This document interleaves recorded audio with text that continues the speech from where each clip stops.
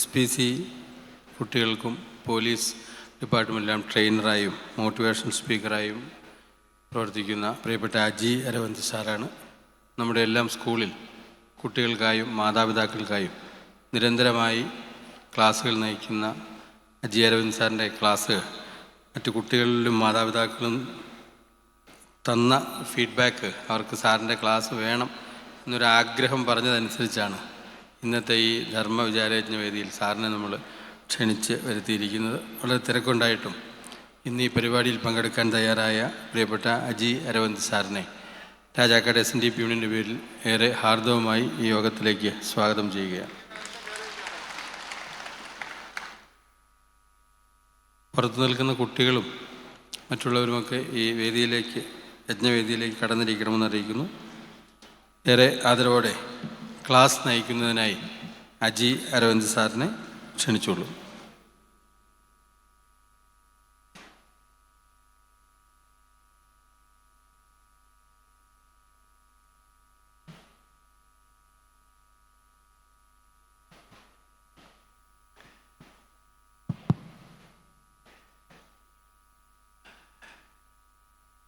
അന്നവസ്ത്രാദ്യമുട്ടാതെ തന്നു രക്ഷിക്കുന്ന പുണ്യത്തമ്പുരാൻ്റെ പദാരവിന്ദങ്ങളിൽ കോടി കോടി പ്രണാമങ്ങളോടെ വേദിയെ ധന്യമാക്കിയ രാജാക്കാട് SNDP യൂണിയൻ്റെ പ്രിയപ്പെട്ട സാരഥികൾ, അതിലേറെ പ്രിയപ്പെട്ട രാജാക്കാട് യൂണിയനിലെ ഇന്ന് ഈ സദസ്സ് ധന്യമാക്കിയിരിക്കുന്ന പ്രിയപ്പെട്ട മാതാപിതാക്കളെ, കുടുംബാംഗങ്ങളെ, മക്കളെ, എല്ലാവർക്കും എൻ്റെ ഹൃദയം നിറഞ്ഞ നന്ദി അറിയിക്കട്ടെ. കയ്യടി ഇത് പോരാട്ടോ, നല്ല കയ്യടി വേണം. ഞാൻ ചോദിച്ചു മേടിക്കുന്നയാളാണ്.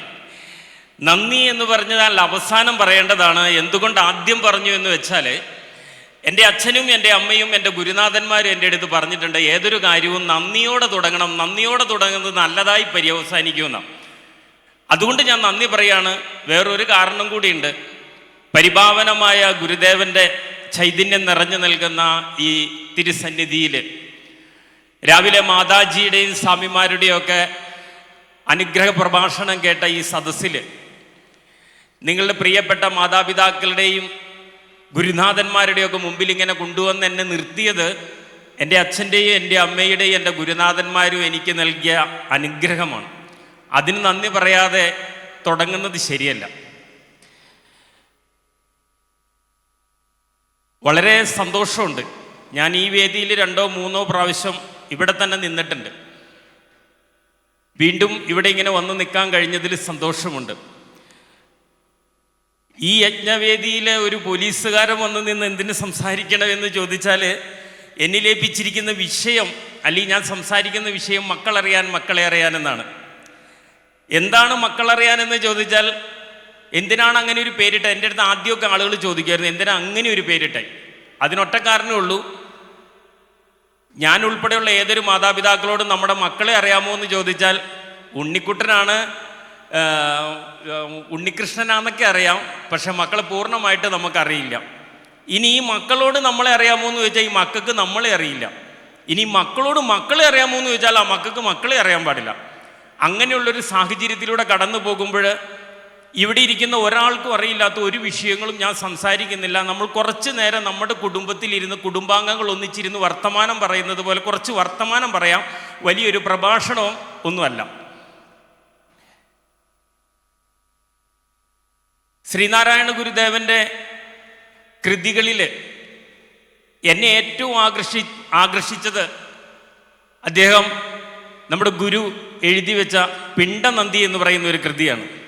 ഞാനിപ്പോൾ പോരുമ്പോൾ മാതാജിയോട് പറഞ്ഞിട്ട് പോരുമായിരുന്നു, ഗുരു എന്ന ഒരു വലിയ സമുദ്രത്തിൻ്റെ തീരത്ത് ഇങ്ങനെ എന്നെ കൊണ്ടുവന്ന് നിർത്തിയത് എൻ്റെ പ്രിയപ്പെട്ട കൂട്ടുകാരി എനിക്ക് വാട്സാപ്പിൽ ഇട്ട് തരുന്ന ഗുരുവിൻ്റെ കുറേ കൃതികളൊക്കെ ആയിരുന്നു. ഞാൻ ശരിക്കും അതിങ്ങനെ തള്ളി കളയുമായിരുന്നു. അങ്ങനെ തള്ളി കളഞ്ഞുകൊണ്ടിരിക്കുമ്പോൾ ഒരു ദിവസം യാദർച്ഛികമായിട്ട് എൻ്റെ വണ്ടിയിൽ ഇരിക്കുമ്പോൾ എൻ്റെ വാട്സാപ്പിലൊരു മെസ്സേജ് വരുന്നു. ഞാൻ വണ്ടി ഡ്രൈവ് ചെയ്യാണ്, ഞാനിതങ്ങ് തള്ളി അതങ്ങ് ഓപ്പണായി. അപ്പോഴെൻ്റെ വണ്ടിയിൽ കേൾക്കുന്ന ഒരു നമ്മുടെ രാവിലെ നമ്മളോട് സംസാരിച്ച മാതാജിയുടെ സുന്ദരമായ ശബ്ദത്തിൽ എൻ്റെ ചെവിയിലേക്ക് വന്നെത്തിയ 2 വരികളാണ്.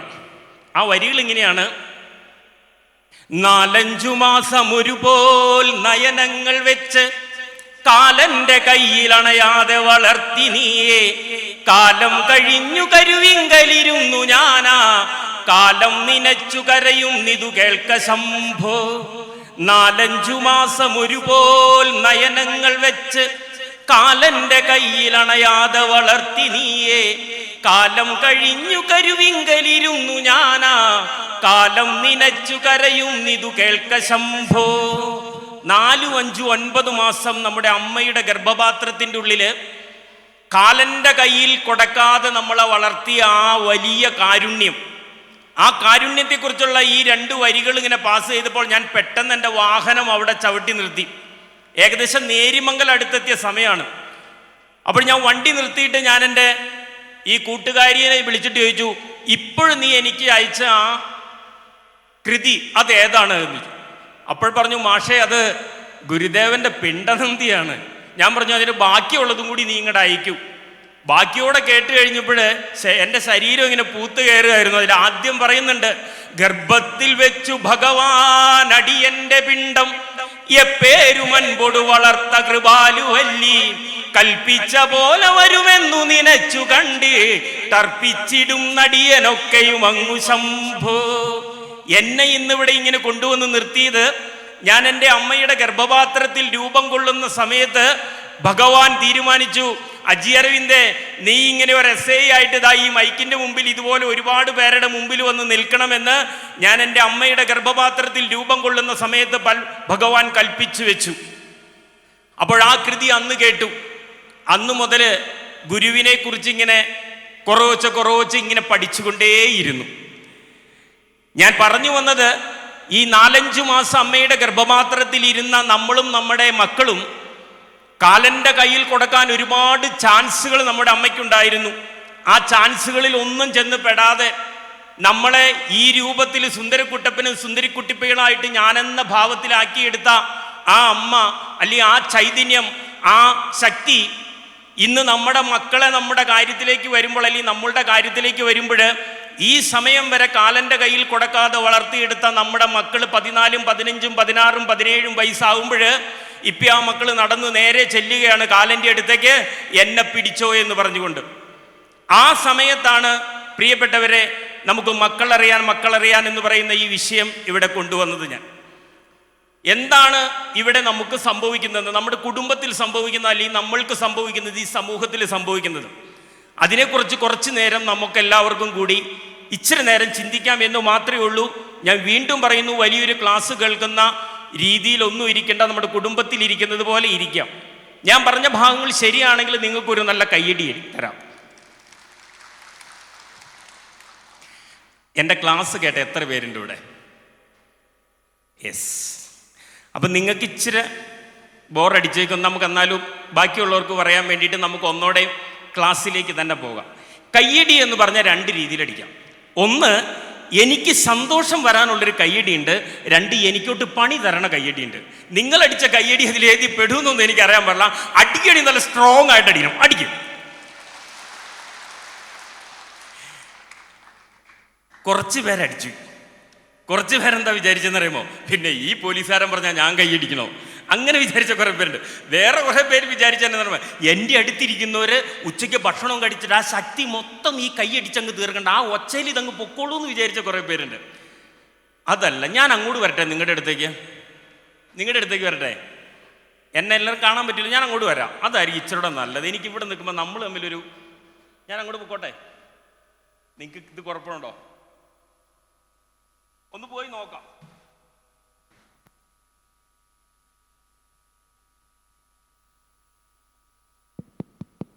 ഹലോ.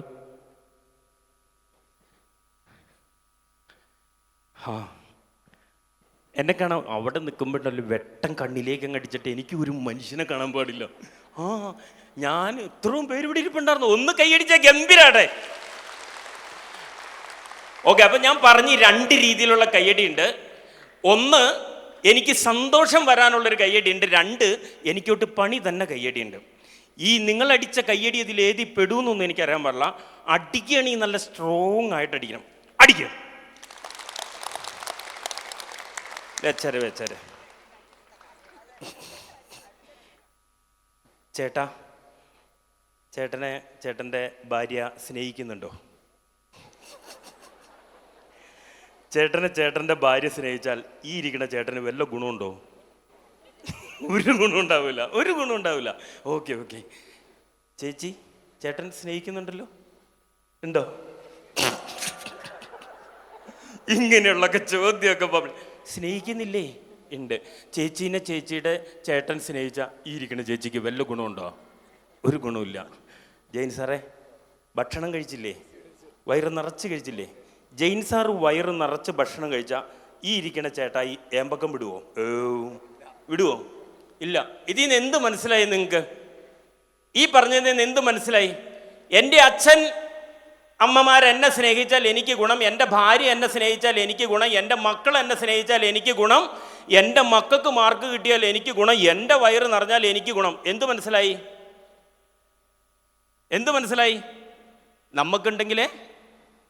നമുക്കുണ്ടെങ്കിലേ നമുക്കുള്ളൂ.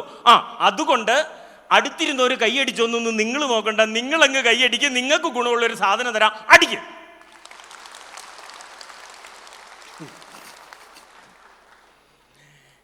ഇതൊന്നും അല്ല കയ്യടി. ഞാൻ അടിച്ച് കാണിച്ചു തരാം. ഇതിപ്പോ മൈക്കൊന്ന് പിടിച്ചേട്ടാ. ഞാൻ കാണിച്ചു തരാം. ഉച്ചയ്ക്ക് ഭക്ഷണം കഴിക്കാത്ത ഞാനാണ്. നിങ്ങളൊക്കെ ഭക്ഷണം കഴിച്ചൊക്കെ ഞാൻ അറിഞ്ഞു. അവിയലുണ്ടെന്നൊക്കെ മാതാജി അവിടെ ഇരുന്ന് പറഞ്ഞ ഞാൻ കേട്ടു. ഞാൻ കൈയടിച്ച് കാണിച്ചു തരട്ടെ. എൻ്റെ ഒരാളുടെ കയ്യടി. അങ്ങനെയാണ് ഇവിടെ ഇരിക്കുന്ന 10,000-2000 പേര് കൈയടിച്ചാല് NRCTയും കഴിഞ്ഞ് രാജക്കാടും കഴിഞ്ഞ് അടിമാലി കേക്ക് കൊച്ച അടിക്ക്.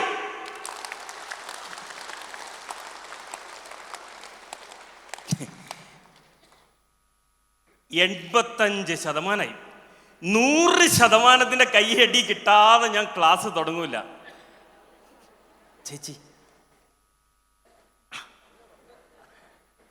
ചേട്ടൻ എത്ര ശതമാനം സ്നേഹിക്കണം എന്നാ ചേച്ചിയുടെ ആഗ്രഹം? കിട്ടണയൊക്കെ പറഞ്ഞാൽ ചിലപ്പോൾ സങ്കടമായി പോകും. ആഗ്രഹ ചോദിച്ചേ പറ. 100. 100. ഞാൻ ചോദിക്കണ എല്ലാം 100 ചേട്ടാ, ചേച്ചി എത്ര ശതമാനം സ്നേഹിക്കണം? 100%. നമ്മുടെ മക്കള് നമ്മളെ എത്ര ശതമാനം സ്നേഹിക്കണം? 100. പറയണ കിട്ടണ പറഞ്ഞ സങ്കടാവും സാറേ, അതെനിക്കറിയാം. നമ്മുടെ മക്കൾക്ക് എത്ര ശതമാനം മാർക്ക് വേണമെന്നാണ് നമ്മുടെ ആഗ്രഹം? കിട്ടണേക്ക് അറിഞ്ഞാൽ നെഞ്ചത്തടിച്ച് കരയും. പറ. 100%. എൻ്റെ അച്ഛനമ്മമാർ എന്നെ 100% സ്നേഹിക്കണം. എൻ്റെ മക്കൾ എന്നെ 100% സ്നേഹിക്കണം. എൻ്റെ ഭാര്യ എന്നെ 100%, ഭർത്താവ് 100%, എൻ്റെ വയറ് 100% നിറയണം. 100% ഉറങ്ങണം. എല്ലാം 100% വേണം. ഇത് 100% വേണ്ടാത്തവരാരും ഇവിടെ ഇരിപ്പില്ലല്ലോ. ഇതെല്ലാം 100% വേണമെന്ന് ആഗ്രഹിക്കുന്ന നിങ്ങളോട് ഒരൊറ്റ ചോദ്യം ചോദിച്ചിട്ട് ഞാൻ ക്ലാസ് തുടങ്ങാമെന്ന് വിചാരിച്ചാണ്. അച്ഛനും അമ്മയും ഭാര്യയും മക്കളും സഹോദരങ്ങളും എല്ലാം 100% വേണമെന്ന് ആഗ്രഹിക്കുന്ന ഈ ഹാളിൽ കൂടിയിരിക്കുന്ന എന്നെ കേൾക്കുന്ന എല്ലാവരെയും ഉൾപ്പെടുത്തിക്കൊണ്ട് ഒരൊറ്റ ചോദ്യം. നിങ്ങൾ നിങ്ങളുടെ അച്ഛനെയും അമ്മയെയും 100% സ്നേഹിക്കുന്നവർക്ക് കൈവക്കാം. ചിലരൊക്കെ പകുതിയുള്ളൂ കേട്ടാ. കൈയിൻ്റെ ബ്ലൗസിൻ്റെ കൈയൊന്നും പിടിക്കില്ല. ശരിക്കും പൊക്കിക്കോ. പൊങ്ങട്ടെ, പൊങ്ങി നിൽക്കട്ടെ. താത്താറായിട്ടില്ല, പൊങ്ങി തന്നെ നിൽക്കട്ടെ. അതായത് അച്ഛനും അമ്മയെയും 100% സ്നേഹിക്കുന്നവരാണ് ഈ കൈ പൊക്കി പിടിച്ചിരിക്കുന്നവര്. കൈ താത്താറായിട്ടില്ല.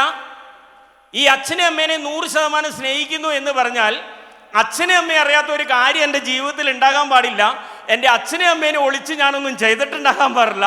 അവരോട് എനിക്ക് ദേഷ്യം തോന്നാൻ പാടില്ല. ഇങ്ങനെയൊക്കെ ഉണ്ടെങ്കിൽ 100 താത്തണമെന്നുള്ളൊരു താത്തിക്കോ. ഇനി എന്നെ കാണിക്കാൻ വേണ്ടി പൊക്കി പിടിക്കൊന്നും വേണ്ട. താഴട്ടെ, മതി, താത്തിക്കോ.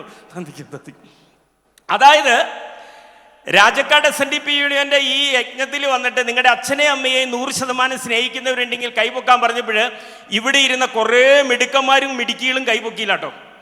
കുറേ പേര് ഞാൻ എന്തൊക്കെയോ പറഞ്ഞപ്പോൾ പൊക്കി പിടിച്ച കൈ താത്തിയിടണേയും കണ്ടു. പ്രിയപ്പെട്ടവരെ, ഞാൻ നിങ്ങളോട് ചോദിച്ചത്, നമ്മളെ വളർത്തി വലുതാക്കി ഇവിടെ ഇതുപോലെ സുന്ദരക്കുട്ടപ്പനും സുന്ദരക്കുട്ടിപ്പികളായിട്ട് കൊണ്ടുവന്നിരുത്തിയ, നമ്മളെ വളർത്തി വലുതാക്കിയ നമ്മുടെ അച്ഛനെ അമ്മയെയും 100% സ്നേഹിച്ചവരുണ്ട് ഈ കൈപൊക്കാനാണ് പറഞ്ഞത്. അല്ലാതെ അജി അരവിന്ദിന്റെ അച്ഛനെ അമ്മേനെ സ്നേഹിച്ച കഥയല്ല ചോദിച്ചത്. നമ്മളെ വളർത്തി വലുതാക്കി ഇവിടെ ഇതുപോലെ കൊണ്ടുവന്നിരുത്തിയ ആ അച്ഛനും അമ്മയും ചിലപ്പോൾ ഇവിടെ ഉണ്ടാകാം, ചിലപ്പോൾ വീട്ടിലുണ്ടാകാം, ചിലപ്പോൾ ഉണ്ടാകില്ല, ചിലപ്പോൾ വേറെ എവിടെയെങ്കിലും ആയിരിക്കാം, ചിലപ്പോൾ മരിച്ചു പോയിട്ടുണ്ടാകാം. എങ്ങനെയൊക്കെയാണേലും ആ അച്ഛനെ അമ്മേനെ സ്നേഹിക്കാനുള്ളൊരു മനസ്സുണ്ട്, കെട്ടിപ്പിടിക്കാനുള്ള 2 കൈകളുണ്ട്, ഉമ്മ കൊടുക്കാനുള്ള മുഖവും ചുണ്ടുമുണ്ട്. എന്നിട്ടും എൻ്റെ അച്ഛനെ അമ്മയെ ഞാൻ 100% സ്നേഹിച്ചു എന്ന് പറഞ്ഞ് ഈ കൈ ഇങ്ങനെയൊന്ന് പൊക്കിപ്പിടിക്കാൻ പറ്റാത്തവരെയും, പൊക്കിപ്പിടിച്ച കൈ ഞാൻ എന്തൊക്കെയോ പറഞ്ഞപ്പോൾ താത്തിയിട്ടവരുടെ മുമ്പിൽ ഞാനിനി എന്ത് ക്ലാസ്സാണ് എടുക്കണ്ടേ? ഞാനിനി എന്ത് ക്ലാസ്സാണ് എടുക്കണ്ടേ ജെയിൻ സാറേ? എൻ്റെ അച്ഛനെ അമ്മേനെ സ്നേഹിച്ച കഥയാണ് ഞാൻ നിങ്ങളോട് ചോദിച്ചെങ്കിൽ നിങ്ങൾ കൈ പൊക്കി പിടിച്ചില്ലെങ്കിൽ ഒരു കുഴപ്പമില്ല. കാരണം നിങ്ങളിൽ 1-2 പേർക്കൊക്കെ എൻ്റെ അച്ഛനെ അമ്മയെ അറിയുള്ളൂ. ഞാൻ പറഞ്ഞത് നമ്മളെ വളർത്തി വലുതാക്കി ഇതാ ഇവിടെ ഇരുത്തിയിരിക്കുന്ന ആ അച്ഛനെ അമ്മയെയും 100% സ്നേഹിച്ചവരുണ്ട് കൈപ്പൊക്കാനാണ്. ഞാൻ വീണ്ടും പറയാണ്, അവർ ചിലപ്പോൾ ഇവിടെ ഉണ്ടാകാം, ചിലപ്പോൾ വീട്ടിലുണ്ടാകാം, ചിലപ്പോൾ വേറെ എവിടെയെങ്കിലും ആയിരിക്കാം, ചിലപ്പോൾ ഉണ്ടാകില്ല. എങ്ങനെയൊക്കെ ആണെങ്കിലും ആ അച്ഛനെ അമ്മേനെ സ്നേഹിക്കാനുള്ളൊരു മനസ്സുണ്ട്, കെട്ടിപ്പിടിക്കാനുള്ള 2 കൈകളുണ്ട്, ഉമ്മ കൊടുക്കാനുള്ള മുഖവും ചുണ്ടുണ്ട്. എന്നിട്ടും എൻ്റെ അച്ഛനെ അമ്മയെ ഞാൻ 100% സ്നേഹിച്ചു എന്ന് പറഞ്ഞ് ഈ കൈ ഇങ്ങടി ഒന്ന് പൊക്കിപ്പിടിക്കാൻ പറ്റാത്തവരുടെ മുമ്പിൽ എന്ത് ക്ലാസ്സാണ് ഞാൻ ഇനി എടുക്കണ്ടേ? എന്തായാലും അതൊരു സങ്കടമാണ്. എന്താണേലും ആ കൈ പൊക്കിപ്പിടിക്കാത്തവർക്കും പൊക്കിപ്പിടിച്ച കൈ താത്തിയിട്ടവർക്കും വേണ്ടിയിട്ട് ഒരു ഗംഭീര കൈയടി കൊടുക്കാം. നാണം പറഞ്ഞവർക്ക് അടിച്ച് പൊളിച്ചോ അങ്ങോട്ട്. യെസ്, കൈ പൊക്കിപ്പിടിച്ചുകൊണ്ട് നിന്നവരുടെ ആത്മാർത്ഥതയൊന്നും ഞാൻ ചോദ്യം ചെയ്യുന്നില്ല കേട്ടോ. എന്നാലും എനിക്കിഷ്ടം ആ കൈ പൊക്കിപ്പിടിക്കാത്തവരെയും പൊക്കിപ്പിടിച്ച കൈ ഞാൻ എന്തൊക്കെയോ പറഞ്ഞപ്പോൾ താത്തിയിട്ടവരെയാണ്. കാരണം എന്നാണെന്നറിയാമോ, ഈ അജി അരവിന്ദു ആ കൂട്ടത്തിലാണ്. എൻ്റെ അച്ഛൻ്റെ അമ്മയുടെ അടുത്ത് ഞാനും 100% അല്ല. കാരണം എന്താണെന്നറിയാമോ, ഞാൻ വെറും ഒരു പച്ച മനുഷ്യനാണ് എന്നുള്ളത് മാത്രം. ഞാനൊരു പച്ച മനുഷ്യനായതിൻ്റെ പേരിൽ ചില വികാരങ്ങൾക്ക് അടിമപ്പെടുമ്പോഴോ, ചില തെറ്റിദ്ധാരണ ഉണ്ടാകുമ്പോഴോ, ചിലരൊക്കെ എന്നെ തെറ്റിദ്ധരിപ്പിക്കുമ്പോഴൊക്കെ ഞാൻ എൻ്റെ അച്ഛനോടും അമ്മയോടൊക്കെ ദേഷ്യപ്പെട്ടിട്ടുണ്ട്. നമ്മുടെ മക്കളുടെയൊക്കെ പ്രായത്തിൽ ഒരുപാട് കുരുത്തക്കേട് എൻ്റെ അച്ഛനും അമ്മയും അറിയാതെ ഞാൻ ചെയ്തിട്ടുമുണ്ട്. പക്ഷെ ഞാൻ ഈ ചെയ്യുന്നതൊന്നും ശരിയല്ലെന്ന് എനിക്ക് ബോധ്യം വരുമ്പോഴാണ് ഞാൻ 100% അല്ല എന്ന് എനിക്ക് മനസ്സിലാകണത്. അതുകൊണ്ട് ഞാൻ 100% ആകാൻ ശ്രമിക്കുക. കാരണം എൻ്റെ ചുറ്റുംപുറം നടക്കുന്ന ചില സംഭവങ്ങൾ കാണുമ്പോൾ, ചില സിനിമ കാണുമ്പോൾ, ചില പുസ്തകം വായിക്കുമ്പോൾ, ചില ക്ലാസ് കേൾക്കുമ്പോൾ, ഇതൊന്നും അല്ലെങ്കിൽ പോലീസ് സ്റ്റേഷനിൽ വരുന്ന ചില കേസുകൾ കാണുമ്പോൾ എനിക്ക് മനസ്സിലാകും ഞാൻ ഈ ചെയ്യുന്നൊന്നും ശരിയല്ല എന്ന്. ആ സമയത്ത് എൻ്റെ തെറ്റുകൾ തിരുത്തിയിട്ട് 100% ആകാൻ ഞാൻ ശ്രമിക്കുക. എന്നാലും ഞാൻ 100% ഒന്നുമല്ല. വേണമെങ്കിൽ എനിക്ക് പറയാട്ടോ ഞാൻ 100%. കാരണം ഞാൻ കൊള്ളാമെന്നൊക്കെ ക്ലാസ് കൊള്ളാമെന്നൊക്കെ പറഞ്ഞതിൻ്റെ പേരിലാണ് അജീനെ ഇവിടെ വിളിച്ചതെന്ന് പറഞ്ഞതിൻ്റെ പേരിൽ. അപ്പോൾ എനിക്കറിയാം ഞാൻ സംതിങ് എന്തൊക്കെയാണ്. അതിൻ്റെ പേരിൽ എനിക്ക് നിങ്ങളുടെ മുമ്പിൽ പറയാം, ഞാൻ എൻ്റെ അച്ഛനെ അമ്മേനെ 100% സ്നേഹിക്കുന്നു എന്ന് പറഞ്ഞ് എനിക്ക് എൻ്റെ കൈ ഇങ്ങനെ പൊക്കി പിടിക്കാൻ പറ്റും. നിങ്ങളെ കൊണ്ടൊക്കെ കൈയടിപ്പിക്കാനും പറ്റും. നിങ്ങളൊക്കെ കൈയടിച്ച് തരുമ്പോൾ അജി അരവിന്ദ് ഇവിടെ നിന്ന് ഇങ്ങനെ അങ്ങ് പൊങ്ങി പൊങ്ങി ഈ തുണിയൊക്കെ പൊക്കി ഇതേ ഇവിടെ നിന്ന് ഇങ്ങനെ അങ്ങ് മുകളിലേക്ക് പോയി ആ റൂഫൊക്കെ പൊളിച്ച് ഇങ്ങനെ അങ്ങ് പൊങ്ങി പൊങ്ങി അങ്ങ് പോകും. അങ്ങനെ പൊങ്ങി പൊങ്ങി പോകുമ്പോൾ അജിയുടെ ഉള്ളിലിരിക്കുന്ന ആത്മാവ് എന്നോട് പറയും, എന്തിനാടാ നീ ഇവരെ കൊണ്ടൊക്കെ ഇങ്ങനെ കൈയടിപ്പിക്കണേ? ഇന്നലെയല്ലേ നീ അച്ഛനോട് വഴക്കൂടിയത്? മിനിങ്ങാന്നല്ലേ നീ അച്ഛൻ്റെ കുറ്റവും പറഞ്ഞ് എൻ്റെ മുമ്പിൽ വന്നേ? എന്തിനാടോ ഇങ്ങനെ ഇവരെ കൊണ്ട് കൈയടിപ്പിക്കണേ എന്ന് ചോദിക്കുമ്പോൾ 1000 പേര് കൈയടിച്ച് കിട്ടുന്ന സുഖത്തെക്കായാലും സന്തോഷത്തെക്കായാലും ഭയങ്കര വിങ്ങലും വേദനയായിരിക്കും എൻ്റെ ഉള്ളിലിരുന്ന് ഞാനെന്ന് പറയുന്ന എൻ്റെ ആത്മാവ് എന്നെ കുറ്റപ്പെടുത്തുമ്പോൾ. അതുകൊണ്ട് അജി അരവിന്ദ് 100% അല്ല. ഇനി ഇവിടെ ആരെങ്കിലും 100% ഉണ്ടെങ്കിൽ ഒന്ന് കൈ വയ്ക്കേ. അടിച്ചോ കൈ, ഒരെണ്ണം പോലും ഇല്ല. എല്ലാവരും അടിക്കേ. ഓ സൂപ്പർ അടി. ആദ്യം കൈ വെക്കാൻ പറഞ്ഞപ്പോഴേ ഇവിടെ ഇരുന്ന് ഒരുപാട് പേര് പൊക്കിട്ടോ. ഇപ്പൊ ഒരാളും പൊക്കിയില്ല. ഒരാളും പൊക്കിയില്ല. എന്നാ കാരണം എന്നറിയാമോ? ഈ ക്ലാസ് നടക്കണ ഇവിടെയായി പോയി. അതാ പ്രശ്നം. ഇവിടെ കൈ പൊക്കി എന്നെ കുഴപ്പമെന്നറിയാമോ? കൈ ഇങ്ങനെ ഇങ്ങ് പൊക്കി നോക്കുമ്പോഴാ ഇന്നലെ കുറ്റം പറഞ്ഞ ആൾ അപ്പുറം ഇരിക്കണേ, പൊക്കാൻ പറ്റില്ല. അച്ഛൻ അമ്മാവൻ ആങ്ങളെ ഒക്കെ ഇരിക്കണേ, പൊക്കാൻ പറ്റില്ല. ഇനി നിങ്ങൾ കൈ പൊക്കിയേനെ ഈ ക്ലാസ് അങ്ങ് തൃശ്ശൂരാന്ന് വിചാരിച്ചോ, ഇവിടെ നിന്ന് ഒരാളെ പോയിട്ടുള്ളൂ എന്ന് വിചാരിച്ചോ, നിങ്ങൾ കൈ പൊക്കും. കാരണം എന്നാ, നിങ്ങളൊരാളുമില്ല, അതുകൊണ്ട് പൊക്കും. എന്തേ നമുക്ക് കൈ പൊക്കാൻ പറ്റാത്ത? ഇവിടെ ഇപ്പോൾ ഒരാൾ ഇപ്പം ആരും പൊക്കില്ല. രണ്ടാമത് പറഞ്ഞപ്പോൾ ഒരു മനുഷ്യനും പോയില്ല. ഒരാൾ പൊക്കിയെന്ന് വിചാരിച്ചോ, ദേ ആ ചേട്ടൻ കൈ പൊക്കി. നോക്കുകയൊന്നും വേണ്ട, അങ്ങനെ ഒരാൾ ഈ ലോകത്തുണ്ടാവില്ല. അങ്ങനെ 1000 വർഷം കൂടുമ്പോൾ 1-2 പേരുണ്ടാവും. അങ്ങനെ നമ്മൾ അതുപോലെ ഗുരു എന്നും പറഞ്ഞ് ഇരുത്തിയിട്ടുണ്ട്. അങ്ങനെയൊക്കെ ഓരോരുത്തർ, അല്ലാതെ ആരും ഉണ്ടാവില്ല. ഉണ്ടെന്ന് വിചാരിക്കുക ആ ചേട്ടായി. ഞാൻ പറയും, എൻ്റെ ദൈവമേ, SNDP യൂണിയനിൽ ഒരാളോ ചേട്ടായി ഒന്ന് എഴുന്നേറ്റ് നിന്നേ ചേട്ടായി. അപ്പോൾ ഈ ചേട്ടായി അവിടെ എഴുന്നേറ്റ് നിൽക്കും. നമ്മളെല്ലാവരും ഈ ചേട്ടായിനെ നോക്കും. അപ്പോൾ ഈ ചേട്ടായിയുടെ നിൽപ്പിനൊരു സ്റ്റൈൽ ഉണ്ടാവും. എങ്ങനെയായിരിക്കും എന്നറിയാമോ? നിൽക്കണത് ദേ ഇങ്ങനെ. എന്നാ കാരണം? ഇത്രയും പേര് കൂടിയിരിക്കുന്ന ഈ സദസ്സിൽ അച്ഛനെയും അമ്മേനെയും 100% സ്നേഹിച്ച് ഞാൻ ഒരാൾ പൊളിച്ച് ആ സന്തോഷം. ഇവിടുന്ന് തുള്ളിച്ചാടിയൊരു പോക്കുണ്ട് വീട്ടിലേക്ക്. അറിഞ്ഞോടി ഞാനുള്ളൂ. എന്തേ ആ ചേട്ടന് കിട്ടി എന്ന് പറയുന്ന സന്തോഷം ഇവിടെ ഇരിക്കണം നമുക്കൊരാൾക്കും കിട്ടാണ്ട് പോയേ? നമ്മളെ വളർത്തി വലുതാക്കി അച്ഛനും അമ്മയും വീട്ടിലില്ലേ, അല്ലി ഇവിടെ ഇല്ലേ, അല്ലി വേറെ എവിടെയെങ്കിലും ഇല്ലേ? ആ അച്ഛനെ അമ്മേനെ സ്നേഹിക്കാനുള്ളൊരു മനസ്സില്ലേ, കെട്ടിപ്പിടിക്കാനുള്ള 2 കൈയില്ലേ? എന്തേ നമുക്ക് കൈയൊന്നും പൊങ്ങാത്തെ? ഒറ്റ കാരണമുള്ളൂ, നമ്മുടെ അച്ഛൻ്റെ അമ്മയുടെ അടുത്ത് നമ്മൾ 100% അല്ല എന്നുള്ള നല്ല ബോധ്യം നമുക്കുണ്ട്. പ്രിയപ്പെട്ടവരെ, നിങ്ങളുടെ ഒരാളുടെ അച്ഛൻ്റെ അമ്മയുടെ സ്നേഹത്തെ അളക്കാനല്ല ഞാനിത് വന്നത്. ഞാൻ നിങ്ങളിലേക്ക് ഒരു പോയിന്റ് കൊണ്ടുവന്ന് എത്തിക്കാൻ വേണ്ടിയിട്ട്. ആ പോയിന്റ് ഇത്രയേ ഉള്ളൂ: എവിടെയെല്ലാം നമ്മൾ 100% ആകുന്നുണ്ടോ അവിടെയെല്ലാം നമുക്ക് സന്തോഷമുണ്ടാകും. നിങ്ങൾ നിങ്ങളുടെ ഭാര്യയുടെ അടുത്ത്, ഭർത്താവിൻ്റെ അടുത്ത്, അച്ഛൻ്റെ അടുത്ത്, അമ്മയുടെ അടുത്ത് എവിടെയൊക്കെ 100% ആകുന്നോ അവിടെയൊക്കെ നമുക്ക് സന്തോഷം ഉണ്ടാകും. നിങ്ങൾ അച്ഛൻ്റെ അമ്മയുടെ അടുത്ത് 100% ആയിരുന്നെങ്കിൽ നിങ്ങളുടെ കൈകൾ ഉയർന്നു തന്നെ ഇരുന്നേനെ. അജി അരവിന്ദ് ഇവിടെ കിടന്ന് തലകുത്തി മറിഞ്ഞാലും നിങ്ങളുടെ കൈ ഉയർന്നിരിക്കും. ഉയരാത്തതിൻ്റെ കാരണം ഇത്രയേ ഉള്ളൂ, അല്ല എന്നൊരു ബോധ്യം നമ്മുടെ ഉള്ളിലുള്ളതിൻ്റെ പേരിലാണ്. പ്രിയപ്പെട്ടവരെ, പഠിക്കണ മക്കൾ പഠിക്കണ സമയത്ത് 100% ഈ പരീക്ഷയുടെ ക്വസ്റ്റ്യൻ പേപ്പർ കിട്ടുമ്പോൾ അവർക്ക് സന്തോഷമാണ്. ഇല്ലെങ്കിൽ ആയുഷ്കാലം സങ്കടമായിരിക്കും. അതുകൊണ്ട് ഞാൻ വേറെ ഒന്നും കൂടുതൽ പറയുന്നില്ല. ഏത് കാര്യം ചെയ്താൽ അത് 100% ചെയ്യണം, നമുക്ക് സന്തോഷമുണ്ടാകും. ഇവിടെ ഇപ്പം ചെയ്യേണ്ടത്, നിങ്ങളുടെ 85-ലെത്തിയിരിക്കുന്ന നിങ്ങളുടെ കയ്യടി 100% എനിക്ക് ഇങ്ങോട്ട് തന്നാൽ ഒരു ഗംഭീര സന്തോഷം ഉണ്ടാകുന്ന സമ്മാനം ഞാൻ നിങ്ങൾക്ക് തരും. ഇവിടെ ഇപ്പം 2000 പേർക്കുള്ള സമ്മാനം ഞാൻ കൊണ്ടുവന്നിട്ടുണ്ട്. 2000 പേർക്കും ഞാൻ സമ്മാനം തരും. 100% ഒരു കയ്യടി എനിക്ക് തരണം. അടിക്കാൻ വിടും, പൊളിക്കും, ശരിക്കും നന്നായിട്ട് അടിക്കേ. യെസ്, എങ്ങനെയുണ്ട്? നല്ല സുഖമുണ്ടോ? ഈ ചെങ്ങാതി വലിയ സംഭവമാണെന്നും പറഞ്ഞ് ഇങ്ങോട്ട് വിളിച്ചുകൊണ്ട് വന്നപ്പോ മുതൽ കയ്യടിപ്പീര് തന്നെ കയ്യടിപ്പീര്, കയ്യടിപ്പീര് തന്നെ കയ്യടിപ്പീര്. ഇപ്പം നിങ്ങൾ അതായിരിക്കും ചിന്തിക്കണേ. ഞാൻ വെറുതെ ഒന്നും അല്ല കേട്ടോ നിങ്ങളെ കയ്യടിപ്പിച്ചേ. കയ്യടിച്ചതിനൊരു കാരണമുണ്ട്. എന്താ സംഭവം എന്ന് വെച്ചാൽ, നമ്മൾ ഈ കൈയടിക്കുമ്പോഴും നമ്മൾ സാധാരണ കൈയടിക്കുന്നത് എങ്ങനെയാണെന്നറിയാമോ? ഗോപാലൻ്റെ ചെറുക്കൻ പാട്ടുപാടി 1ാം സമ്മാനം കിട്ടിയ നമുക്കെന്നാ പൊള്ളേ വീട്, ഇത് മതി, ഇതാ നമ്മളടിക്കുന്നത്. അവർക്ക് ലോട്ടറി അടിച്ചാൽ നമുക്ക് എന്ത് ഗുണം? ഇത് മതി, ഇതാ നമ്മുടെ കൈയടി. നമ്മൾ എവിടെ കൈയടിച്ചാലും നമുക്ക് കിട്ടുന്നൊരു വലിയ ഗുണമുണ്ട്. അതെന്താന്ന് വെച്ചാൽ, നമ്മളുടെ ഈ കൈയിൻ്റെ വെള്ള, ഈ കൈവെള്ള ഉണ്ടല്ലോ, ഈ കൈവെള്ള ഇങ്ങനെ കൂട്ടിയടിച്ചാൽ ശാസ്ത്രം പറയുന്നു നമ്മുടെ ഹൃദയം കൂടുതൽ രക്തം പമ്പ് ചെയ്യും. ദേ ആ പുള്ളി വീണ്ടും തള്ളു തുടങ്ങി. ഇപ്പൊ നിങ്ങൾ പറയാൻ എങ്ങനെയായിരിക്കും? ഇത് തള്ളിയതൊന്നുമല്ല. നിങ്ങൾ ഗൂഗിൾ എടുക്കണം. നമ്മുടെ കയ്യിലിരിക്കുന്ന മൊബൈലില്ലേ, ആ മൊബൈലിൽ ഗൂഗിൾ, നമ്മൾ നാട്ടിൻപുറത്തുകാർ അതിന് ഗൂഗിൾ അമ്മായി എന്നൊക്കെ പറയും. ആ ഗൂഗിൾ എടുത്തിട്ട് അതിൽ അടിച്ചു കൊടുക്കണം, what is the benefit of clap? കൈ അടിച്ചാലുള്ള ഗുണം എന്നാന്ന്. അതീന്നൊരു ലിസ്റ്റ് ഇങ്ങോട്ട് വരും. എൻ്റെ ചേച്ചി അതീ പറയാട്ടോ, മുടി കൊഴിച്ചിൽ മാറൂന്ന്. ഞാൻ പറഞ്ഞതല്ല, ഗൂഗിള് പറഞ്ഞത്. ഇത് മാത്രമല്ല കേട്ടാ, വേറൊരു സംഭവമുണ്ട്. ചേട്ടാ മുഖം വല്ല സുന്ദരാവുന്നു, തലച്ചോറ് ആക്റ്റീവ് ആവുന്നു. നിങ്ങൾ ഗൂഗിൾ എടുത്ത് നോക്കിയിട്ട് ഇങ്ങനെ സെർച്ച് ചെയ്താൽ ഇങ്ങനെ 2 പ്രാവശ്യം ഇങ്ങനെ തള്ളിവിടാനുള്ള അത്ര ഉള്ളൊരു ലിസ്റ്റ് നിങ്ങൾക്ക് കിട്ടും. അതിൽ 3 എണ്ണം ഞാൻ പറഞ്ഞു എന്നുള്ളൂ. ഈ കൈയടിക്കുമ്പോൾ നമ്മുടെ ഹൃദയം കൂടുതൽ രക്തം പമ്പ് ചെയ്യും. ഇത് മാത്രമല്ല, നമ്മുടെ ഈ കൈയിൻ്റെ വെള്ളയിൽ ഒരു സംഭവമുണ്ട്. ഈ കൈ വെള്ളയിലും കാലിൻ്റെ പാദത്തിൻ്റെ അടിയിലും നമ്മുടെ ശരീരത്തിലുള്ള സകല അവയവങ്ങളുടെയും ഗ്രന്ഥികളുടെയും നാഡീഞരമ്പുകൾ വന്നിട്ടുണ്ട്.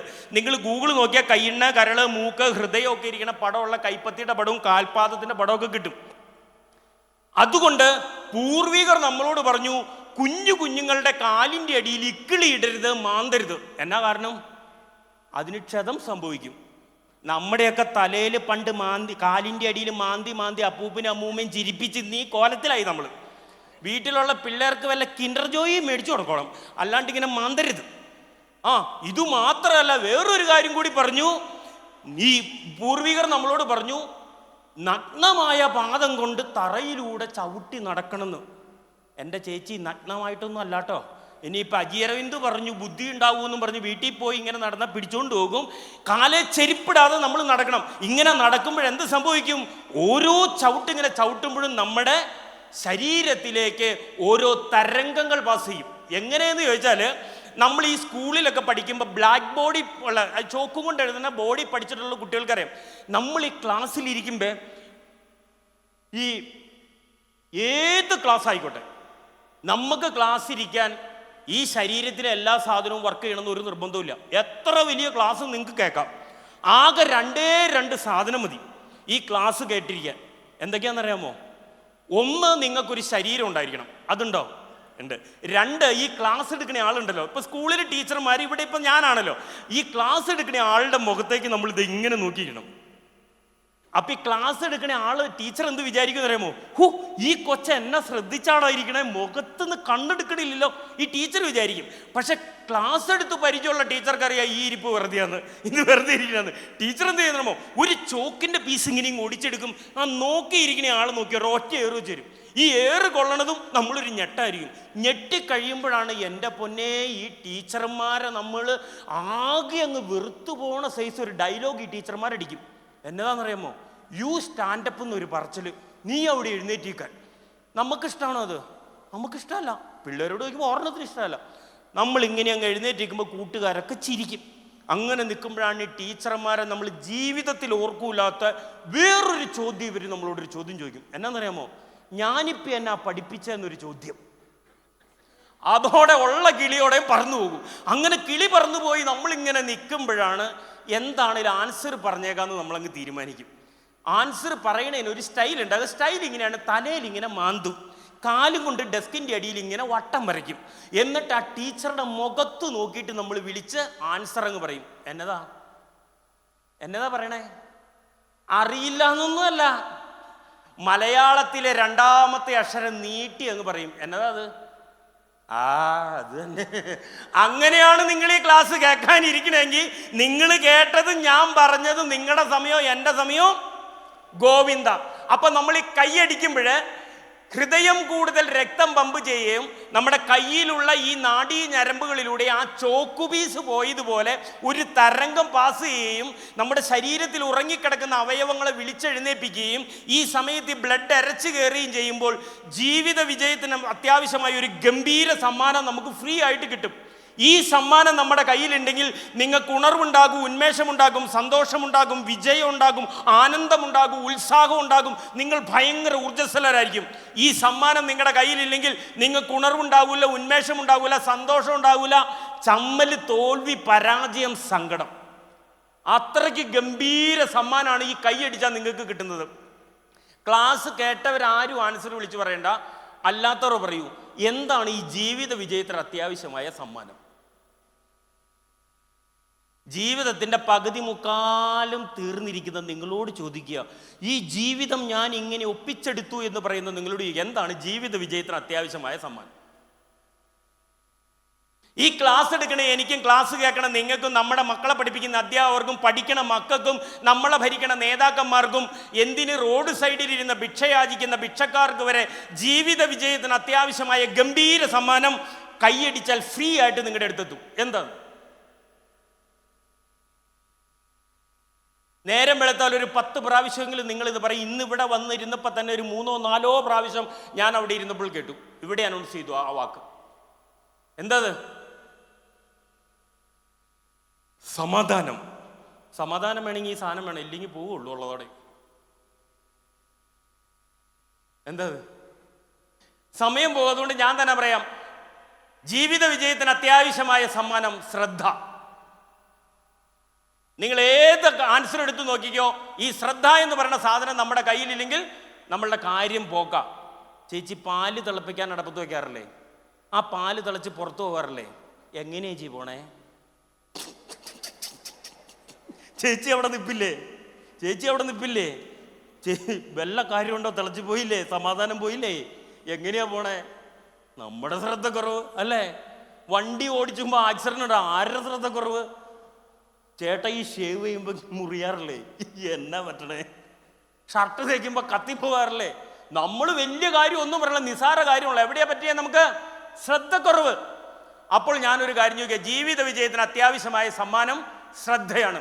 ഈ കൈയടിച്ചാൽ നമ്മൾക്ക് ശ്രദ്ധയുണ്ടാകും എന്ന് ശാസ്ത്രം പറയുന്നുണ്ട്. അതുകൊണ്ട് ഒരു ഗംഭീര കൈയടി വന്നേ അടിക്കും. ഇപ്പൊ മനസ്സിലായില്ലേ ഞാൻ നിങ്ങളെ വെറുതെ കൈയടിപ്പിച്ചതല്ലാന്ന്? ആ, ഓക്കെ. അങ്ങനെയാണെങ്കിൽ ഇവിടെ കൂടിയിരിക്കുന്ന ഈ പുരുഷാരത്തോട് ഞാൻ ചോദിക്കുക, നിങ്ങളിൽ എത്ര പേർക്ക് ശ്രദ്ധയുണ്ട്? ശ്രദ്ധയുള്ളവരൊന്ന് കൈവക്ക്.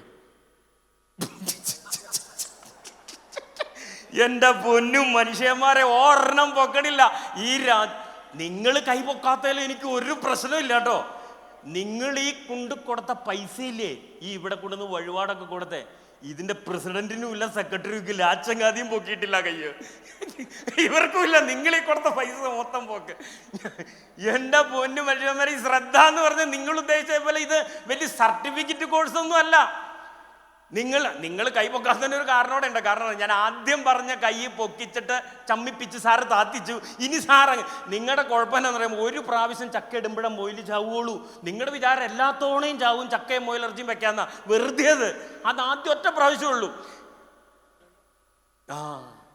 ഇവിടെ സംഭവിച്ചത് എന്നാന്ന് വെച്ചാൽ ശ്രദ്ധ ഉണ്ടെന്നുള്ളതിന് ഏറ്റവും വലിയ തെളിവ്, നമുക്കൊരു സർട്ടിഫിക്കറ്റ് കോഴ്സ് ഒന്നുമല്ല. BTech MTech അല്ലെങ്കിൽ BCom പോലെ സർട്ടിഫിക്കറ്റ് കോഴ്സ് ഒന്നും അല്ല ഇത്. വളരെ സിമ്പിളാണ്.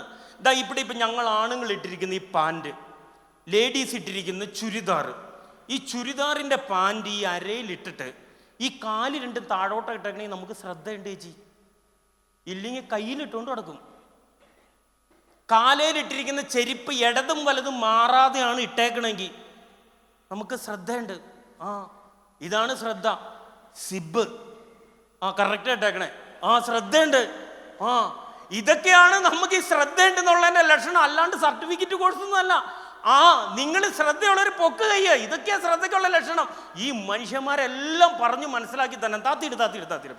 ഓക്കെ, നമുക്ക് ശ്രദ്ധയുണ്ടോന്നൊന്ന് നോക്കിയാലോ? ശ്രദ്ധയുണ്ടോന്നൊന്ന് നോക്കാം. ഞാൻ സാധാരണ ഇങ്ങനെ ക്ലാസ് എടുക്കാൻ ചെല്ലണോടത്തൊക്കെ ആദ്യമൊന്നും ആളുകൾ കൂടില്ല. അപ്പം ഞാൻ ഓർത്തു, ഇതെന്താ ഈ ആൾ കൂടാതെ? ചുറ്റും പറഞ്ഞ് നോക്കുമ്പോഴൊക്കെ ഭയങ്കര എല്ലാ പരിപാടികൾക്കും. അപ്പം ഞാൻ നോക്കി ഇതെന്താണ് ഇങ്ങനെയെന്ന് നോക്കിയപ്പോഴാണ് എനിക്ക് മനസ്സിലായത്, ഈ ആൾ കൂടണമെങ്കിൽ എന്തെങ്കിലും ഒരു സാധനം സൗജന്യം കൊടുക്കണം, എങ്കിലേ ആൾ കൂടുള്ളൂ. അതിന് അപവാദം ഇപ്പം ഈ രാജക്കാട് SNDP മാത്രമേ ഉള്ളൂ കേട്ടോ. എന്തെങ്കിലും ഒരു സൗജന്യം കൊടുക്കണം. ഒന്നെങ്കിൽ സൗജന്യ കണ്ണ് പരിശോധന, ആൾ വരും. അല്ലെങ്കിൽ സൗജന്യ രക്തപരിശോധന, ആള് കൂടും. ഇതൊന്നും അല്ലെങ്കിലോ ഗാനമേള, ആടുകൂടും. ഞങ്ങളുടെ നാട്ടിൽ ഇപ്പം കൈകൊട്ടിക്കളി, ആള് വരും. എവിടെ നിന്നൊക്കെ ആള് തന്നെയെന്ന് അറിയാൻ പാടില്ല. ഇതൊന്നും അല്ലെങ്കിൽ ആള് കൂടാനുള്ള പരിപാടി അന്നദാനം ഉറപ്പാ. സപ്താഹമൊക്കെ നടക്കണ സ്ഥലത്ത് ചെല്ലണം. സപ്താഹമൊക്കെ നടക്കണം. ഞങ്ങളുടെ അവിടെയൊക്കെ സപ്താഹം നടക്കും. ഈ സപ്താഹം നടക്കുമ്പോൾ രാവിലെ ചെന്ന് കഴിഞ്ഞാൽ ഒരു സ്വാമി അവിടെ ഇരുന്ന് ഇങ്ങനെ വായിക്കുണ്ടാവും. കണ്ണും കാണൂല ചെവിയും കേൾക്കൂലാത്ത 2 അമ്മൂമ്മമാർ ആ ഫ്രണ്ടിൽ ഇരിപ്പുണ്ടാവും. എങ്കിൽ ഉച്ചയ്ക്ക് അന്നദാനം വിളമ്പണ സമയത്ത് ആളുകളുടെ ഒരു വരവുണ്ട്. അപ്പൊ അതുകൊണ്ട് ഈ അന്നദാനം നടത്താനും കണ്ണു പരിശോധന നടത്താനും എൻ്റെ കൈ പൈസ ഇല്ലാത്തതിൻ്റെ പേരിൽ ഞാൻ ഓർത്തു എങ്കിൽ ശ്രദ്ധ പരിശോധന നടത്തിയേക്കാന്ന്. അപ്പൊ നിങ്ങൾ ചോദിച്ചാൽ ഈ ശ്രദ്ധ പരിശോധന വളരെ സിമ്പിളാണ്. നല്ല കേട്ടോ. കേരളത്തിലാകെ 3 ആശുപത്രികളുള്ളൂ ശ്രദ്ധ പരിശോധന. അവിടെ ചെന്ന് നിങ്ങളുടെ ശ്രദ്ധ പരിശോധിക്കണമെങ്കിൽ 25,000 മുതൽ 75,000 രൂപ കൊടുക്കണം. ഒരു ദിവസം മുതൽ 3 ദിവസം വരെ അവിടെ നിങ്ങൾ അഡ്മിറ്റ് ആവുകയും ചെയ്യണം. അപ്പോൾ അത്രയ്ക്ക് വിലയുള്ള ഈ ടെസ്റ്റ് ഞാൻ വളരെ ഫ്രീ ആയിട്ട് നിങ്ങൾക്ക് ചെയ്തു തരാം. നിങ്ങൾ റെഡിയാണോ? ടെസ്റ്റ് ചെയ്യാൻ ഫ്രീ അല്ലേ? എങ്കിൽ ഒരു കാര്യം ചെയ്യും, നിങ്ങളെല്ലാവരും നിങ്ങളുടെ കൈകൾ ഇങ്ങനെ പിടിക്കും. ഇങ്ങനെ പിടിക്കും. ഇനി ഞാൻ പറയുന്നത് ശ്രദ്ധിച്ച് കേൾക്കണം. ഞാൻ കൈയടിക്കാൻ പറഞ്ഞാൽ നിങ്ങൾ കൈയടിക്കണം. ഞാൻ കയ്യടി നിർത്താൻ പറഞ്ഞാൽ നിങ്ങൾ കയ്യടി നിർത്തണം. ഞാൻ വേറെ എന്തു പറഞ്ഞാലും നിങ്ങൾ ചെയ്യരുത്. ഞാൻ കയ്യടിക്കാൻ പറഞ്ഞാൽ നിങ്ങൾ കൈയടിക്കണം. ഞാൻ കയ്യടി നിർത്താൻ പറഞ്ഞാൽ നിങ്ങൾ കയ്യടി നിർത്തണം. ഞാൻ വേറെ എന്തു പറഞ്ഞാലും ചെയ്യരുത്. ക്ലിയർ ആയോ? ക്ലിയർ ആയി. എങ്കിൽ പിടിച്ചോ. കൈയടിക്കുമ്പോൾ നല്ല ശക്തിക്ക് അടിക്കണം. എന്നാ കാരണം? നമുക്ക് ശ്രദ്ധ ഉണ്ടാകാൻ വേണ്ടിയിട്ടാണ്. ക്ലിയർ അല്ലേ? ശരി, പിടിച്ചോ. ഒന്നോടെ പറയണോ? എങ്കിൽ എൻ്റെ സമാധാനത്തിന് ഞാൻ പറയാം. ഇനിയിപ്പോൾ സാറ് പറഞ്ഞത് അങ്ങനെയല്ലല്ലോ എന്ന് പറയാതിരിക്കാൻ വേണ്ടിയിട്ടാണ് ഞാൻ വീണ്ടും പറയാം. കൈയടിക്കാൻ പറഞ്ഞാൽ കൈയടിക്കണം. കയ്യടി നിർത്താൻ പറഞ്ഞാൽ കയ്യടി നിർത്തണം. ഞാൻ വേറെ എന്ത് പറഞ്ഞാലും ചെയ്യരുത്. ക്ലിയർ ആയിട്ടുണ്ടല്ലോ? ഓക്കെ, ശരി, പിടിച്ചോ. റെഡി? ഒന്നോടെ പറയണോ? നിങ്ങൾക്ക് എന്താ മനസ്സിലായി എന്ന് നോക്കട്ടെ. ഒന്ന് ഇങ്ങോട്ട് പറഞ്ഞ്.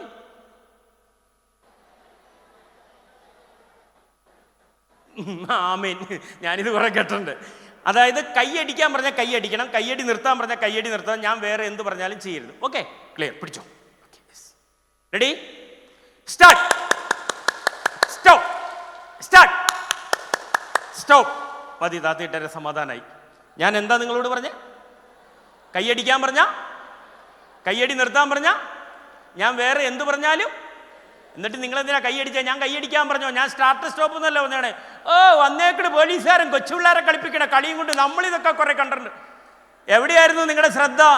ദേ അജി അരവിന്ദൻ്റെ ഈ രണ്ട്, ഞാൻ എത്ര പ്രാവശ്യം മനുഷ്യന്മാരെ നിങ്ങളോട് പറഞ്ഞു ഇനിയും പറയണോ ഇനിയും പറയണോ. അപ്പം നിങ്ങൾ തന്നെ പറഞ്ഞു ഇതൊക്കെ ഇതിനും മാത്രം വല്ലതും പറയാനുണ്ടോ സാറേ, അടിക്ക് സ്വാമി തേങ്ങാന്നല്ലേ പറഞ്ഞേ. എവിടെയായിരുന്നു നിങ്ങളുടെ ശ്രദ്ധ? നിങ്ങളുടെ ശ്രദ്ധ ദേ അജി അരവിന്ദൻ്റെ ഈ രണ്ട് കൈയിൻ്റെ ഉള്ളിലായിരുന്നു അല്ലേ? നമുക്ക് ഒന്നോടെ കളിച്ചാലോ? പിടിക്കേ.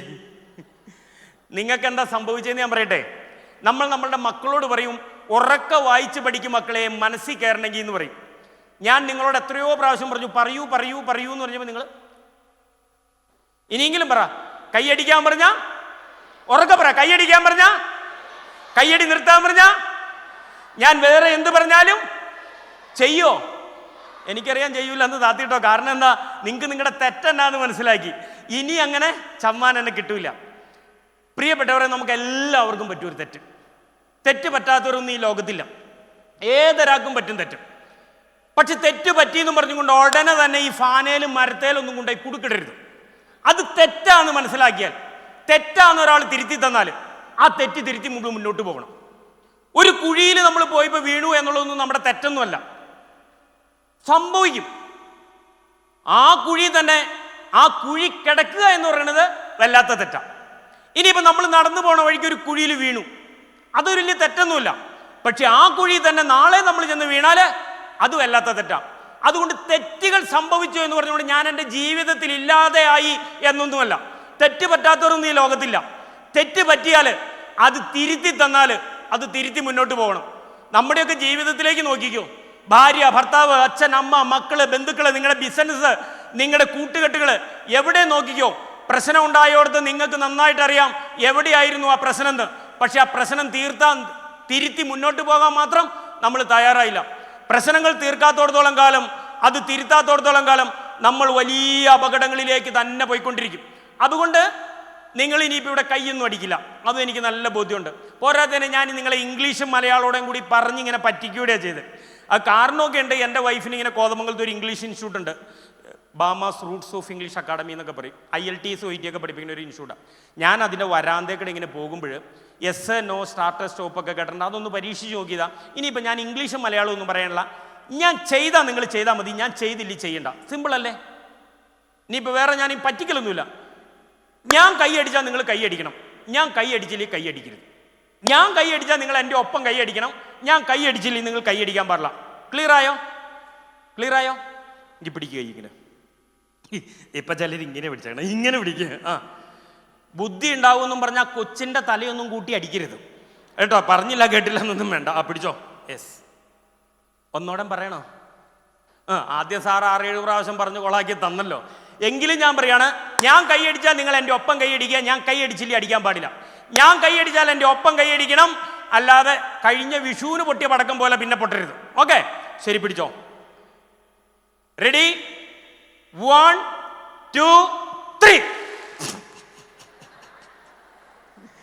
എൻ്റെ മനുഷ്യന്മാരെ ഇങ്ങോട്ട് നോക്കി, ഇവിടെ ശ്രദ്ധിക്കുക. എൻ്റെ ചേച്ചി ആ ഏലക്ക ഉണങ്ങാനിട്ടേക്കണൊക്കെ ചേട്ടൻ എടുത്ത് വെച്ചോളും. അവരെ അവിടെ ഇരുത്തിയിട്ടാലോ വന്നേക്കണേ. ഇതല്ലേക്ക് നിങ്ങളുടെ ഇവിടെ ശ്രദ്ധിക്കുക. പിടിക്കുക. യെസ്. ഞാൻ അടിച്ചോ, ഞാൻ അടിച്ചില്ല അടിക്കരുത്. റെഡി? 1 2 3. ഈ മൈക്ക് വെച്ചിട്ട് ഞാൻ എറിയൂട്ടോ ഏട്ടാ. ഇങ്ങോട്ട് നോക്ക് മനുഷ്യ. ഞാൻ അടിച്ചോ, ഞാൻ അടിച്ചില്ല അടിക്കരുത്. റെഡി? 1 2 3. ആ, കൊള്ളാലോ. റെഡി? 1 2 3. വാ, താളത്തിലടിച്ചോ, എൻ്റെ ഒപ്പം അടിച്ചോ.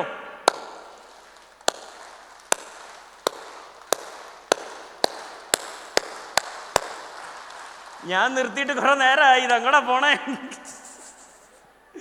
എന്നാലും സന്തോഷം. ഓക്കെ, ഞാൻ അവിടെ മുകളിൽ നിന്ന് നോക്കി. എന്തിനാണെന്നറിയാമോ? ഈ കൈയടിച്ചപ്പോൾ ഇവിടെ എന്തെല്ലാം പരിപാടിയാണ് നടന്നതെന്നറിയാമോ? ഞാൻ കാണേണ്ട കളിയാണ്.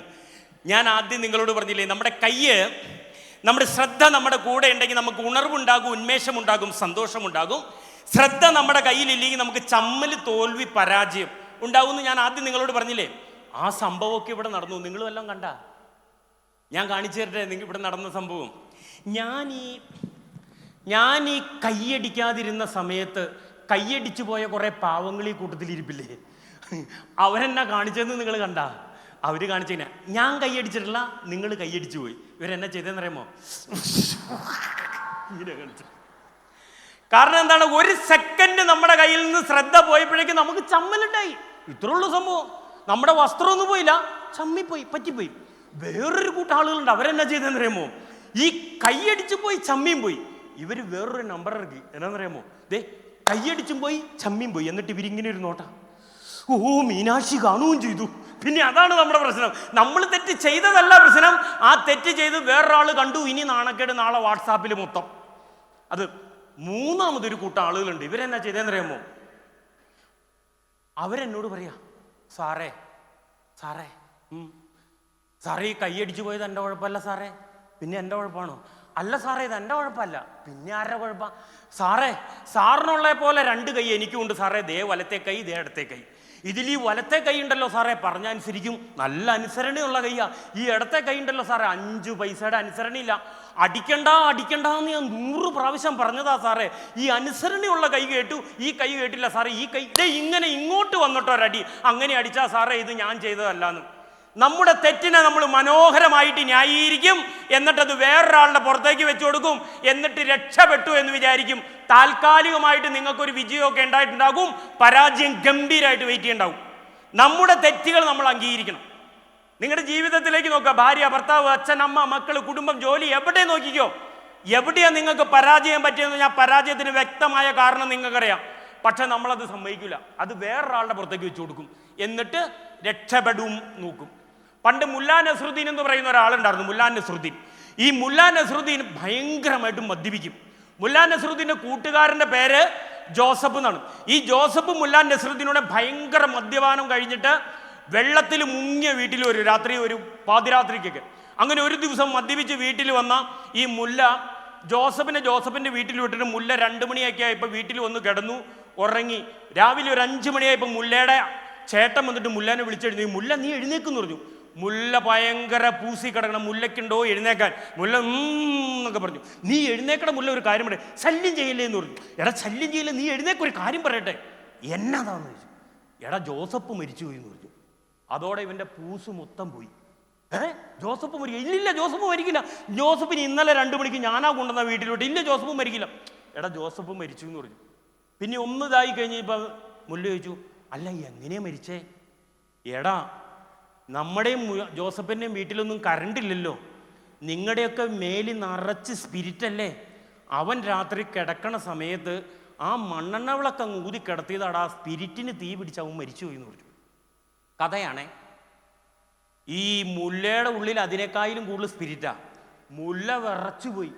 മുല്ല ഓടിപ്പോയിട്ടുള്ള മതഗ്രന്ഥം മൊത്തം കെട്ടിപ്പിടിച്ചു പോയി നിന്നിട്ട് ഒരൊറ്റ സത്യ, എന്നാ ഇനി മേലാൽ ഞാൻ മദ്യപിക്കില്ല എന്നല്ല, കിടക്കണേന് മുമ്പ് മണ്ണെണ്ണ വിളക്ക് ഊതിക്കെടുത്തൂലെന്ന്. അപ്പൊ അതുപോലെ നമ്മുടെ തെറ്റുകൾക്ക് നമ്മൾ ന്യായീകരണങ്ങൾ കണ്ടെത്തും, എന്നിട്ട് നമ്മൾ അങ്ങ് പോകും. അങ്ങനെയല്ല, നമ്മുടെ തെറ്റുകൾ നമ്മൾ തിരുത്തി മുന്നോട്ട് പോകണം. 4മതൊരു കൂട്ടം ആളുകളുണ്ട്. അവരെന്നാ ചെയ്തതെന്നറിയാമോ? അവർ ചെയ്തത്, ഞാൻ കൈയടിച്ചിട്ടില്ല ഇവരും കൈയടിച്ചിട്ടില്ല, ഞാൻ കൈയടിച്ചിട്ടില്ല ഇവരും കൈയടിച്ചിട്ടില്ല. ഇവരെന്നാ കാണിച്ചതെന്നറിയാമോ? ഈ ഗ്രൂപ്പിലിരുന്ന്, സാറേ സാറേ ദേ സാറേ ഞാൻ അടിച്ചിട്ടില്ല സാറേ, ദേ സാറേ ഞാൻ അടിച്ചില്ല, ദേ ഇവളടിച്ചു. ഇങ്ങനെ ഒരു സന്തോഷം കാണിക്കുന്നത്, ഞാൻ അടിച്ചില്ല എന്നുള്ളൊരു സന്തോഷം. എന്താ കാരണം? അവരുടെ കൂടെ അവരുടെ ശ്രദ്ധ ഇരുന്നപ്പോൾ അവർ വിജയിച്ചു. ഇത്രേ ഉള്ളൂ.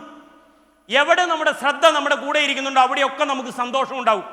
ജീവിതത്തിൽ, കുടുംബത്തിൽ, ജോലിയിൽ, എവിടെ ശ്രദ്ധ നമ്മുടെ കൂടെ ഉണ്ടായിരിക്കണം. അതുകൊണ്ട് നല്ല ശ്രദ്ധയുള്ളവരായിട്ട് മാറണം. അതുകൊണ്ട് പ്രിയപ്പെട്ടവരെ, എനിക്ക് നിങ്ങളോട് പറയാനുള്ള പകുതിയിൽ കൂടുതൽ സമയവും ശ്രദ്ധയെക്കുറിച്ചാണ്. എവിടെയാണ് നമുക്ക് മിസ്റ്റേക്ക് പറ്റിയത്? എനിക്ക് 1 മണിക്കൂർ 1 മിനിറ്റ് കൊണ്ട് ശ്രദ്ധിച്ചിരുന്ന് ക്ലാസ് കേൾക്കണമെന്ന് പറഞ്ഞങ്ങ് പോയാൽ മതി. അങ്ങനെ ക്ലാസ് തുടങ്ങിയപ്പോഴാണ് എനിക്ക് മനസ്സിലായി ശ്രദ്ധ എന്താണെന്ന് ഒരാൾക്കും അറിയാൻ പാടില്ല. എന്താണ് ശ്രദ്ധ? എവിടെയാണ് ഈ ശ്രദ്ധ ഇരിക്കണേ? എവിടെ നിന്ന് കിട്ടും ഈ ശ്രദ്ധ? പറയൂ. എവിടെയാണ്? നമ്മളിപ്പോൾ നമ്മളുടെ മക്കളോടൊക്കെ ഉണ്ട്, ശ്രദ്ധിച്ച് പഠിക്കും മക്കളെ, ശ്രദ്ധിച്ച് പഠിക്കും മക്കളെ, ശ്രദ്ധിച്ച് പഠിക്കും. ചേട്ടൻ്റെ കൊച്ചുങ്ങളില്ലേ? എത്രയിലാണ്? പഠിത്തം കഴിഞ്ഞു? എന്നാലും പറ, എത്ര വയസ്സുണ്ട്? കല്യാണം കഴിഞ്ഞു. കല്യാണം കഴിഞ്ഞ മകനോട്, മോൻ്റെ പേരന ദേവപ്രസാദ്, ചേട്ടൻ്റെ പേരന ആ, രാജൻചേട്ടൻ ദേവപ്രസാദ് മോനോട് പറയണ കല്യാണമൊക്കെ കഴിഞ്ഞ് മോനെ ഇച്ചിരി ശ്രദ്ധിച്ച് ജീവിക്കണം, നമ്മൾ പണ്ടത്തെ കാലമൊന്നുമല്ല എന്ന്. അപ്പോൾ ഈ കൊച്ചുങ്ങൾ, ഞങ്ങളൊക്കെ ന്യൂജൻ ടീമിൽ പെട്ടതാണല്ലോ, ഈ കൊച്ചു ചേട്ടനോട് പറയാം, പപ്പ എന്താ പപ്പ ഈ ശ്രദ്ധ, അതെവിടെ ഇരിക്കണേ, അതെങ്ങനെ ഉണ്ടാക്കണേ, മോൻ എന്നാന്ന് വെച്ചാൽ ചെയ്യേ എൻ്റെ പൊന്നോ. എന്നതാ ഈ ശ്രദ്ധ? നമ്മൾ എപ്പോഴും ഉപയോഗിക്കണ വാക്കല്ല ഈ ശ്രദ്ധ. ശ്രദ്ധ ശ്രദ്ധ സ്ഥാനത്തും അസ്ഥാനത്തും ഒക്കെ ഉപയോഗിക്കും നമ്മൾ. എന്താ ശ്രദ്ധ? പ്രിയപ്പെട്ടവരെ, ശ്രദ്ധ എന്ന് പറഞ്ഞാൽ നമുക്ക് ഒരു മരുന്ന് പോലെ മേടിച്ച് കഴിച്ചുണ്ടാക്കാൻ കഴിയില്ല, ഒരു ഓൺലൈനിൽ വരുത്താൻ പറ്റില്ല, അങ്ങനെ ഒന്നും ചെയ്യാൻ പറ്റില്ല. നമ്മൾക്ക് ഉണ്ടാകുന്നത്, ഇനിയിപ്പോൾ നിങ്ങളുടെ കയ്യിൽ കോടിക്കണക്കിന് രൂപയുണ്ട്, ഒരു ആശുപത്രി ചെന്നാൽ ആ ആശുപത്രിയിലേക്ക് പൈസ കൊടുത്താൽ നിങ്ങളുടെ ശരീരത്തിലേക്ക് ഒരു പോയിന്റ് ശ്രദ്ധ വെച്ച് തരാനും പറ്റില്ല. ഈ ശ്രദ്ധ എന്ന് പറയുന്നത് മനുഷ്യരായ നമുക്ക് കിട്ടിയ ഒരു അപൂർവ സമ്മാനമാണ്. മനുഷ്യരായ നമ്മുടെ ശരീരത്തിലുള്ള 3 കൂട്ടം ഘടകങ്ങൾ ഒരുമിച്ച് ഒരു സ്ഥലത്ത് വർക്ക് ചെയ്യുമ്പോൾ നമുക്ക് ശ്രദ്ധയുണ്ടാകും.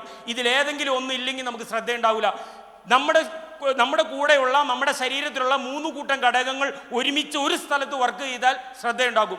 ഇതിലേതെങ്കിലും ഒരു സംഗതി അതിൻ്റെ കൂടെ കൂടിയില്ലെങ്കിൽ ശ്രദ്ധ ഉണ്ടാവില്ല. ഈ സംസാരിക്കണ എനിക്കും നിങ്ങൾക്കും ഇതുണ്ട്. നിങ്ങളുടെ കയ്യിലിരിക്കുന്ന ഒന്നും എനിക്ക് തരാനോ, എൻ്റെ കയ്യിലിരിക്കുന്ന ഒന്നും നിങ്ങൾക്ക് തരാനോ, നിങ്ങൾക്ക് നിങ്ങളുടെ പ്രിയപ്പെട്ടവർക്ക് കൊടുക്കാനോ ഒന്നും പറ്റില്ല. അത്രയ്ക്ക് പ്രാധാന്യമുള്ള 3 കൂട്ടം ഘടകങ്ങളാണ് ശ്രദ്ധ എന്ന് പറയുന്ന ആ വലിയ ഒരു സത്യം നമുക്ക് തരുന്നത്. എന്തൊക്കെയാണ് ആ സാധനം? സമയം പോണാറ് നിങ്ങൾ അങ്ങനെ എല്ലാം പഠിച്ചുകൊണ്ട് പോകണ്ട കാണാതെ. ഞാൻ ചോദ്യം ചോദിക്കാൻ പോവുകയാണ്. ഓക്കെ, ചോദ്യം ചോദിക്കും, നിങ്ങൾ ആൻസർ പറയും. ഓക്കെ, ശ്രദ്ധ ഉണ്ടാകാനുള്ള 3 കൂട്ടം ഘടകങ്ങളുണ്ട്. അതിൽ ഒന്നാമത്തെ സാധനത്തിനുള്ള ചോദ്യം ഞാൻ ചോദിക്കാൻ വേണ്ടി ക്ലൂ തരും. ക്ലൂവിൽ നിന്ന് നിങ്ങൾ ആൻസർ പറഞ്ഞാൽ മതി. ഓക്കെ, തരട്ടെ? 3 ക്ലൂ ഉണ്ടാകും. 3 ക്ലൂവും കേട്ടതിന് ശേഷം ആൻസർ പറഞ്ഞാൽ മതി. ശ്രദ്ധ ഉണ്ടാകാനുള്ള ആദ്യത്തെ സാധനം, നിങ്ങളുടെ മുമ്പിൽ നിന്ന് സംസാരിക്കുന്ന ഈ അജി അരവിന്ദ് 74 കിലോ തൂക്കമുണ്ട്, 55 വയസ്സുണ്ട്, ഇത്രേ സുന്ദരനാണ്. ഓഹോ, ഇനിയിപ്പോൾ ചിരിച്ചത് എന്താണെന്ന് അറിഞ്ഞിട്ടാണ് ഞാൻ ഇനിയുള്ളൂ ക്ലാസ്. ചേച്ചി എന്തിനാ ചിരിച്ചത് പറ. നിങ്ങൾക്ക് ഇവിടെ ഇരുന്നു, ഫ്രണ്ടിലിരുന്നു, കയ്യും പൊത്തി കിടന്നാ ചിരിക്കണം. പറ, ഞാൻ സുന്ദരനാന്ന് പറഞ്ഞു. ചേച്ചി എന്തിനാ ചിരിച്ചു? ചേച്ചി ഇരിക്കണേ ഞാൻ കണ്ടു. പറ, ഞാൻ സുന്ദരനാന്ന് പറഞ്ഞിട്ട് നിങ്ങൾ എന്തിനാ ചിരിച്ചു? നല്ലതെന്ന് തോന്നിയിട്ടൊന്നുമല്ല, ഞാനും കുറേ ചോറും ഓണമൊക്കെ കൂടുതലുണ്ടായി. എനിക്കറിയാം നിങ്ങൾ ചിരിച്ചെന്നാന്ന് പറയട്ടെ, എൻ്റെ ചേട്ടായിനെ കാണണം, അടിപൊളിയാ, ഒരു സുന്ദരൻ. മമ്മൂട്ടി 70 വയസ്സ്, പയറ് പോലെയാണ് നടക്കണേ, അപ്പോഴാണ് 55. എൻ്റെ ചേട്ടനെ കാണണം, എൻ്റെ ആങ്ങളേനെ കാണണം, എൻ്റെ അമ്മാവനെ കാണണം, എൻ്റെ മോനെ കാണണം, കിടു സുന്ദരൻ. ഇതല്ലേ ചിരിച്ച് ചിരിയുടെ അർത്ഥം? എങ്കിൽ നിങ്ങൾ കേട്ടോ, ഈ ലോകത്തിലെ ഏറ്റവും വലിയ സുന്ദരൻ ദാ ഈ നിൽക്കണ അജി അരവിന്ദ്. ഈ ലോകത്തിലെ ഏറ്റവും സ്മാർട്ട് ദാ ഈ നിൽക്കണ അജി അരവിന്ദ്. ഈ ലോകത്തിലെ ഏറ്റവും ഭാഗ്യവാൻ ദാ ഈ നിൽക്കണ അജി അരവിന്ദ്. ഈ ലോകത്തിലെ ഏറ്റവും ഭാഗ്യം ചെയ്ത അച്ഛനും അമ്മയും എനിക്കാ. എൻ്റെ അച്ഛൻ്റെ അമ്മയുടെ മകനായിട്ട് ജനിച്ചത് എൻ്റെ ഭാഗ്യ. ഈ ലോകത്തിലെ ഏറ്റവും ഭാഗ്യം ചെയ്ത അച്ഛൻ ഞാനാ. എനിക്ക് 2 പൊന്നോമന മക്കളുണ്ട്, അവരുടെ അച്ഛനായത് എൻ്റെ ഭാഗ്യ. ഈ ലോകത്തിലെ ഏറ്റവും ഭാഗ്യം ചെയ്ത സഹോദരൻ ഞാനാ. എനിക്ക് 2 സഹോദരിമാരുണ്ട്, അവരുടെ സഹോദരനായത് എൻ്റെ ഭാഗ്യ. ഈ ലോകത്തിലെ ഏറ്റവും സുന്ദരിയായ പെണ്ണിന്റെ പേര് നിങ്ങൾക്ക് അറിയാമോ? അറിയാൻ പറഞ്ഞു കേട്ടോ, ഭാമാജി എൻ്റെ ഭാര്യയാണ്. ഈ ലോകത്തിലെ ഏറ്റവും നല്ല ജോലി അത് പോലീസിലെ ജോലിയാണ്, എൻ്റെ ജോലിയാണ്. ഇതൊക്കെ എൻ്റെയാണ്. ഇതുപോലെ നിങ്ങൾക്കുണ്ട് ചില പ്രത്യേകതകളൊക്കെ, സമ്മതിക്കില്ല. നിങ്ങളുടെ മക്കളോട് എന്നിട്ട് ചോദിക്കണം, അല്ലെങ്കിൽ നിങ്ങളോട് ചെയ്യണം, ഈ ലോകത്തിലെ ഏറ്റവും നല്ല മക്കളേതാ? എൻ്റെ സാറേ സംശയം. എൻ്റെ കൊച്ചിൻ്റെ കൂടി ഒരു കൊച്ചു പഠിക്കുന്നുണ്ട്, ഫിദ, പാട്ട് ഡാൻസ് അടിപൊളി. എന്നോ കിടുവാന്നറിയുമ്പോഴോ എനിക്ക് ഓർമ്മ, എൻ്റെ അമ്മോ കുരുത്തം കിട്ടുന്നത് അൽഫാം. ഓർമ്മ നിങ്ങളുടെ മക്കളുടെ പേര് പറയില്ല. ഇനി ആ മക്കളോട് എന്നിട്ട് ചോദിക്കണം, ഈ ലോകത്തിലെ ഏറ്റവും നല്ല പപ്പ ആരാന്ന്? എന്നാൻ്റെ സാറേ സംശയം. എൻ്റെ കൂടെ പഠിക്കണ ആൽബിൻ്റെ പപ്പ കിടു. എനിക്ക് ഓർമ്മയുണ്ട്, എൻ്റെ അമ്മോ കടുവ സ്വൈര്യം തരില്ല എൻ്റെ അമ്മോ. നിങ്ങളുടെ ഓർമ്മത്തിൻ്റെ പേര് പറയില്ല. നിങ്ങളുടെ ചേട്ടായിമാരോട് ചെന്നിട്ട് ചോദിക്കണം, ഈ ലോകത്തിലെ ഏറ്റവും സുന്ദരിയായ ഭാര്യ ആർക്കാ ചേട്ടാ? എന്നാ എൻ്റെ പെണ്ണെ സംശയം. എൻ്റെ കൂട്ടുകാരൻ ജോസ് ഒരു പെണ്ണിനെ കെട്ടി കിടുക. നിങ്ങളുടെ ഓർമ്മത്തിൻ്റെ പേര് പറയില്ല. ഈ ചിരിച്ച പെണ്ണുങ്ങളുണ്ട്, ഈ ചേച്ചിമാര്, ഈ ചിരിച്ച ചേച്ചിമാരോട് എന്നിട്ടുണ്ട് ഈ ലോകത്തിലെ ഏറ്റവും നല്ല ഭർത്താവ് ആരാന്ന് അവർക്ക് ഒരു സംശയം ഉണ്ടാവില്ല, അവരുടെ അനിയത്തിയുടെ ഭർത്താവ്. നമ്മുടെ പേര് പറയില്ല. എൻ്റെ ഭാര്യയോട് ചോദിക്കണം, ഈ ലോകത്തെ ഏറ്റവും നല്ല ഭർത്താവാണ് ജിജി. എൻ്റെ ഭാര്യയുടെ അനിയത്തിനെ കെട്ടിയേക്കണോ എൻ്റെ പേരാ ജിജി, എൻ്റെ പേര് പറയില്ല. എന്നെ വളർത്തി വലുതാക്കിയതാ ഇവിടെ നിർത്തി ഇതുപോലെ നിങ്ങളോട് സംസാരിക്കാൻ പ്രാപ്തമാക്കിയ എൻ്റെ അച്ഛനും അമ്മയാണ് ഈ ലോകത്തിലെ ഏറ്റവും നല്ല അച്ഛനും അമ്മയെന്ന് ഞാൻ പറഞ്ഞില്ലേ പിന്നെ ആരാ പറയാ? ഒരു ഗർഭപാത്രത്തിൽ കിടന്ന ഒരു പായൽ ഉറങ്ങിയ ഒരു പാത്രത്തിലുണ്ട് ഇണങ്ങിയും പിണങ്ങിയും പല വീടുകളിൽ കഴിയുന്ന എൻ്റെ സഹോദരൻ എൻ്റെ സഹോദരിയാണ് ഈ ലോകത്തിലെ ഏറ്റവും നല്ല സഹോദരനും സഹോദരി എന്ന് ഞാൻ പറഞ്ഞില്ലേ പിന്നെ ആരാ പറയാ? ഏതോ ഒരു വീട്ടിൽ നിന്ന് കല്യാണം കഴിച്ച് എൻ്റെ വീട്ടിലെത്തി എൻ്റെ വീട്ടിലെ എല്ലാ കാര്യങ്ങളും ചെയ്ത് എൻ്റെ അച്ഛനമ്മമാരെ നോക്കി എൻ്റെ മക്കളെ പെറ്റി വളർത്തി എനിക്ക് വേണ്ടതെല്ലാം ചെയ്തു തരുന്ന എൻ്റെ പെണ്ണാണ് ഈ ലോകത്തിലെ ഏറ്റവും നല്ല പെണ്ണെന്ന് ഓരോ ഭർത്താക്കന്മാരും പറഞ്ഞില്ലേ പിന്നെ ആര് പറയും? എന്നെ കല്യാണം കഴിച്ച് വീട്ടിൽ കൊണ്ടുവന്ന് വീട്ടിലിരുത്തി എനിക്കും എൻ്റെ മക്കൾക്കും എൻ്റെ കുടുംബത്തിനും വേണ്ടി പുറത്തുപോയി പണിത് വിഷമിച്ച് വിയർത്ത് കുളിച്ച് കറുത്ത് കരുവാളിച്ച് വീട്ടിൽ കയറി വരുന്ന എൻ്റെ ഭർത്താവാണ് ഈ ലോകത്തിലെ ഏറ്റവും നല്ല ഭർത്താവെന്ന് ഓരോ ഭാര്യമാരും പറഞ്ഞില്ലേ പിന്നെ ആര് പറയൂ ഇതൊക്കെ? ഈ മക്കളെ പോലെയുള്ള മക്കളിൽ പ്രതീക്ഷ വെച്ച് അവർക്ക് വസ്ത്രം കൊടുത്ത് ഭക്ഷണം കൊടുത്ത് വിദ്യാഭ്യാസം കൊടുത്ത് കെട്ടിപ്പിടിച്ചുറങ്ങി അവർ വളർന്നു വലിയൊരു നിലയിലെത്തുമ്പോൾ നമുക്ക് തളർച്ച വരുമ്പോൾ എന്നെയും എൻ്റെ കുടുംബത്തെയും സംരക്ഷിക്കുമെന്ന സ്നേഹത്തോടെ ചേർത്ത് പിടിച്ച് വിശ്വസിച്ച് വളർത്തുന്ന എൻ്റെ മക്കളാണ് ഈ ലോകത്തിലെ ഏറ്റവും നല്ല മക്കളെന്ന് ഓരോ അച്ഛനമ്മമാരും പറഞ്ഞില്ലേ പിന്നെ ആര് പറയൂ ഇതൊക്കെ? എല്ലാ മാസവും കൃത്യമായി 1-ാം തീയതി എനിക്കും എൻ്റെ കുടുംബത്തിനും കഴിയാനുള്ള വക സാലറിയുടെ രൂപത്തിൽ എൻ്റെ അക്കൗണ്ടിൽ തന്ന് എന്നെയും എൻ്റെ കുടുംബത്തെയും സംരക്ഷിക്കുന്ന എനിക്കൊരു യൂണിഫോം തന്ന് എൻ്റെ യൂണിഫോമിൽ 2 നക്ഷത്രങ്ങൾ തന്ന് നിങ്ങളുടെ മുമ്പിൽ നിന്ന് ഇതുപോലെ സംസാരിക്കാൻ പ്രാപ്തമാക്കിയ എൻ്റെ ജോലിയാണ് ഈ ലോകത്തിലെ ഏറ്റവും നല്ല ജോലി. ആ ജോലി എത്ര വലുതായിക്കൊള്ളട്ടെ എത്ര ചെറുതായിക്കൊള്ളട്ടെ ഓരോ ജോലിക്കാരും പറഞ്ഞില്ലെങ്കിൽ പിന്നെ ആര് പറയൂ ഇതൊക്കെ? എന്നിട്ട് ഈ സാധനം എല്ലാം വലിച്ചുവാരി നമ്മൾ വേറൊരാൾക്ക് ഇട്ടുകൊടുത്ത് മൊബൈലിൻ്റെ ഫ്രണ്ടിൽ 2 തുള്ളി കണ്ണുനീരും ചക്രവാളത്തിലേക്ക് താടിക്ക് കയ്യും കൊടുത്തിരിക്കുന്ന ഒരു ഫോട്ടോയും ഇട്ടിട്ട് ഈ അതിൻ്റെ അടിയിൽ എഴുതി വെക്കും ഐ ആം എലോൺ, ഞാൻ ഏകനാണ്, എനിക്കൊന്നുമില്ല, നന്ദി കേടാണ്, പറയണം ഞാൻ സ്മാർട്ടാന്ന്, എനിക്കുണ്ടെന്ന് പറയണം. അടുത്തിരിക്കുന്ന രണ്ടുപേരൊന്ന് കൈയെടുത്തേ. യെസ്, ഭാര്യയും ഭർത്താക്കന്മാരും ഉണ്ട് അവിടെ. ഭാര്യയും ഭർത്താക്കന്മാരും എത്ര പേരുണ്ട്? എല്ലാവരും 2-3 സ്ഥലത്തേക്കാലും ഇരിക്കണേ. ആരും ഇല്ല ഇവിടെ. അടുത്തിരുന്നാർന്നെങ്കിൽ ഗുണം ഉണ്ടായിരുന്നു. പോട്ടെ. യെസ്, ഈ ലോകത്തെ ഏറ്റവും വലിയ ഭാഗ്യവാന്മാരെ നിങ്ങൾക്ക് കാണണമെങ്കിൽ നിങ്ങൾ ഒരു സ്ഥലത്തും പോണ്ട. നിങ്ങൾ നിങ്ങളുടെ വീട്ടിലേക്ക് ചെല്ലണം. വീട്ടിൽ നിങ്ങളുടെ മുറിയിലിരിക്കുന്ന വലിയ അലമാരയില്ലേ, ആ അലമാരയിലിരിക്കുന്ന വലിയ കണ്ണാടിയുടെ മുമ്പിൽ പോയി ഇങ്ങനെ നോക്കിയാൽ ഈ ലോകത്തെ ഏറ്റവും ഭാഗ്യവാനായ മനുഷ്യനെ കാണാം. ഈ ഞാൻ പറയുന്ന നിങ്ങൾക്ക് കേൾക്കാൻ കഴിയുന്നുണ്ടെങ്കിൽ നിങ്ങൾക്ക് ഭാഗ്യമുണ്ട്. നിങ്ങൾക്ക് എന്നെ കാണാൻ കഴിയുന്നുണ്ടെങ്കിൽ ഭാഗ്യമുണ്ട്. 35 ലക്ഷത്തിന് മേൽ ആളുകൾ ഇരുന്ന് നിരങ്ങിപ്പോലും തൻ്റെ ദിനകൃത്യങ്ങൾ ചെയ്യാൻ കഴിയാത്തവർ ഇന്ന് ഈ ഭൂമിയിലുണ്ട്. ഇവിടെ നിന്ന് പോയാൽ നിങ്ങൾക്കൊരു വീടുണ്ട്, കിടക്കാൻ ഒരു റൂമുണ്ട്, കിടക്കാൻ കട്ടിലുണ്ട്, കഴിക്കാൻ ഭക്ഷണമുണ്ട്, കെട്ടിപ്പിടിച്ചുറങ്ങാൻ അച്ഛനും അമ്മയും ഭാര്യയും മക്കളും സഹോദരങ്ങളുമുണ്ട്. നാളെ നേരം വെളുത്ത് നമ്മൾ അവിടെ എഴുന്നേക്കും. അതാ നമ്മുടെ ഭാഗ്യം എന്ന് പറയുന്നത്. ഞാൻ ഈ പറയുന്ന ഭാഗ്യം നിങ്ങൾക്ക് മനസ്സിലാകുന്നില്ലെങ്കിൽ ഇന്ന് വൈകുന്നേരം ഈ ക്ലാസ് കഴിയുമ്പോൾ നിങ്ങൾ നിങ്ങളുടെ കുടുംബാംഗങ്ങളെയും കൂട്ടിക്കൊണ്ട് നിങ്ങൾ അടിമാലി ടൗണിലേക്കോ തൊടുപുഴയ്ക്കോ കോതമംഗലത്തേക്കൊക്കെ ഒന്ന് പോകണം. നിങ്ങളുടെ അടുത്തുള്ള ടൗണിലേക്ക് നിങ്ങളുടെ കുടുംബാംഗങ്ങൾ മൊത്തം ആ വാഹനത്തിൽ വേണം. 9-9:30 ആകുമ്പോൾ പോകുമ്പോൾ ആ വാഹനത്തിൻ്റെ ഗ്ലാസ്സുകളൊക്കെ താത്തിയിരിക്കണം. ടൗണിലൂടെ നിങ്ങളിങ്ങനെ പതിയെ പോകുമ്പോൾ നിങ്ങൾക്കൊരു കാഴ്ച കാണാം. ചില കടകളുടെ ഷട്ടറുകൾ അടയ്ക്കാൻ വേണ്ടി കയ്യിലൊരു കീറ ചാക്കിൻ്റെ പീസോ ഒരു ബേസ്ബോർഡ് കഷ്ണമോ പിടിച്ച് തൻ്റെ കുഞ്ഞിനെയും ചേർത്ത് പിടിച്ചുകൊണ്ട് നിൽക്കുന്ന അല്പപ്രാണികളെ കാണാം. ഒന്ന് കിടന്നുറങ്ങാൻ. ആ കൂട്ടത്തിൽ നമ്മളുമില്ല, നമ്മുടെ മക്കളുമില്ല. നമ്മളാ ഭാഗ്യവാന്മാർ. ഇതാ ഭാഗ്യം, അല്ലാതെ ലോട്ടറി അടിക്കുന്നതല്ല. എന്നിട്ടും മനസ്സിലാകില്ലെങ്കിൽ നിങ്ങൾ രാത്രി 12:30 ആകുമ്പോൾ വീണ്ടും ഈ ടൗണിലേക്ക് ചെല്ലണം. വലിയ ഹോട്ടലുകൾ അടയ്ക്കുന്ന സമയത്ത് ആ ഹോട്ടലിൽ നിന്ന് ബാക്കി വരുന്ന ഭക്ഷണം പുറത്തേക്ക് കളയുമ്പോൾ അത് വാങ്ങി തനിക്കും തൻ്റെ മക്കൾക്കും കൊടുത്ത് വിശപ്പടക്കാൻ വേണ്ടി ഭിക്ഷാപാത്രം നീട്ടി നിൽക്കുന്ന അല്പപ്രാണികളെ കാണാം. ആ കൂട്ടത്തിലും നമ്മളുമില്ല, നമ്മുടെ മക്കളുമില്ല. ഭാഗ്യം ചെയ്തവരാ നമ്മൾ. എന്നിട്ടും നിങ്ങൾക്ക് മനസ്സിലാകണമെങ്കിൽ വലിയ ദേവാലയങ്ങളുടെ മുന്നിലേക്ക് പോകണം. പടിക്കെട്ടിൻ്റെ ചുവട്ടിൽ അല്പവസ്ത്രം ധരിച്ച് വെയിലുകൊണ്ട് കറുത്ത് കരിവാളിച്ച് വിയർത്ത് കുളിച്ച് നിങ്ങളുടെ നേരെ ഭിക്ഷാപാത്രം നീട്ടി നിൽക്കുന്ന അല്പപ്രാണികളെ കാണാം. ആ കൂട്ടത്തിലും നമ്മളുമില്ല, നമ്മുടെ മക്കളുമില്ല. ഭാഗ്യം ചെയ്തവരാ നമ്മൾ. എന്നിട്ടും നിങ്ങൾക്ക് മനസ്സിലാകില്ലേ, നിങ്ങളുടെ നാട്ടിലില്ലേ ഏലത്തോട്ടങ്ങൾ, ആ ഏലത്തോട്ടങ്ങളിലൊക്കെ പണിയെടുക്കുന്ന അന്യദേശ തൊഴിലാളി കുഞ്ഞുങ്ങളുടെ കാലിലേക്ക് നോക്കിയാൽ മതി. പുഴു കടിച്ച് വ്രണമായിട്ട് നടക്കുന്ന ആ കൂട്ടത്തിൽ നമ്മളില്ല, നമ്മുടെ മക്കളില്ല. ഭാഗ്യം ചെയ്തവരല്ലേ നമ്മൾ. ഇതാലോ ഭാഗ്യം എന്ന് പറയണേ, അല്ലാതെ ലോട്ടറി അടിക്കണമെന്നല്ല. പറയണം ഞാൻ ഭാഗ്യവാനാന്ന്. ഈ ലോകത്തെ ഏറ്റവും ഭാഗ്യവാൻ ഞാനാന്ന് പറയണം. ആ പറയുമ്പോഴാ ദൈവം ഗുരു നമുക്ക് ഇങ്ങനെ കനിഞ്ഞ് കടാക്ഷം നിങ്ങൾക്ക് തരുന്ന. അടുത്തിരിക്കുന്ന രണ്ടുപേര് പെട്ടെന്ന് കൈ കൊടുത്തേ. 2 പേരെ പെട്ടെന്ന് കൈ കൊടുത്തേ. ആ എന്നിട്ട് ആ കൈ കൊടുത്തവരുടെ മുഖത്തേക്കൊന്ന് നോക്കിക്കേ, പരസ്പരം രണ്ടുപേരും മുഖത്തോട് പോകുന്ന നോക്കിയേ. എന്നിട്ട് ഞാൻ പറയുന്നത് പോലെ ഒന്ന് പറയണം. ഞാൻ പറയുന്നത് പോലെ ആ കൈ കൊടുത്തവരുടെ മുഖത്ത് നോക്കിയിട്ടൊന്ന് പറയണം, എന്ത് രസാ നിന്നെ കാണാൻ, എന്ത് രസാ. അയ്യടാ മതി മതി, ഇങ്ങോട്ട് നോക്ക്. ഈ മനുഷ്യർ ഒരെണ്ണം പോലും പറഞ്ഞനുസരിക്കില്ല കേട്ടോ, ഒറ്റെണ്ണം പറഞ്ഞനുസരിച്ച്. ഞാൻ നിങ്ങളോട് എന്താ പറഞ്ഞത്? നിങ്ങളുടെ അടുത്തിരിക്കുന്നവരുടെ മുഖത്ത് നോക്കിയിട്ട് എന്ത് രസാന്ന് പറയാനല്ലേ പറഞ്ഞേ? ചിരിക്കാൻ പറഞ്ഞ നിങ്ങൾ എന്തിനാ ചിരിച്ചേ? നല്ല രസമുണ്ടായിരുന്നു. അത് തന്നെ കാര്യം. നമ്മളോട് ഒരാള് നല്ല രസാന്ന്, എന്ത് രസാന്ന് പറഞ്ഞപ്പോൾ നമുക്ക് രസമുണ്ടായി, സന്തോഷമുണ്ടായി, സുഖമുണ്ടായി. എന്താ കാരണം?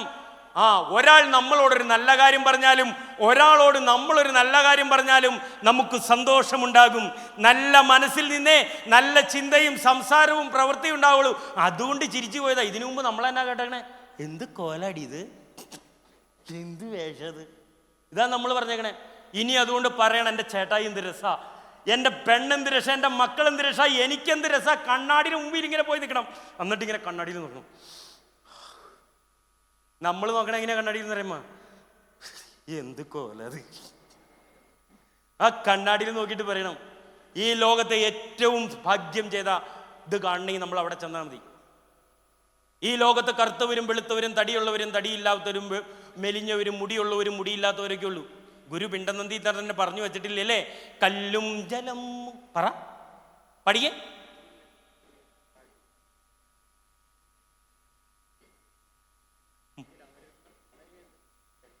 യെസ്, ബാക്കിയുള്ളവർ പോയിട്ട് പുസ്തകം എടുത്ത് വെച്ച് നോക്കിക്കോ. ഇതിൻ്റെ ഉള്ളിലിരിപ്പുണ്ട്. ഗുരു നമ്മളത് ഇതിൻ്റെ ഉള്ളിൽ ഇങ്ങനെ വെച്ചിട്ടുണ്ട്. ഈ ലോകത്തെ ഏറ്റവും നല്ല സൃഷ്ടി നമ്മളാ. കണ്ണാടിയുടെ മുമ്പിൽ പോയി നിന്നിട്ട് ഇങ്ങനെ നോക്കണം. കറുത്തവരും വെളുത്തവരും ഉള്ളൂ. നമ്മൾ അപ്പുറത്തെ പിരിയിരിക്കുന്നവരെ നോക്കിയിട്ടാ നമ്മളെ വിലയിരുത്തണേ. പറയണം ഞാനാ ബെസ്റ്റ്. കുശവൻ കുഴച്ച മണ്ണാണു ഞാൻ, കുടമോ കൂജയോ തന്നിശ്ചയം. വക്കുടഞ്ഞാലും വളഞ്ഞൊടിഞ്ഞാലും വല്ലഭൻ തൊട്ടതാം മണ്ണല്ലയോ. കുശവൻ കുഴച്ച മണ്ണാണു ഞാൻ, കുടമോ കൂജയോ തന്നിശ്ചയം. വക്കുടഞ്ഞാലും വളഞ്ഞൊടിഞ്ഞാലും വല്ലഭൻ തൊട്ടതാം മണ്ണല്ലയോ. എൻ്റെ ദൈവം, എൻ്റെ ഗുരു എന്നെ സൃഷ്ടിച്ച അതാ ഇങ്ങനെ. ഇതെങ്ങനെയാണേലും എനിക്കിഷ്ട. ചേർത്ത് പിടിക്കണം, നെഞ്ചോടടിക്കണം. എനിക്ക് എന്നോട് തോന്നാത്ത ഒരിഷ്ടവും എനിക്ക് വേറൊരാളോടും തോന്നില്ല. എനിക്ക് എന്നോട് സ്നേഹം തോന്നിയില്ലെങ്കിൽ എനിക്കൊരാളെയും സ്നേഹിക്കാനും ബഹുമാനിക്കാനും പറ്റില്ല. അതുകൊണ്ട് പറയണം, എൻ്റെ ചേട്ടായി കൊള്ളാം, എൻ്റെ കുടുംബം കൊള്ളാം, എൻ്റെ മക്കൾ കൊള്ളാം, എൻ്റെ ഭാര്യ കൊള്ളാം. പറഞ്ഞു നോക്ക്. ചേച്ചിമാർ ഇന്നൊരു തീരുമാനം എടുത്തിട്ടുണ്ട്, അതെനിക്ക് മനസ്സിലായി. നിങ്ങളുടെ ചേട്ടായിമാരൊക്കെ ഒരു 7 മണി കഴിഞ്ഞല്ലേ വീട്ടിലേക്ക് വരുള്ളൂ. അതുവരെ അവരെ കവലക്കെ ഇരിക്കുകയല്ലേ അല്ലേ? 7 മണിയൊക്കെ കഴിഞ്ഞ് ഇരുട്ടി തുടങ്ങുമ്പോഴല്ലേ വീട്ടിലേക്ക് വരുള്ളൂ. എന്നാ കാരണം? അവർക്ക് അവിടെ ഇരിക്കണതാണ് സമാധാനം. അതുകൊണ്ടാണ് അവരവിടെ ഇരിക്കണേ. അങ്ങനെ 7 മണി വരെ അവിടെ ഇരിക്കണ ഈ ചേട്ടായിമാര് ഇന്ന് വരുമ്പോൾ നിങ്ങൾ എന്ത് ചെയ്യണമോ, അവർ വന്ന് വാതിലിൽ മുട്ടും. അപ്പം നിങ്ങളിങ്ങനെ വാതിലിൽ നിന്ന് തുറക്കണം. തുറക്കുമ്പോൾ ഇങ്ങനെ മുറ്റത്ത് നിപ്പുണ്ടാവും ചേട്ടൻ ഇങ്ങനെ നോക്കണം. അപ്പം ചേട്ടൻ നല്ല എന്നത് ചേട്ടനെ കാണാൻ നല്ല രസമുണ്ട്. അയ്യോ വീട് മാറിപ്പോയി, ഒറ്റ പോകൂ. കാരണം ഇതല്ലല്ലോ ഇതിനു മുമ്പ് കേട്ടേക്കണേ. എവിടെ പോയിരിക്കുന്നു മനുഷ്യാന്നല്ലേ ഞങ്ങൾ ഇതിനു മുമ്പ് കേട്ടേക്കണത്. പക്ഷെ ഇന്നും അങ്ങനെ പറയുമ്പോൾ ഞങ്ങൾ പോകും, ഉറപ്പായിട്ടും പോകും. പക്ഷെ ഇത് കേൾക്കാൻ രസമുള്ളതിൻ്റെ ഒരു വീണ്ടും വരും. ഈ 7 മണിക്ക് തന്നെ ചേട്ടനോട് അങ്ങനെ പറയണം ചേച്ചി. അങ്ങനെ പറയുമ്പോൾ ഈ ചേട്ടൻ 6 മണിക്ക് വരും. 6 മണിക്ക് തന്നെ ചേട്ടനോട് വീണ്ടും ഇത് പറയണം. അപ്പം ഈ ചേട്ടൻ 5 മണിക്ക് വരും. ഇത് കേൾക്കാൻ രസമുണ്ടായിട്ട് 5 മണിക്ക് തന്നെ ചേട്ടനോട് ചേച്ചി ഇത് വീണ്ടും പറഞ്ഞ് ഈ ചങ്ങാതി 1 മണിക്കൂർ നേരത്തെ പണി നിർത്തിയിട്ട് വരും. ആ ചങ്ങാതിയോട് വീണ്ടും എന്ന് പറഞ്ഞാണ്ടല്ലോ പിന്നെ ചങ്ങാതി പണിക്ക് പോവില്ല, അവിടെ ഇരിക്കും. ഒന്ന് പറഞ്ഞു നോക്ക് നിങ്ങൾ. നമ്മൾ ഇതുവല്ലോ പറയണ്ടോ? അതുകൊണ്ട് ഇങ്ങനെ ചേർത്ത് പിടിക്കണം. എൻ്റെ മക്കൾ നല്ലതാ, എല്ലാം നല്ല പറയണം, ഞാനാ ബെസ്റ്റ് എന്ന്. ഓക്കെ, പറഞ്ഞ് നിങ്ങൾ ചിരിച്ചതിൻ്റെ പേരിൽ ഞാൻ കാട് കയറി പോയതാ. പറയൂ, നിങ്ങളുടെ മുമ്പിൽ നിൽക്കുന്ന ഈ 55 വയസ്സുള്ള ഈ സുന്ദരനിൽ നിങ്ങൾ എന്ത് കണ്ടു?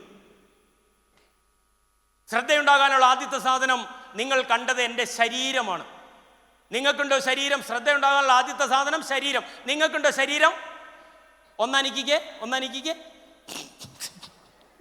എൻ്റെ പൊന്നു മനുഷ്യന്മാരെ, നിങ്ങൾ രാവിലെ അമ്പലത്തിലേക്ക് വന്നപ്പോൾ ഇങ്ങോട്ട് വന്നപ്പോൾ കുളിച്ചില്ലേ? ഈ ശരീരത്തിലല്ലേ കുളിച്ചേ? നല്ല ഡ്രസ്സ് എടുത്തിട്ടില്ലേ? ഈ ശരീരത്തിലല്ലേ? ഇവിടെ ഒന്ന് ഭക്ഷണം കഴിച്ചില്ലേ? ഈ ശരീരം കൊണ്ടല്ലേ? ഈ പോലീസുകാരൻ കൈയടിക്കാൻ പറഞ്ഞപ്പോൾ കൈയടിച്ചില്ലേ? ഈ ശരീരം കൊണ്ടല്ലേ? ഇതൊക്കെ ചെയ്ത ഈ ശരീരം കൊണ്ടല്ലേ? പിന്നെ നിങ്ങൾക്ക് ശരീരം ഉണ്ടോ എന്ന് ചോദിച്ചപ്പോൾ നിങ്ങൾ ഇങ്ങനെ അനക്കി നോക്കണമായിരുന്ന? നിങ്ങൾ ചുമന്നുകൊണ്ട് വന്ന ശരീരം നിങ്ങളുടെ കൂടെ ഉണ്ടെന്നുള്ള ഓരോറപ്പും നിങ്ങൾക്ക് ഇല്ലാത്തടത്തോളം കാലം നിങ്ങൾ കാണുന്ന ലക്ഷ്യങ്ങൾക്ക് എന്തുറപ്പുള്ളേ? പറയണം ഞാനിവിടെ ഉണ്ടെന്ന്. യെസ്, ഞാനിവിടെ ഉണ്ട്. യെസ്, ഒന്നാമത്തെ ശരീരം. രണ്ടാമത്തെ സാധനം ശ്വാസം. നിങ്ങൾക്കുണ്ടോ ശ്വാസം? ശ്വാസമുള്ളവരെന്ന് വലിച്ചേ. ഇത് വീണ്ടും സംശയം. അതിൽ തെറ്റില്ല. കാരണം എന്നാണ്, ഈ ഷർട്ട് ഞാൻ ഇടണം, ഈ മൈക്ക് ഞാൻ പിടിക്കണം, പാട്ട് ഞാൻ പാടണം, ഭക്ഷണം ഞാൻ കഴിക്കണം, കുളിക്കണം, എല്ലാം ഞാൻ ചെയ്യണം. പക്ഷെ ശ്വാസം മാത്രം ഞാൻ വലിക്കണ്ട. അത് ആരുടെ പണിയാ? അത് ശ്വാസത്തിൻ്റെ പണിയാ. ആ പാവം കയറിക്കോളും ഇറങ്ങിക്കോളും, ആ പാവം കയറിക്കോളും ഇറങ്ങിക്കോളും. ഇനിയിപ്പോൾ നമ്മൾ കിടന്നുറങ്ങിയാലും ഈ പാവം കയറും ഉറങ്ങും. ഇന്ന് നേരം വെളുത്ത് ഇവിടെ വന്ന് ഇത്രയോ നേരം ഇരുന്നിട്ട് നിങ്ങൾ ആരെങ്കിലും മൂക്കി ശ്വാസം കയറണമെന്ന് നോക്കിയോ? കയറണ്ട, വർക്ക് ചെയ്യുന്നുണ്ട് നോക്കിയില്ല. ചുരിദാർ പിടിച്ചിട്ടു, സാരി പിടിച്ചിട്ടു എല്ലാം ചെയ്തു, പക്ഷെ മൂക്കി ശ്വാസം കയറണ്ടോ എന്ന് മാത്രം നോക്കില്ല. എന്നാ കാരണം? അത് സൗജന്യമായി കിട്ടുന്നതാണ്. സൗജന്യമായി കിട്ടുന്ന ഒന്നിനോടും നമുക്ക് സ്നേഹമില്ല. അച്ഛൻ്റെ സ്നേഹം, അമ്മയുടെ സ്നേഹം, ഭാര്യയുടെ സ്നേഹം, മക്കളുടെ സ്നേഹം, ഗുരുവിൻ്റെ കടാക്ഷം, ഒന്നിനും നമുക്ക് വിലയില്ല. അതുകൊണ്ട് സൗജന്യമായി കിട്ടുന്ന ആ സാധനത്തിന് വിലയുണ്ട്. നിങ്ങൾ നോക്കിക്കോ, നിങ്ങൾക്ക് ഈ ഷർട്ടില്ലെങ്കിലും ഡ്രസ്സില്ലേലും മരിച്ചു പോകില്ല, ഭക്ഷണമില്ലേലും വെള്ളമില്ലേലും ഒന്നും മരിക്കില്ല, വിദ്യാഭ്യാസമില്ലേലും കുടുംബമില്ലേലും ഒന്നും നമ്മൾ മരിച്ചു പോകില്ല. പ്രിയപ്പെട്ടവരെ, ഈ മൂക്കി കയറുന്ന ശ്വാസം അടുത്ത സെക്കൻഡ് കയറിയില്ല എന്ന് വിചാരിച്ചോ, ഈ ഇരിക്കണ പുരുഷാരം മൊത്തം ഈ കസേരന്ന് എനിക്കോ? അജി മൈക്ക് താഴെ വയ്ക്കോ? അജി വീട്ടിൽ പോവുമോ? വീട്ടിൽ വെച്ച് വെച്ചിട്ട് ഫ്രിഡ്ജിൽ കയറ്റി വെച്ചേക്കണ മീൻകറി 3 ദിവസം എടുക്കാമെന്ന് വെച്ച് വെച്ചേക്കണ ആര് കഴിക്കും? ഇത്രേ ഉള്ളൂ നമ്മള്. ഈ മൂക്കി കയറുന്ന ശ്വാസം, ദാ ഇങ്ങനെ മൂക്കി കയറിയ സാധനം ഇറങ്ങുകയും ചെയ്യുന്ന ആ ശ്വാസം ഉണ്ടല്ലോ, അടുത്ത സെക്കൻഡ് ഇതേ ഇവിടെ നിന്നു എന്ന് വിചാരിച്ചോ. നിങ്ങളുടെ കയ്യിലുള്ള ഒരു സാധനവും നിങ്ങൾ എന്തിൻ്റെയൊക്കെ പേരിൽ അഹങ്കരിക്കുന്നുണ്ടോ, ആ അഹങ്കാരം ഒന്നും വർക്ക് ചെയ്യൂല. ഈ മൂക്കിൽ ഈ ശ്വാസത്തെ കയറ്റാൻ നിങ്ങളുടെ മുതല്, നിങ്ങളുടെ ബാങ്ക് ബാലൻസ്, ജോലി, പത്രാസ്, നിങ്ങളുടെ വിദ്യാഭ്യാസം, നിങ്ങളുടെ വലിയ വണ്ടി, വീട്, ബന്ധുബലം, സൗന്ദര്യം, മസില് ഒന്നും നിങ്ങളുടെ മൂക്കിൽ ശ്വാസത്തെ കയറാൻ യോഗ്യമല്ല. അത് ആ ശക്തിയുടെ മാത്രം ഔദാര്യമാണ്. നമുക്ക് നമ്മൾ വിശ്വസിക്കുന്ന ദൈവം, അത് കൃഷ്ണനോ ക്രിസ്തുവോ നബിയോ ഭൗതികവാദമോ നിരീശ്വരവാദമോ എന്തോ ആയിക്കൊള്ളട്ടെ, ആ ശക്തി കനിഞ്ഞു നൽകിയ അപൂർവ സമ്മാനാണ് ഈ മൂക്കി കയറി ഇറങ്ങുന്ന ശ്വാസം. ആ ശ്വാസം അടുത്ത സെക്കൻഡ് കയറണ്ടെന്ന് വെച്ചാൽ അപ്പ തീരും നമ്മുടെ സകല സംഭവവും. പിന്നെയോ തീർന്നു, നമ്മൾ തീർന്നു. ഇത്രേ ഉള്ളൂ. ഇപ്പൊ അജി വലിയ എസ്ഐയാ അല്ലെ, സെറ്റല്ലേ, നല്ല എസ്ഐയാ. ഞാൻ ഈ റോട്ടിലേക്ക് ഇറങ്ങി നിന്നാൽ എനിക്ക് ഡിപ്പാർട്ട്മെന്റ് അല്ലെങ്കിൽ ഗവൺമെന്റ് അനുവദിച്ചു തന്നിരിക്കുന്ന ഒരവകാശമാണ് ഈ റോട്ടിലൂടെ പോകുന്ന ഏത് വാഹനവും കൈ കാണിച്ചു നിർത്താനും പരിശോധിക്കാനുള്ള അവകാശമുണ്ട്. അങ്ങനെയുള്ള അജി യൂണിഫോമിൽ ഈ റോട്ടിൽ നിൽക്കുകയാണ്, അതിൽ കൂടി ഒരു വണ്ടി പോവുകയാണ്. ഞാൻ കൈ കാണിച്ച് നിർത്തി വണ്ടിയുടെ ബുക്കും പേപ്പറും നോക്കിക്കഴിഞ്ഞപ്പോൾ ആ വണ്ടിയുടെ ബുക്കും പേപ്പറിൽ പ്രശ്നങ്ങളുണ്ട്. ഞാൻ പറഞ്ഞു, നിന്റെ വണ്ടിക്ക് ഇത്ര പ്രശ്നങ്ങളുണ്ട്, നിന്നെ ഞാൻ അറസ്റ്റ് ചെയ്തിരിക്കുന്നു, കയറിക്കോ വണ്ടിയിൽ നിന്നും പറഞ്ഞ് കയറ്റിക്കൊണ്ടുപോകാനുള്ള തൻ്റെ ഇടം ഈ അജിക്കുണ്ട്. അതേ അജി യൂണിഫോമിൽ ഈ റോട്ടിൽ നിൽക്കുകയാണ്. എൻ്റെ മൂക്കി കയറിയ ശ്വാസം അടുത്ത സെക്കൻഡ് താഴോട്ട് പോയി, അടുത്ത സെക്കൻഡ് ദേ ഇവിടെ വന്നിട്ട് നിൽക്കുക കയറാതെ. അപ്പം ഞാൻ ആ ശ്വാസത്തോട് പറയാണ്, ഞാൻ സ്ഥലം അസയ്യ, കയറാ മൂക്കി എന്ന് പറഞ്ഞാൽ കയറുമോ? ഇത്രേ ഉള്ളൂ. നിങ്ങൾ അഹങ്കരിക്കുന്ന ഏത് അഹങ്കാരങ്ങളും ഞാൻ എന്ന ഭാവങ്ങളെ അടുത്ത സെക്കൻഡിൽ തീരും. അതുകൊണ്ട് ഈ മൂക്കിൽ ശ്വാസം കയറുന്ന അത്ര സമയമുള്ളൂ നമുക്ക് മറ്റുള്ളവരുടെ ഹൃദയങ്ങളിൽ കയറിക്കൂടാൻ. ഈ മൂക്കിൽ ശ്വാസം കയറുന്ന അത്ര സമയമുള്ളൂ നമുക്ക് മറ്റുള്ളവരുടെ ഹൃദയങ്ങളിൽ കയറിക്കൂടാൻ. ആ സമയത്ത് കയറിക്കൂടണം. മരണവീടൊക്കെ കണ്ടിട്ടുണ്ടോ? മരണവീട്ടിലൊക്കെ ഇങ്ങനെ ഇരുന്ന് കരയുന്നത് കണ്ടിട്ടുണ്ടോ നിങ്ങൾ? എന്തിനാ മരണവീട്ടിലിരുന്ന് കരയുന്നത്? എന്തിനാ മരിച്ചൊരു വീട്ടിലിരുന്ന ആളുകൾ കരയുന്നത്? ഒറ്റ കാരണമുള്ളൂ, മരിച്ചുപോയത് അച്ഛനോ അമ്മയോ സഹോദരങ്ങളോ മക്കളോ ഒക്കെ ആയിരിക്കാം. ആ മരിച്ചുപോയി കിടക്കുന്ന ആളെ കുറിച്ച് ആ കരയുന്നവരുടെ ഹൃദയമാകുന്ന ആ മനസ്സാകുന്ന TV സ്ക്രീനിൽ ഈ സ്ക്രീനിൽ തെളിയുന്നത് പോലെ ഇങ്ങനെ മിന്നി മറിയും. അവരുമായിട്ട് ഒന്നിച്ച് നടന്നത്, കളിച്ചത്, ചിരിച്ചത്, പിണങ്ങിയത്, ഇണങ്ങിയതൊക്കെ ഇങ്ങനെ മിന്നി മറിഞ്ഞ് നടക്കും. ഈ മിന്നി മറിഞ്ഞ് നടക്കുമ്പോൾ സങ്കടങ്ങൾ ഇങ്ങനെ ഇരട്ടിച്ചരട്ടിച്ചു വരും. തികട്ടി ഒന്ന് കരയും. ആ സമയത്തായിരിക്കും നമ്മൾ ആ വീട്ടിലേക്ക് കയറി ചെല്ലണേ. അപ്പോൾ നമ്മളുമായിട്ട് ബന്ധപ്പെട്ട ഒരു സംഭവം അവരുടെ TV സ്ക്രീനിൽ തെളിയും. അവരപ്പോൾ നമ്മളുടെ പേരും വിളിച്ചു പറഞ്ഞ് കരയും. ഭാര്യ മരിച്ചു കിടക്കുകയാണ്, അല്ലെങ്കിൽ ഭർത്താവ് മരിച്ചു കിടക്കുകയാണ്. ഭാര്യ അവിടെ ഇരുന്ന് കരയുന്നുണ്ടാവും. ആ ഭാര്യയുടെ ചിന്ത എങ്ങനെയായിരിക്കും? ഇന്ന് രാവിലെ ചായയും കൊണ്ട് ചെന്നപ്പോഴ് ഈ ചായക്ക് ചൂട് പോരല്ലോ എന്നും പറഞ്ഞ ആ ചായ പുറത്തേക്ക് കളഞ്ഞിട്ട് എൻ്റെ നേരെ ഗ്ലാസ് എറിഞ്ഞ ചേട്ടനോ ഈ കിടക്കണേ ഇല്ല. ഈ ഷർട്ട് തേച്ചുകൊണ്ട് വന്നപ്പോൾ ഈ ഷർട്ടിന്റെ ചുളിവ് പോയില്ലല്ലോ എന്നും പറഞ്ഞ് ചുരുട്ടിക്കൂട്ടി എൻ്റെ മുഖത്തേക്ക് എറിഞ്ഞ എൻ്റെ ചേട്ടനോ ഇല്ല. വഴക്ക് കൂടി ഒരു കട്ടിലിന്റെ 2 സൈഡിൽ കിടന്നപ്പോഴ് പെട്ടെന്നൊരു ഇടി വെട്ടിയപ്പോഴ് ഞാൻ പേടിച്ചങ്ങ് ചെന്നപ്പോൾ എന്നെ ചേർത്ത് പിടിച്ചിട്ട് ഞാനില്ലേ പെണ്ണേ എന്ന് പറഞ്ഞ് എൻ്റെ ചേട്ടനാ ഇല്ല. നാളെ എൻ്റെ ആയിരുന്നു ഇല്ല. ഇത് തന്നെയാ ഭർത്താവിൻ്റെ ഉള്ളില്. ചൂടില്ലാത്തതാണേലും ഒരു ചായ നാളെ എടുത്തു തരാൻ എൻ്റെ പെണ്ണില്ല. ചുളിവ് പോയതോ ചെളി പോകാത്തതാണേലും ഒരു ഷർട്ട് തേച്ച് തരാൻ എൻ്റെ പെണ്ണില്ല. എൻ്റേതെന്ന് പറഞ്ഞ് കെട്ടിപ്പിടിക്കാൻ ഈ ഭൂമിയിൽ ഉണ്ടായിരുന്ന ഇല്ല. ഇതൊക്കെ ഓർക്കുമ്പോഴാ ഇവരിങ്ങനെ തികട്ടി ഇങ്ങനെ കരയണത്. ഇങ്ങനെ കരയണ സമയത്ത് നമ്മൾ കയറി ചെല്ലുമ്പോൾ ആ കരയുന്നവർ നമ്മുടെ നേരെ വിരല് ചൂണ്ടിക്കൊണ്ട് പറയാതെ അവര് നമ്മളോട് പറയാ, നീ കണ്ടോ നഷ്ടപ്പെട്ടവന്റെ വേദനയാ, നഷ്ടപ്പെട്ടവളുടെ വേദനയാ ഈ കാണണേ. നിന്റെ ജീവിതത്തില് ഇതുപോലെ എന്തെങ്കിലും ചെയ്യണ്ടെങ്കിൽ നീ തിരുത്ത്. നഷ്ടപ്പെട്ടിട്ട് പിന്നെ തിരുത്താൻ നോക്കിയിട്ട് കാര്യമില്ല. ഇവിടെ ഇന്ന് തിരുത്ത് നീ എന്ന് അവര് കരഞ്ഞുകൊണ്ട് പറയാ നമ്മളോട്. തിരുത്തണം ജീവിതത്തില്. മരിച്ച് നമ്മുടെ വീട്ടിൽ നിന്ന് എടുത്തുകൊണ്ട് പോകുന്ന ഒരു സമയമുണ്ട്. നമ്മുടെ വീട് കടത്തി, നമ്മുടെ മതിൽ കടത്തി നമ്മളെ അങ്ങോട്ട് കൊണ്ടുപോകുമ്പോൾ ഈ അജീയനിങ്ങനെ കൊണ്ടുപോകുക എന്ന് നിങ്ങൾ വിചാരിച്ചോ? ആ സമയത്ത് ആ മരണശയ്യയില് കിടത്തി എന്നെ ഇങ്ങനെ കൊണ്ടുപോകുമ്പോൾ ഭഗവാൻ എൻ്റെ ഉള്ളിൽ വന്നിട്ട് എന്നോട് പറയാ, മോനെ അജി, ഇച്ചിരി കഴിയുമ്പോൾ നിന്നെ തീയെടുക്കും, ഇല്ലെങ്കിൽ നിന്നെ മണ്ണിൽ കൊണ്ടുവന്ന് വയ്ക്കും, നാളെ പുഴുവരിക്കും. അതിനു മുമ്പ് നീ ഉണ്ടാക്കി വെച്ച ആ വലിയ വീട് നിനക്കൊന്ന് കാണണോ, നിന്റെ ബന്ധുബലം കാണണോ, നീ അഹങ്കരിച്ചതൊക്കെ നിനക്ക് കാണണോ എന്ന് ചോദിച്ചുകൊണ്ട് ഭഗവാൻ എനിക്കൊരു ഇച്ചിരി ശ്വാസം തന്ന് ഞാൻ അവിടെ കിടന്നുകൊണ്ട്, ആ മരണശയ്യയിൽ കിടന്നുകൊണ്ട്, ശവമഞ്ചത്തിൽ കിടന്നുകൊണ്ട് എൻ്റെ വീട്ടിലേക്കൊന്ന് തിരിഞ്ഞു നോക്കിയാൽ ആ സമയത്ത് എനിക്ക് ഹാർട്ട് അറ്റാക്ക് ഉണ്ടാവുന്ന. എന്നാ കാരണം എന്നറിയാമോ? ഹാർട്ട് അറ്റാക്ക് ഉണ്ടായി ഞാൻ മരിച്ചിരിക്കും. കാരണം എന്താണെന്നറിയാമോ? നീ എന്നെ സ്നേഹിച്ചിട്ടുണ്ടോടി എന്ന് ചോദിച്ച് സ്വൈര്യം കൊടുക്കാത്ത എൻ്റെ പെണ്ണുണ്ടല്ലോ, എൻ്റെ പോക്കിൽ അവിടെ തലതല്ലി കിടന്ന് കരയുന്നുണ്ടാകും. നിങ്ങൾ എന്നെ സ്നേഹിച്ചിട്ടുണ്ടോ മനുഷ്യ എന്ന് ചോദിച്ചാൽ ആ മനുഷ്യനുണ്ടല്ലോ, നിങ്ങളുടെ പോക്കിൽ അവിടെ ഒരു തെങ്ങിലോ മതിലോ ചാരി നിന്ന് വിതുമ്പുന്നുണ്ടാവും. മക്കളുടെ ബാല്യം കളഞ്ഞ നമ്മളുണ്ടല്ലോ, മക്കള് നമ്മുടെ പോക്കിൽ അവിടെ മണ്ണിൽ കിടന്നുരുണ്ട് കരയുന്നുണ്ടാകും. മുതലിന്റെ പേരിൽ സഹോദരങ്ങളെ വീട്ടിൽ കയറ്റാത്ത നമ്മളുണ്ടല്ലോ, നമ്മുടെ പോക്കിൽ ആ സഹോദരങ്ങൾ മതിലിൽ തലതല്ലി കരയുന്നുണ്ടാകും.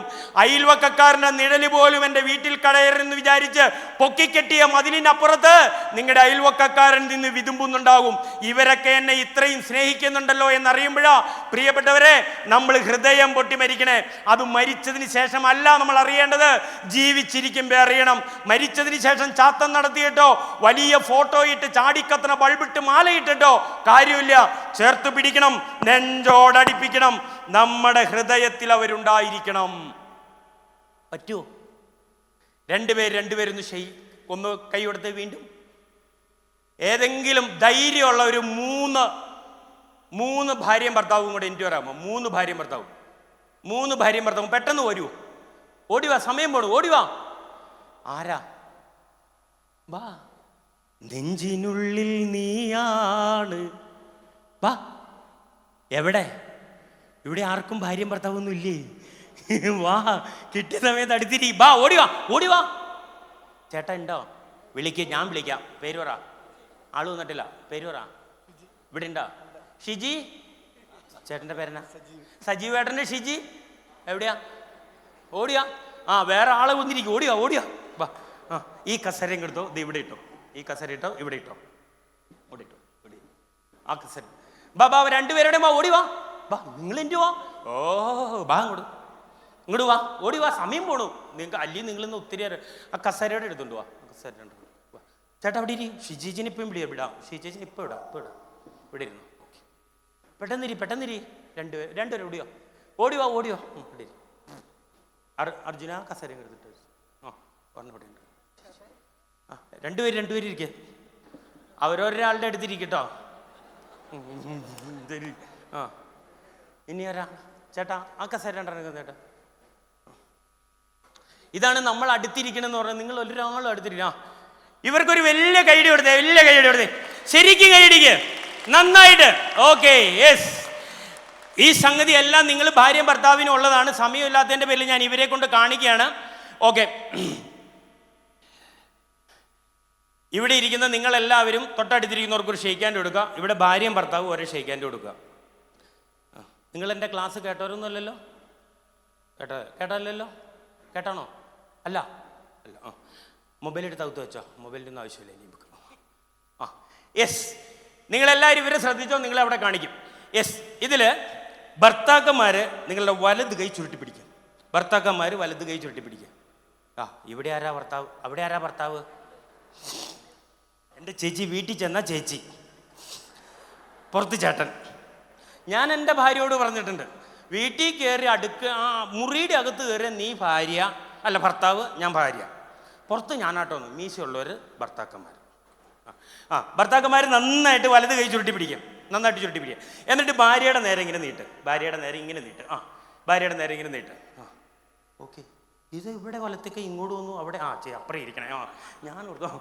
ആ, കൈ നന്നായിട്ട് ചുരുട്ടി പിടിക്കുക, ഭാര്യയുടെ നേരെ നീട്ടുക. ഇനി ഭാര്യമാരെന്നെ ചെയ്യേണ്ടതെന്ന് അറിയാമോ? ഈ ചുരുട്ടി പിടിച്ചേക്കണ കൈ ഉണ്ടല്ലോ, ആ കൈ അങ്ങ് തുറക്കാൻ നോക്ക്. ആ ചുരുട്ടി പിടിച്ചേക്കണ വിരലങ്ങ് തുറക്കാൻ നോക്ക്.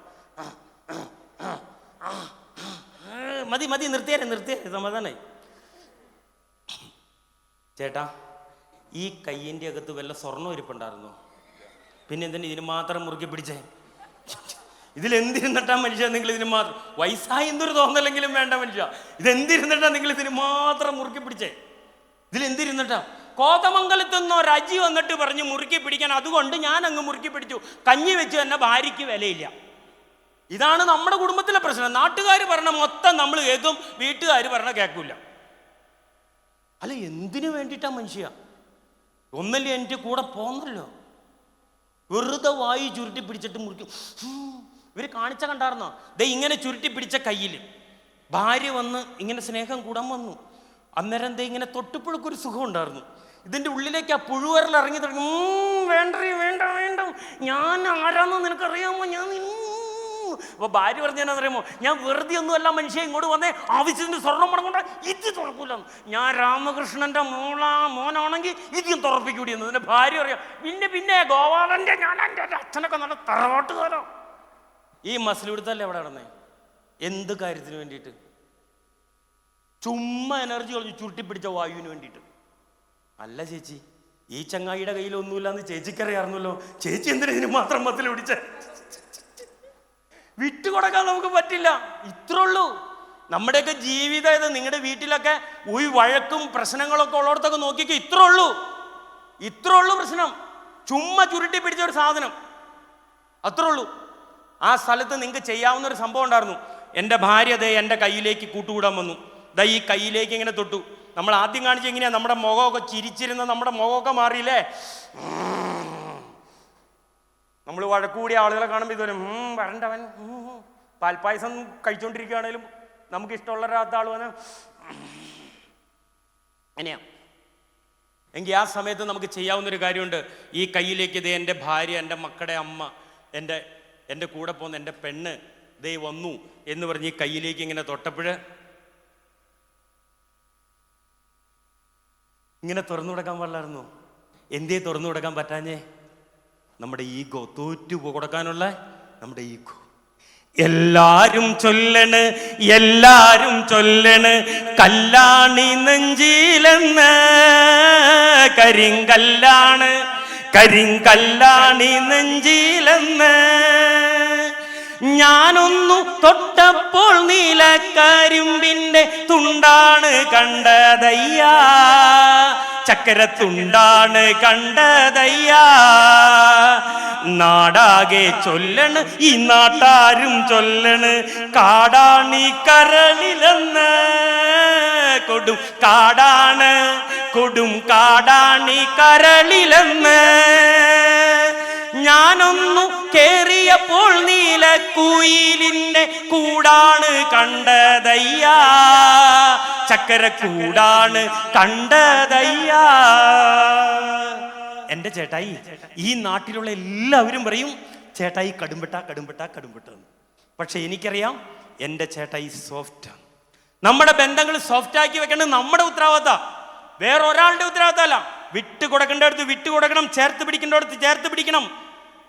മറ്റുള്ളവരുടെ ഹൃദയങ്ങളിൽ ഉണ്ടാകണം. ചേട്ടൻ്റെ അച്ഛൻ്റെ പേരെന്താ? അതിൻ്റെ അച്ഛൻ്റെ പേരെന്നാ? അതിൻ്റെ അച്ഛൻ്റെ പേരെന്നാ? അച്ഛൻ്റെ പേരെന്നാ? അച്ഛൻ അതിൻ്റെ അച്ഛൻ്റെ പേരെന്നാ? അതിൻ്റെ അച്ഛൻ്റെ പേര്? അച്ഛൻ്റെ പേരെന്താ? അതിൻ്റെ അച്ഛൻ്റെ പേരെന്നാ? അതിൻ്റെ അച്ഛൻ്റെ പേരെന്നാ? അയ്യപ്പൻ കൊട്ടേഷൻ എടുത്ത് വെക്കാം. അച്ഛൻ്റെ പേരെന്നാ? അതിൻ്റെ അച്ഛൻ്റെ പേരെന്നാ? ഇതിൻ്റെ അച്ഛൻ്റെ? എൻ്റെ പൊന്ന് രാജക്കാട് SNDP യൂണിയൻ ഒരു ഭയങ്കര സത്യമുണ്ട് കേട്ടോ. എന്നാന്നറിയാമോ? ഇതെങ്ങനെ ജെയിൻ സാറേ ഇതിങ്ങനെ സംഭവിച്ചേ? നിങ്ങൾ റെക്കോർഡ് എടുത്ത് പരിശോധിച്ചോ. ഇവിടെയുള്ളവരെല്ലാവരും അച്ഛൻ്റെ മുത്തശ്ശൻ്റെ പേര് ഒന്നാ. എല്ലാവരും അച്ഛൻ്റെ മുത്തശ്ശൻ്റെ പേരെന്നാ ഒന്നാ. എന്നതാ അറിയില്ല. എല്ലാവരും അച്ഛൻ്റെ മുത്തശ്ശൻ്റെ പേര് അറിയില്ല. ചേട്ടൻ ശ്രീകൃഷ്ണനെ അറിയോ? ശ്രീകൃഷ്ണൻ ഭഗവാൻ യേശു ക്രിസ്തുവിനെ അറിയോ? പഴശ്ശിരാജനെ അറിയോ? പഴശ്ശിരാജ കേട്ടിട്ടുണ്ടോ? കായംകുളം കൊച്ചുണ്ണിന്ന് കേട്ടിട്ടുണ്ടോ? ഇതൊക്കെ നിങ്ങളുടെ ബന്ധുക്കൾ വല്ലാണോ? 2000 വർഷങ്ങൾക്ക് മുമ്പ് ജീവിച്ചു മരിച്ച യേശു ക്രിസ്തുവിനെ അറിയാം, ദാപരയൂത്തിലെ കൃഷ്ണനെ അറിയാം, കള്ളനായ കായംകുളം കൊച്ചുണ്ണിനെ അറിയാം, ഈ ലോകത്തുള്ള സകല മനുഷ്യരെ അറിയാം. പക്ഷേ ഈ രക്തത്തിൽ ഒരെണ്ണ അച്ഛൻ്റെ മുത്തശ്ശൻ്റെ പേരറിയാൻ പാടില്ലാന്ന്. ചേട്ടൻ ആരായി? ശശി. അതായത് എൻ്റെ കൊച്ചിനോട് ചോദിക്കാം, മോനെ ഈ മൈക്കും പിടിച്ചുകൊണ്ട് നിൽക്കണ ആളാരാന്നപ്പോ ആ കൊച്ചു പറയും ആ. കാരണം എന്താ? ആദ്യം പറഞ്ഞ ആളുകളൊക്കെ എന്തൊക്കെയോ ചെയ്തിട്ട് ഈ ഭൂമിയിൽ നിന്ന് പോയി. നമ്മുടെ അച്ഛനും മുത്തശ്ശനൊക്കെ പോയി. അതുകൊണ്ട് നമ്മളുടെ പ്രിയപ്പെട്ടവരുടെ ഹൃദയങ്ങളിൽ ഉണ്ടായിരിക്കണം. ഇനിയെങ്കിലും നമ്മുടെ പ്രിയപ്പെട്ടവരുടെ ഹൃദയങ്ങളിൽ നമ്മൾ ഉണ്ടായിരിക്കണം. അതിന് വിട്ടുകൊടുക്കാനും ചേർത്ത് പിടിക്കാനും നമുക്ക് പറ്റണം. നമ്മൾ ഇവിടുന്ന് പോകുമ്പോൾ നമുക്ക് വേണ്ടി കരയാൻ കുറേ ആളുകൾ ഉണ്ടായിരിക്കണം. യെസ്, നിങ്ങൾ ഇങ്ങോട്ട് വന്നിരുന്നു, ഇവിടെ തന്നെ ഇരുന്നു, കസേര എടുത്തിട്ട് ഇവിടെ തന്നെ ഇരുന്നു. യെസ്, അതുകൊണ്ട് ചേർത്ത് അവർക്കൊരു കയ്യടിയോടെ കൊടുത്തേ. അവിടെ നിന്ന് വീട്ടിൽ ചെന്നിട്ട് ചേട്ടാ കൈയൊന്ന് ചുരുട്ടിപ്പിടിച്ചേ എന്നൊന്നും പറയണം. Okay, yes. അപ്പോൾ അത് ഈ വിട്ടുകൊടുക്കാനും ചേർത്ത് പിടിക്കാനും ഒക്കെ പറ്റുന്നത് നമുക്ക് ഈ ശ്വാസം ഉള്ളിടത്തോളം കാലമാണ്. അതുകൊണ്ട് രണ്ടാമത്തെ സംഗതി ശ്വാസം. മൂന്നാമത്തെ, ചേച്ചി ഇവിടെ ഇരുന്നോ, ചേട്ടൻ വഴക്കൊന്നും പറയില്ല, ഇവിടെ ഇരുന്നോ, ദേ കസേര അതും എടുത്തിട്ടിരുന്നോ, ബാ ബാ ബാ, അങ്ങനെ വിടണ്ട്, നീ അവിടെ പോയിരുന്നു ഇവിടെ ഇരുന്ന് ആ കസേര ഇങ്ങ് കയറ്റിയിട്ടാ. ആ കയറ്റി. ചേട്ടൻ എവിടെയാ? അതല്ലേ ചേട്ടൻ? ഏതാ ചേട്ടൻ? ആ കാര്യമൊക്കെ സാർ ഇതൊക്കെ പറയും. ഞാൻ വേറെ എവിടെയെങ്കിലും ഇരുന്ന് വീട്ടിൽ ചെന്ന് കഴിഞ്ഞാൽ ഓക്കെ, യെസ് യെസ്. അപ്പൊ അതുകൊണ്ട് രണ്ടാമത്തെ സാധനം ശ്വാസം. മൂന്നാമത്തെ സംഗതിയാണ് മനസ്സ്. മനസ്സെന്ന് പറയുന്ന ഒരു അവയവമൊന്നും നമുക്കില്ല. മനസ്സെന്ന് പറഞ്ഞ ഒരു സോഫ്റ്റ്വെയർ നമുക്കുണ്ട്. ഈ ശരീരം, ശ്വാസം, മനസ്സ്, ഇത് മൂന്നും കൂടി ഒരുമിച്ച് വർക്ക് ചെയ്യുമ്പോഴാണ് നമുക്ക് എന്തുണ്ടാകുന്നത്? ശ്രദ്ധയുണ്ടാകുന്നത്. ഇതിൽ ശരീരം പോകൂല, ശ്വാസം പോയാൽ പിന്നെ ചിന്തിക്കണ്ട. അപ്പൊ പോകുന്ന സാധനം എന്തായിരിക്കും? മനസ്സ്. ഈ മനസ്സ് നമ്മുടെ കൂടെ ഇല്ലാത്തപ്പോഴാണ് നമുക്ക് ഈ അബദ്ധങ്ങളൊക്കെ പറ്റണേ. പാലടപ്പത്ത് വയ്ക്കുമ്പോൾ തിളച്ച് പോണത് നിങ്ങളവിടെ ഉണ്ട്, നിങ്ങളുടെ ശരീരമുണ്ട്, ശ്വാസമുണ്ട്. മനസ്സെവിടെയാ? ചേട്ടൻ ഇന്ന് എങ്ങനെയായിരിക്കുമോ തന്നെ, അവിടെയാണ് നമ്മുടെ പ്രശ്നം. ഓക്കെ, നമ്മൾ വണ്ടി ഓടിക്കുമ്പോൾ ആക്സിഡന്റ് ഉണ്ടാവണം. എന്താ സംഭവിക്കണേ? ഒരു സെക്കൻഡ് നേരം നമ്മുടെ ശ്രദ്ധ പോകുന്നു എന്നുള്ളതാണ്. 60 കിലോമീറ്റർ സ്പീഡിൽ പോണ ഒരു വണ്ടിയെ ഓടിച്ചുകൊണ്ട് പോകുമ്പോൾ ഒരു സെക്കൻഡിൽ ഇതാ ഇങ്ങനെ കഴിഞ്ഞോടിച്ച സമയത്ത് 16.6 മീറ്റർ നമ്മുടെ വണ്ടി മുന്നോട്ട് പോകും. ഒരു വളവിൽ ദേ ഇങ്ങനെയൊന്ന് നോക്കിയാൽ മതി, ദേ ഇങ്ങനെ. ആ സമയത്ത് നമ്മുടെ വണ്ടി എത്ര മീറ്റർ പോകും? ഈ ഹാളിന് പുറത്തു പോകും. അത്രയ്ക്കുണ്ട്. അതുകൊണ്ട് ശ്രദ്ധയുണ്ടായിരിക്കണം. ഈ ശ്രദ്ധയാണ് നമ്മുടെ കുടുംബത്തിലെ ഏറ്റവും അത്യാവശ്യം. അതിന് മനസ്സ് നമ്മുടെ കൂടെ ഇട്ട് ഇരിക്കണം. മനസ്സ് എവിടെ നഷ്ടപ്പെടുന്നുണ്ടോ അവിടെയെല്ലാം നമുക്ക് സങ്കടങ്ങളും വിഷമങ്ങളും വേദനകളും ഉണ്ടായിരിക്കും. നിങ്ങൾ ഏത് കാര്യം എടുത്ത് നോക്കിക്കോ. അതുകൊണ്ട് ഒരു ഉദാഹരണം പറഞ്ഞുകൊണ്ട് നിർത്താം, ശ്രദ്ധ നിർത്താം, എന്നിട്ട് ഇച്ചിരി കാര്യം പറഞ്ഞുകൊണ്ട് പോകാം. മനസ്സ് നമ്മുടെ കയ്യിൽ നിന്ന് നഷ്ടപ്പെട്ടാൽ, ശ്രദ്ധ പോയാൽ നമുക്ക് സങ്കടങ്ങൾ വിഷമമുണ്ട്. നിങ്ങൾ ബൈക്ക് ഓടിക്കണുണ്ടോ? ബൈക്ക് ഓടിക്കണുണ്ടോ? ഞാൻ മുകളിൽ നിൽക്കണോ ഇവിടെ നിൽക്കണോ? എൻ്റെ കാല്, നിങ്ങൾ കാല് കാണിച്ചു കൊടുക്കുമോ? കാല് കാണിച്ചു കൊടുക്കുമോ? ഓക്കെ, എങ്കിൽ ഞാൻ ഇവിടെ തന്നെ നിൽക്കാം. നമ്മൾ ബൈക്ക് ഓടിക്കില്ലേ? നമ്മളൊക്കെ ബൈക്ക് ഓടിക്കണേ എങ്ങനെയാ? നമ്മൾ ബൈക്ക് ഓടിക്കണേ ഇങ്ങനെ, നമ്മുടെയൊക്കെ പ്രായമുള്ള ആളുകൾ ഇതേ ഇങ്ങനെയാ ബൈക്ക് ഓടിക്കുക അല്ലേ? ഇങ്ങനെ ഇരുന്നല്ലേ ബൈക്ക് ഓടിക്കാം. ഇപ്പോൾ ഉള്ള പുതിയ പിള്ളേരെങ്ങനെ വണ്ടി ഓടിക്കണേ? അവരിങ്ങനെയൊക്കെ തന്നെ ഇങ്ങനെ. ഈ നമ്മൾ വണ്ടി ഓടിക്കുമ്പോൾ നമ്മുടെ കാലിങ്ങനെ കറക്റ്റ് ഫുഡ് റെസ്റ്റിൽ വെച്ചിട്ടുണ്ടാവും. പക്ഷേ ഈ പിള്ളേർ വണ്ടി ഓടിക്കുമ്പോൾ ഇങ്ങനെയല്ല, അവരിങ്ങനെയൊക്കെ തന്നെ ഓടിക്കണേ. പക്ഷേ ഫുഡ് റെസ്റ്റിൽ കാലുമില്ല, കാലിങ്ങനെ ഇരിക്കും, ഈ തള്ളവരിൽ ഇങ്ങനെ ഇരിക്കും ഇങ്ങനെ. എന്നിട്ട് മനുഷ്യക്കോലും ഇല്ലാത്തൊരു വണ്ടിയുണ്ട്, ചീവീട് വലുതായതാണോ എന്ന് തോന്നും, അല്ലെങ്കിൽ കാട്ടുപോത്ത് മെലിഞ്ഞിട്ടുണങ്ങിയതാണോ എന്നും തോന്നും. അങ്ങനെ ഇരിക്കുന്ന ഒരു വണ്ടി ഉണ്ട്. ആ വണ്ടിയുടെ മുകളിലേക്ക് ഈ പിള്ളേരിതേ ഇങ്ങനെ ഒരു ഇരിപ്പിരിക്കും. ഇവിടെ ഒരു ഇച്ചിരി മുടി ഇങ്ങനെ വെച്ചിട്ടുണ്ടാവും, ഇവിടെ ഇച്ചിരി ചരിച്ച് വെച്ചിട്ടുണ്ടാവും, ഇവിടെ ഇച്ചിരി താടി ഇങ്ങനെ വെച്ച് ഇതിൻ്റെ ഉള്ളിലൊരു സാധനം ഇട്ടുണ്ടാവും, ചേളാക്ക് പോലുള്ളൊരു ബനിയനിട്ടുണ്ടാവും. 6-7 ദിവസമായിട്ട് അത് കഴുകിയിട്ടുണ്ടാവും. അവിടെ ഇവിടെയും കയറി ഒരു പാൻറ് ഇട്ടിട്ടുണ്ടാവും. ആ പാൻറ് അരേന്ന് ഇച്ചിരി താഴോട്ട് ഇറങ്ങിയിട്ടുണ്ടാവും. എന്നിട്ട് ആ ജോക്കി എന്ന് പറയുന്ന സാധനം കാണിച്ചിട്ടുണ്ടാവും. എന്നിട്ട് ഈ പിള്ളേർ ഈ വണ്ടിയുടെ മുകളിൽ ഇങ്ങനെ അങ്ങ് കയറിയിരിക്കും. കയറിയിരിക്കുമ്പോൾ ഈ ജോക്കിയും പാൻറ്റോടെ അങ്ങ് താഴോട്ട് ഇറങ്ങിയിട്ട് ആ പണ്ണാരപ്പെട്ടി കറക്റ്റ് കാണും. 50 പൈസ കൊണ്ടൊന്ന് ഇട്ട് കൊടുക്കാൻ തോന്നും നമുക്ക്. ഞാനിത് തമാശ പറഞ്ഞതൊന്നുമല്ല. ഞാൻ ഈ അടിമാലിയിൽ ഉണ്ടായിരുന്ന സമയത്ത് അടിമാലിയിൽ ഇങ്ങനെ വണ്ടി പരിശോധനയ്ക്ക് വേണ്ടിയിട്ട് ആ ഈസ്റ്റേൺ പടിക്ക് നിൽക്കുകയാണ്. അപ്പോൾ ഇങ്ങനെ ഞങ്ങൾ റെസിപ്റ്റ് എഴുതി, ഞങ്ങളുടെ പേപ്പർ തീർന്നു പോയി. അപ്പോൾ എൻ്റെ അടുത്ത് CEO പറഞ്ഞു, അജി പോയിട്ട് പേപ്പർ എടുത്തുകൊണ്ടുവരാൻ പറഞ്ഞു. അപ്പം ഞാൻ ഈ പേപ്പർ എടുക്കാൻ പോകാൻ വേണ്ടി നിന്നിട്ട് ഒരൊറ്റ വണ്ടി വന്നില്ല. അപ്പോഴാണ് ഈ മലവണ്ട പറഞ്ഞു എന്നും പറഞ്ഞു വന്നു.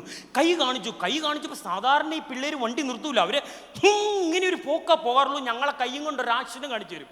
പക്ഷേ ഈ കൊച്ചു വണ്ടി നിർത്തിയിട്ടോ. അപ്പം ഞാൻ ചോദിച്ചു, എൻ്റെ അടുത്ത് വന്നിട്ട് എന്നാ സാറേ എന്ന് ചോദിച്ചു. അപ്പോൾ ഞാൻ പറഞ്ഞു, മോനെ എനിക്ക് അടിമാലി വരെ പോകാൻ, കയറിക്കോട്ടെ. സാറ് കയറി സാറേ എന്ന് പറഞ്ഞു. ഞാൻ ഒരേണിയൊക്കെ എടുത്തു വെച്ച് അതിൻ്റെ മുകളിൽ കയറി കഴിഞ്ഞപ്പോഴല്ലേ ഞാനിങ്ങനെ സെൽഫി സ്റ്റിക്ക് പിടിച്ചേക്കണേ പോലെയാ ഞാൻ നിൽക്കണേ. എൻ്റെ ഇവിടെ മുതൽ അവൻ്റെ തലയുടെ മുകളിലോ. അവൻ പറഞ്ഞു പിടിച്ചോ സാറേ എന്ന് പറഞ്ഞു. ഞാൻ പിടിച്ചേക്കണേ അവൻ്റെ കഴുത്തേലിട്ടാ പിടിച്ചു. അവൻ പറഞ്ഞു പിടിച്ചോ സാറേ എന്ന് പിടിച്ചു. ഒറ്റ പോക്കാണ്. എൻ്റെ ദൈവമേ, ഞാൻ എൻ്റെ അച്ഛനെ കണ്ടു, എൻ്റെ അമ്മേനെ കണ്ടു, എൻ്റെ ഭാര്യനെ കണ്ടു, എൻ്റെ മക്കളെ കണ്ടു. ഇനി ഇവരെ ഒന്നും കാണാൻ പറ്റില്ലല്ലോ എന്നോർത്ത് ഇറുക്ക ഇങ്ങനെ പിടിച്ചിരിക്കുകയാണ്. അന്നാണ് എനിക്ക് ഒരു കാര്യം മനസ്സിലായത്.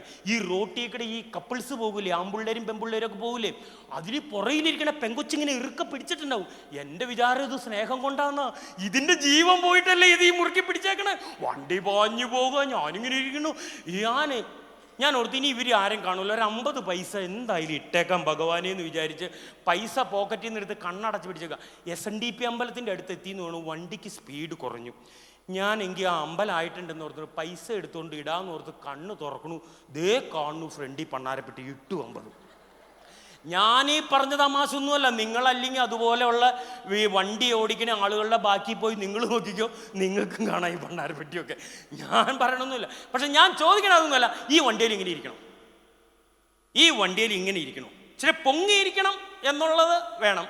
പക്ഷെ ഇങ്ങനെ ഇരിക്കേണ്ട ആവശ്യമുണ്ടോ? ഇല്ല. എന്നാ കാരണം? അവൻ്റെ ശരീരം ആ വണ്ടിയിൽ ഇരിപ്പുണ്ടാവും. അവൻ്റെ ശ്വാസം എവിടെയാ? ശ്വാസം ആ വണ്ടിയിലുണ്ട്. അവൻ്റെ മനസ്സ് എവിടെയാ? മനസ്സ് പുറത്ത് നിൽക്കുന്ന നമ്മളെ കണ്ടറാൻ്റെ ഡൂക്ക് ഡൂക്ക് ഡൂക്ക്. ഇച്ചിരി കഴിയുമ്പോൾ എവിടെ ഉണ്ടാവും? ശരീരം എവിടെയുണ്ട്, ശ്വാസം എവിടെയുണ്ട്, മനസ്സ് സ്ഥലത്തില്ല. ഇച്ചിരി കഴിയുമ്പോൾ എവിടെ ഉണ്ടാവും? താഴോട്ട് ആംബുലൻസ് പോകുന്നുണ്ടാവും, ബസ്സിലീസിൽ ഇങ്ങനെ കാല് കെട്ടിയിട്ടുണ്ടാവും. ഇല്ലെങ്കിലോ കവലൊക്കെ ഇത്ര ഉള്ളൊരു ചെറിയ ഫ്ലെക്സ് വെച്ചിട്ടുണ്ടാവും. എന്നാന്ന് എഴുതിയിട്ടുണ്ടാവും? ആദരാഞ്ജലി എന്ന് എഴുതിയിട്ടുണ്ടാവും. അതിൻ്റെ അടിയിൽ ആ പിള്ളേരുടെ കൂട്ടുകാർ 2 വരി എഴുതി വയ്ക്കുക. എന്നാന്നറിയാമോ? ചങ്കൈ നീ മരിക്കുന്നില്ല, ജീവിക്കുന്നു ഞങ്ങളിലൂടെ. എത്ര ദിവസം? 2 ദിവസം. അതുകൊണ്ട് നമ്മൾ എന്ത് കാര്യം ചെയ്യുമ്പോഴും നമ്മുടെ മനസ്സ് നമ്മുടെ കൂടെ ഉണ്ടായിരിക്കണം. മനസ്സ് നമ്മുടെ കൂടെ ഇല്ലെങ്കിൽ നമ്മൾ ഒരു സ്ഥലത്തും ശ്രദ്ധയോടെ ഇരിക്കാൻ നമുക്ക് കഴിയില്ല. മനസ്സ് കൂടെ ഉള്ളതാണ് ശ്രദ്ധ. എങ്ങനെയുണ്ട് ശ്രദ്ധ? കൊള്ളാമോ? അടിക്കുക ശരിക്കും, നന്നായിട്ട് അടിക്കുക. ബോറാകുന്നുണ്ടോ? ഇല്ല. ഇഷ്ടായി? കുറച്ചു നേരം ഇടുമ്പോ ഓക്കെ. എങ്കിൽ ഒന്നോടെ കൈ അടിച്ചേ. താത്തിനന്ദക തൈതാര തഗതിനന്ദക തൈതാര താത്തിനന്ദക തഗതിനന്ദക തഗതിനന്ദക തൈതാര താത്തിനന്ദക തൈതാര തഗതിനന്ദക തൈതാര താത്തിനന്ദക തഗതിനന്ദക തഗതിനന്ദക തൈതാര താരക പെണ്ണാളെ കതിരാടും മിഴിയാളെ തമ്പുരാനെത്തിടും മുന്നേ കരിഞ്ഞാറിൻ കോട പറിച്ചാട്ടെ. താരക പെണ്ണാളെ കതിരാടും മിഴിയാളെ തമ്പുരാനെട്ടിലും മുന്നേ കരിഞ്ഞാറിൻ കോര പറിച്ചാട്ടെ. തകതക താത്തിനന്ദക തൈതാര തഗതിനന്ദക തൈതാര താത്തിനന്ദക തഗതിനന്ദക തഗതിനന്ദക തൈതാര. ഓക്കെ. അപ്പോഴേ ഞാൻ ഇത്രയും നേരം എന്തിനാ ഇതൊക്കെ പറഞ്ഞുകൊണ്ട് വന്നതെന്ന് ഒരു ചെറിയൊരു കാര്യം നിങ്ങളുടെ അടുത്തേക്കാണ്. നിങ്ങൾ ലഹരി എന്ന് കേട്ടിട്ടുണ്ടോ? എന്നിലെ പോലീസുകാരൻ ഇറങ്ങി വരാൻ പോവാ. പറ, ലഹരി എന്ന് നിങ്ങൾ കേട്ടിട്ടുണ്ടോ? ലഹരി നല്ലതാന്നുള്ളവരൊന്ന് കൈ വയ്ക്കുക. ലഹരി നല്ലതാന്നുള്ളവരൊന്ന് കൈവയ്ക്കേ. ചേച്ചി ഏതാ ചേച്ചി സാധനം? ഓക്കെ, ആ ചേച്ചി കൈ നോക്കിയത് ആ ചേച്ചി കാര്യം മനസ്സിലായി. നിങ്ങൾക്ക് മറ്റുള്ളവർക്ക് ലഹരി എന്നാന്ന് മനസ്സിലായില്ല. ഞാൻ അതുകൊണ്ട് ലഹരി എന്നാന്ന് ഞാനൊരു എന്ത് പറയാം, ഞാൻ അതിൻ്റെ ഒരു ഡെഫിനിഷൻ പറയാം. ഞാനിങ്ങനെ അമ്മമാർക്കൊക്കെ കൂടുതലും ക്ലാസ് എടുക്കുക, അപ്പം നാട്ടിൻപുറത്തേക്ക് എടുക്കുക. അതുകൊണ്ട് അവർക്ക് മനസ്സിലാകാൻ വേണ്ടിയിട്ട് ഈ ഡോക്ടർമാരൊന്നും പറയാത്ത ഞാനുണ്ടാക്കിയ ഒരു ഡെഫിനിഷൻ പറയാം. എന്നിട്ട് നിങ്ങൾക്ക് ലഹരി ഉണ്ടോ എന്ന് നിങ്ങൾക്ക് എന്താണ് ലഹരി? ഇത്രേ ഉള്ളൂ. ഒരു വസ്തു അല്ലെങ്കിൽ ഒരു സാഹചര്യം അത് കാണുമ്പോഴോ ഉപയോഗിക്കുമ്പോഴോ ഉണർവ്, ഉന്മേഷം, സന്തോഷം, ഊർജ്ജസ്വലത ഉണ്ടാകുകയും ആ വസ്തു അല്ലെങ്കിൽ ആ സാഹചര്യം വീണ്ടും കാണാനും ഉപയോഗിക്കാനും തോന്നിയാൽ അത് ലഹരിയാണ്. ഒരു വസ്തു അല്ലെങ്കിൽ ഒരു സാഹചര്യം അത് കാണുമ്പോഴോ ഉപയോഗിക്കുമ്പോഴോ ഉണർവ്, ഉന്മേഷം, സന്തോഷം, ഊർജ്ജസ്വലത ഉണ്ടാകും. ആ വസ്തു അല്ലെങ്കിൽ ആ സാഹചര്യം വീണ്ടും കാണാനും ഉപയോഗിക്കാനും തോന്നിയാൽ അത് ലഹരിയാണ്. അങ്ങനെയുള്ള ലഹരി വല്ലതും ഉണ്ടോ? എന്നതാ അവിടെ ഇരുന്ന് പറഞ്ഞത് അത് ലഹരിയാണ്. അങ്ങനെയുള്ള വല്ല ലഹരി ഉണ്ടോ? ഈ ഇരിക്കുന്ന സാധനം ലഹരി ഒന്നല്ല അല്ലേ, യജ്ഞം മാത്രമേ ഉള്ളൂ. പോക്ക. എനിക്കെൻ്റെ ഭാര്യ ലഹരിയായിരിക്കണം, എനിക്കെൻ്റെ ഭർത്താവ് ലഹരിയായിരിക്കണം, എനിക്കെൻ്റെ അച്ഛനമ്മമാർ ലഹരിയായിരിക്കണം, എനിക്കെൻ്റെ മക്കളെ ലഹരിയായിരിക്കണം. അജിക്ക് ഈ ക്ലാസ് ലഹരിയാണ്, നമുക്ക് നമ്മുടെ കുടുംബം ലഹരിയായിരിക്കണം. ഈ ലഹരി എന്ന് നമ്മളിൽ നിന്ന് പോയോ അന്നു നമ്മളിലേക്ക് മറ്റുള്ള ലഹരികൾ വന്നു. അങ്ങനെ വന്ന കുറെ ലഹരികളുണ്ട്. 5 കൂട്ടം ലഹരി. അതിൽ ഒന്നാമത്തെ ലഹരി ചേട്ടൻ പറഞ്ഞു ആത്മീയത. നല്ല ലഹരിയാണ്, ഗുരു ലഹരിയാണ്, നല്ലതാണ്, വിടാം. രണ്ടാമത്തെ ലഹരി സ്പോർട്സ് ആണ്, സൂപ്പർ ലഹരിയാണ്. സ്പോർട്സ് എന്ന ലഹരിയിലേക്ക് നിങ്ങളോ നമ്മുടെ മക്കളോ 100% ഇറങ്ങിയിട്ടുണ്ടെങ്കിൽ ആ മക്കളെ പിന്നെ നമ്മൾ നോക്കണ്ട, വേറെ ഒരു ലഹരിയും കൊണ്ടുപോകില്ല.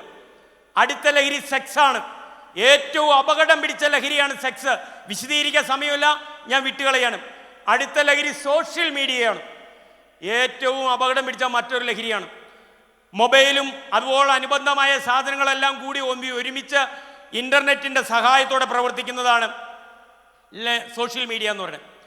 ഒരു ചെറിയ കഥ മാത്രം നിങ്ങളോട് പറയാം. ഇവിടെ കുട്ടികൾ കൂടുതലില്ലാത്തതിൻ്റെ പേരിൽ ഒരു കഥ നിങ്ങളോട് പറയാം. സംഭവിച്ച കഥയാണ്. ഞാൻ സ്ഥലവും പേരും ഇച്ചിരി മാറ്റിയേ പറയുന്നുള്ളൂ. ഒരു 27 വയസ്സുള്ള സുന്ദരിയായ M.Tech കമ്പ്യൂട്ടർ എഞ്ചിനീയറിംഗ് വിദ്യാഭ്യാസമുള്ള നമ്മുടെ എറണാകുളം ഇൻഫോ പാർക്കിൽ ജോലിയുള്ള തിരുവനന്തപുരംകാരിയായ ഒരു പെൺകുട്ടിക്ക് ഇൻഫോ പാർക്കിൽ ഏകദേശം 90,000 രൂപയുടെ ഒരു ഗംഭീര പാക്കേജിൽ ജോലി കിട്ടി. എല്ലാ ദിവസവും തിങ്കൾ മുതൽ വെള്ളി വരെയുള്ള ദിവസം ക്ലാസ് കഴിഞ്ഞാൽ ശനി ഞായർ അവധിയാണ് ഈ ടെക്കികൾക്ക്. അത് നാട്ടിലേക്ക് പോകാൻ കഴിയില്ല. ഈ സമയത്ത് ഇന്നത്തെ കാലത്ത് നമ്മുടെ കുട്ടികളുടെ പുതിയ ഒരു റിലേഷൻ ഉണ്ട്, ബെസ്റ്റി എന്ന് പറയും. ഇവിടെ ഇരിക്കുന്നവർക്ക് ബെസ്റ്റി ഉണ്ടോ? ഇല്ലെങ്കിൽ പോക്കാം. ബെസ്റ്റി എന്ന് പറഞ്ഞൊരു റിലേഷൻ ഉണ്ടായി. നമുക്കതൊക്കെ വിശദീകരിച്ചു തരാൻ ഒത്തിരി സമയം വേണം. അപ്പം ഈ ബെസ്റ്റിയുമായിട്ട് ഈ പെൺകുട്ടി ശനി ഞായർ ദിവസങ്ങളിൽ മൂന്നാറ്, വാഗമണ്ണൊക്കെ പോകും, ടൂർ പോകും. ഈ പെൺകുട്ടിയുടെ കയ്യിൽ 2 മൊബൈലുണ്ട്. ഒരു മൊബൈലിൽ നമ്പർ ഇട്ട് വിളിക്കണതും ഒന്ന് ഇങ്ങനെയുള്ള സാഹചര്യങ്ങളിൽ ഫോട്ടോ ഒക്കെ എടുക്കാൻ വേണ്ടിയിട്ടുള്ളത്, നമ്പറൊന്നുമില്ല. അങ്ങനെ ഈ ടൂറിസ്റ്റ് കേന്ദ്രങ്ങളിൽ ഒന്ന് റൂമെടുത്ത് അവർ താമസിക്കുമ്പോൾ ഈ പെൺകുട്ടി ഇവരുടെ സ്വകാര്യ നിമിഷങ്ങൾ ഈ ഫോണിൽ ഷൂട്ട് ചെയ്യുമായിരുന്നു.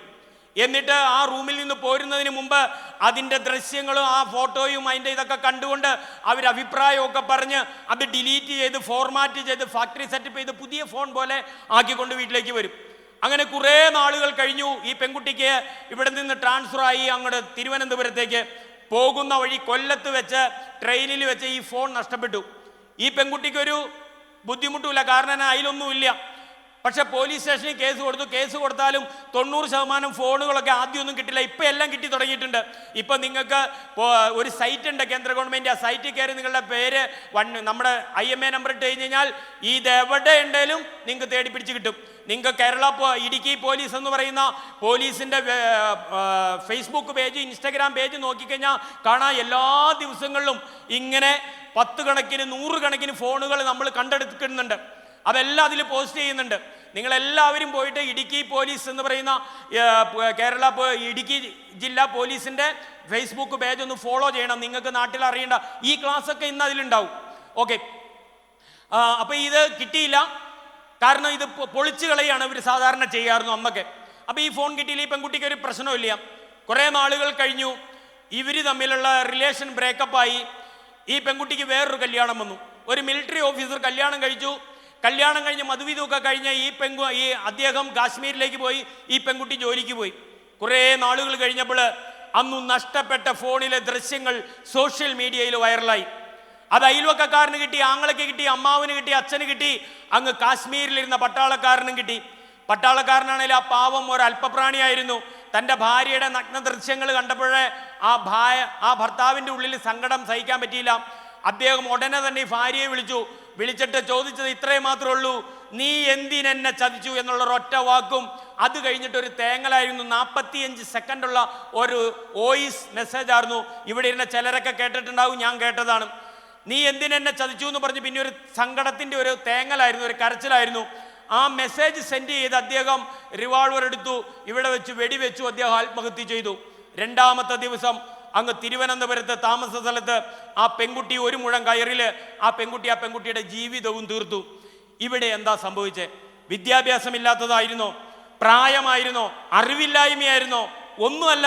മലയാളിയായ നമുക്കുണ്ടാവുന്ന അമിതമായ ഒരു ആത്മവിശ്വാസം. ഗോപാലന്റെ ചെറുക്കനും പറ്റും, മുഹമ്മദിന്റെ ചെറുക്കനും പറ്റും, ജോസഫിന്റെ ചെറുക്കനും പറ്റും, പക്ഷെ എനിക്കും എൻ്റെ മക്കൾക്കും ഒന്നും സംഭവിക്കില്ലെന്ന നമ്മുടെ അമിതമായ ആത്മവിശ്വാസം. മൊബൈലിൻ്റെ മുമ്പിൽ ഒരിക്കലും അമിതമായ ആത്മവിശ്വാസം പാടില്ല എന്നാണ് എനിക്ക് പറയാം. അതിൽ ചെയ്യുന്ന ഏതൊരു കാര്യവും അതിൽ നിന്നും മാഞ്ഞു പോകുന്നില്ല. അതിലെടുക്കുന്ന ഒരു ഫോട്ടോയും മാഞ്ഞു പോകുന്നില്ല. അത് നിങ്ങൾ തല്ലിപ്പൊട്ടിച്ച് കളഞ്ഞ് കത്തിച്ച് കളഞ്ഞാൽ പോലും അതെല്ലാം തിരിച്ചെടുക്കാൻ നമുക്ക് കഴിയും എന്നുള്ള ഫോൺ വേണമെന്ന് ഒരു നിർബന്ധവും ഇല്ല എന്നുള്ള കാര്യവും നിങ്ങളുടെ ഓർമ്മയിലിരിക്കട്ടെ. അതുകൊണ്ട് സോഷ്യൽ മീഡിയ അടുത്ത സംഗതി ഉള്ള ലഹരിയാണ് ഡ്രഗ്സ്. അതുകൂടി പറഞ്ഞുകൊണ്ട് നിർത്താൻ. ഡ്രഗ്സ് എന്ന് പറഞ്ഞാൽ പണ്ട് നമ്മൾ മദ്യം എന്നാണ് ഗുരു പറഞ്ഞിട്ടുണ്ട്. മദ്യം ഉണ്ടാക്കരുത്, കൊടുക്കരുത്, കുടിക്കരുത്. മദ്യം മദ്യപൻ നാറുന്നവനാണെന്ന് ആ ഭാഷ തന്നെ ഉപയോഗിച്ചിട്ടുണ്ട് ഗുരു. പക്ഷേ എന്താണ് സംഭവിച്ചത്? മദ്യം എന്ന് പറഞ്ഞാൽ നമ്മൾ കണ്ടിട്ടുണ്ട് ഈ റോഡ് സൈഡിലൂടെ ഇങ്ങനെ മദ്യപിച്ച ഡ്രസ്സൊക്കെ ഊരിക്കളഞ്ഞ് തലയിൽ കെട്ടിക്കൊണ്ട് നടക്കുന്ന ആളുകളെ നമ്മൾ കണ്ടിട്ടുണ്ട്. അല്ലെങ്കിൽ ബീഡി, അല്ലെങ്കിൽ കഞ്ചാവ്, ഹാൻസൊക്കെ ഉപയോഗിക്കുന്നവരെ കണ്ടിട്ടുണ്ട്. ഈ കാലമൊക്കെ പോയിട്ട് ഇന്ന് പുതിയൊരു സാധനം നമ്മുടെ നാട്ടിലേക്ക് വന്നു. ആ സാധനത്തിൻ്റെ പേരാണ് MDMA LSD എന്ന് പറയുന്നത്.